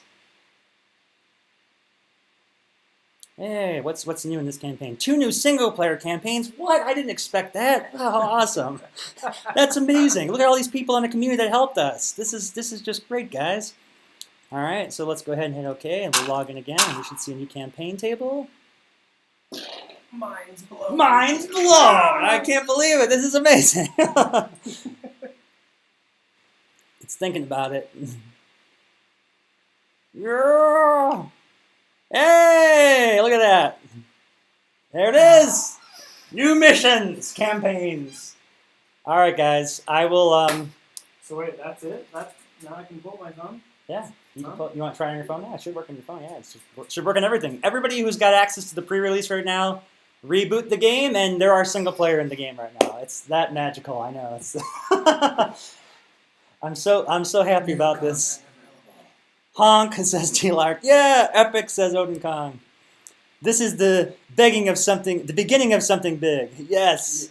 I love your description. Peter built a. Oh, we forgot to make your campaign changes. Oh yeah. That's okay. We'll add them in the next build. We get a lot for this screen. There's a lot to soak in here. All right, cool. See you later. Thanks again for coming, T-Lark. Thank you, clever name, Odin Kong. I'm not seeing it. You're not seeing it? Did it update? Uh-oh. You may have a potential problem. I'm not sure what's going on here. Did it update? It shouldn't do this, right? Yeah. All right, well, we're checking on the phone here because yeah, it said there's a new update available. But it didn't show the levels. 1.5. Ooh. Oh, interesting. But you have got progress on your campaign. I'm wondering if that has something to do with it. Does it check your version? Do you have version 32.5? New options. Oh no! We have a potential problem. Angry says didn't see it. All right. So I believe this could be an issue with regards to the data of the campaign. So what happens is the like you need to delete your app. Yeah, you might need to not the app, but like your local storage data. Oh, I didn't anticipate this change. I guess this was a bad test because I was testing on mine. I hadn't actually made progress on the campaign, so it probably didn't have anything stored. T-Lark says it updated for him. Interesting. And Clever Name says it works on my phone. So I believe this may be the potential cause. I'll give this as a fix. Angry, are you on iPhone? Yeah, it could be an Android. Android good, T-Lark says. Yeah, this is interesting. My belief is it may have something to do with the data storage. It could be Android. I mean, I'm going to try it on my phone, too. I'm going to do it right now. Let's take a look and see what we got. Could be an iOS-specific thing. Angry says I'm on PC. Okay. Perhaps it is dreaded iOS. Yeah. My best guess as to what's happening is that when you make progress on the campaign, so if you've completed like the first mission, like the tutorial mission, it stores a progress marker. And I believe what it's doing in the background is it's actually storing the entire game state of that procedural map. And so because it's storing the map procedural, it has it stored with the old original configuration. Does that make sense? Like it's using the original map configuration and layout. So it's basically stored in your, like the maps are there, but you can't access them. So how can we fix this? I'm trying to think if there's a way I can hot fix it that wouldn't involve players having to delete anything. Oh man, that stinks. I had not anticipated that as an issue. It's almost like I need a way to have like a DLC push that clears out campaign progress, or you can that adds levels to it without it marking the progress. Dang it! One more challenge to overcome. What else happened there, T-Lark? Yeah, T-Lark says, yeah, so there's a couple options of what we could do. Clever Name says, I have done the tutorial on this phone and it shows a green checkbox on level 1 for me. Really? So, interesting. So Clever Name says on his it worked. I'm looking at mine right now. Mine also showed the choose your mission. It did not show the new levels on mine. I'm checking my Android right now. Oh, this is so cool. I deleted my app and reinstalled it from Test Flight. And it's working now? And now it works. Okay. Okay, so here is the, I will put a fix in our Discord channel for you guys. So what's causing the issue is that the player data, which is being stored outside of the actual application folder, needs to be cleared. Now, there is a caveat to this. When you clear the player data, it will also erase all your current decks, because those are not yet stored in the cloud. Oh.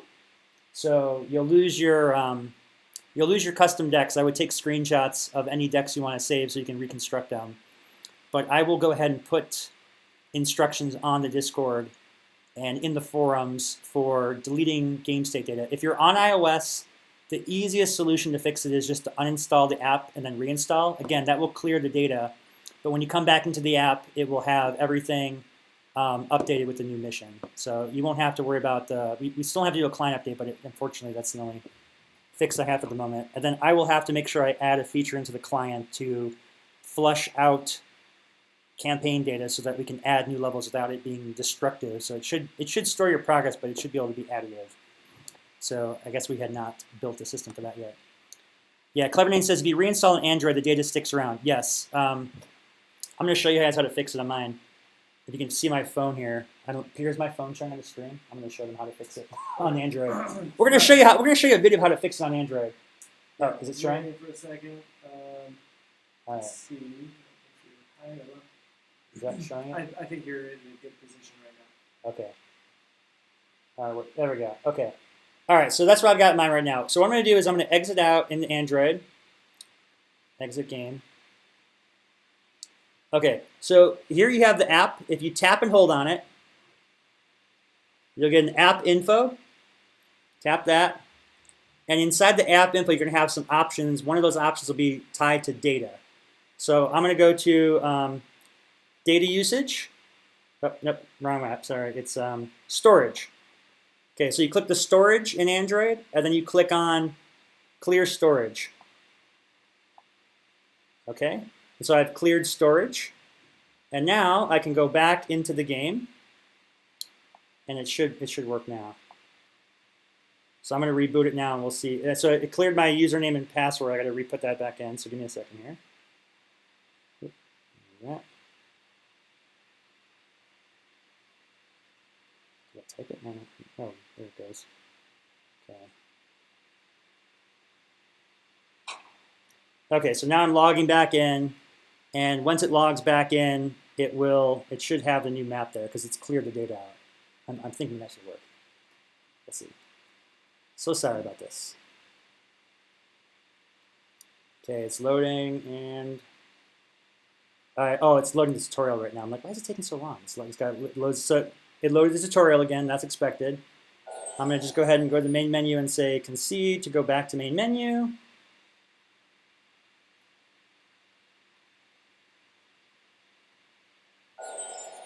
Okay, I'm at the camp, and now I click on campaign, and there we go. This is what you should be seeing, is this map here, which also auto flips like that.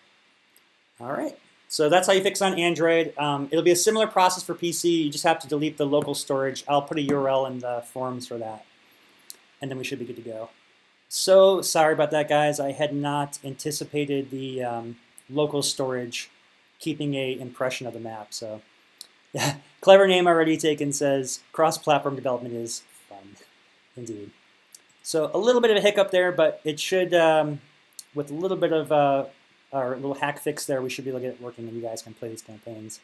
I will also go ahead and put out a dedicated forum thread for feedback on the single player, so we have a kind of a common place to collect all the feedback from you guys. That'll be super helpful for us. Of course, feel free to use the Discord as well. Odin Khan says, I got the download, but Windows Defender blocked it when the AVG removed the EXE. Oh, interesting.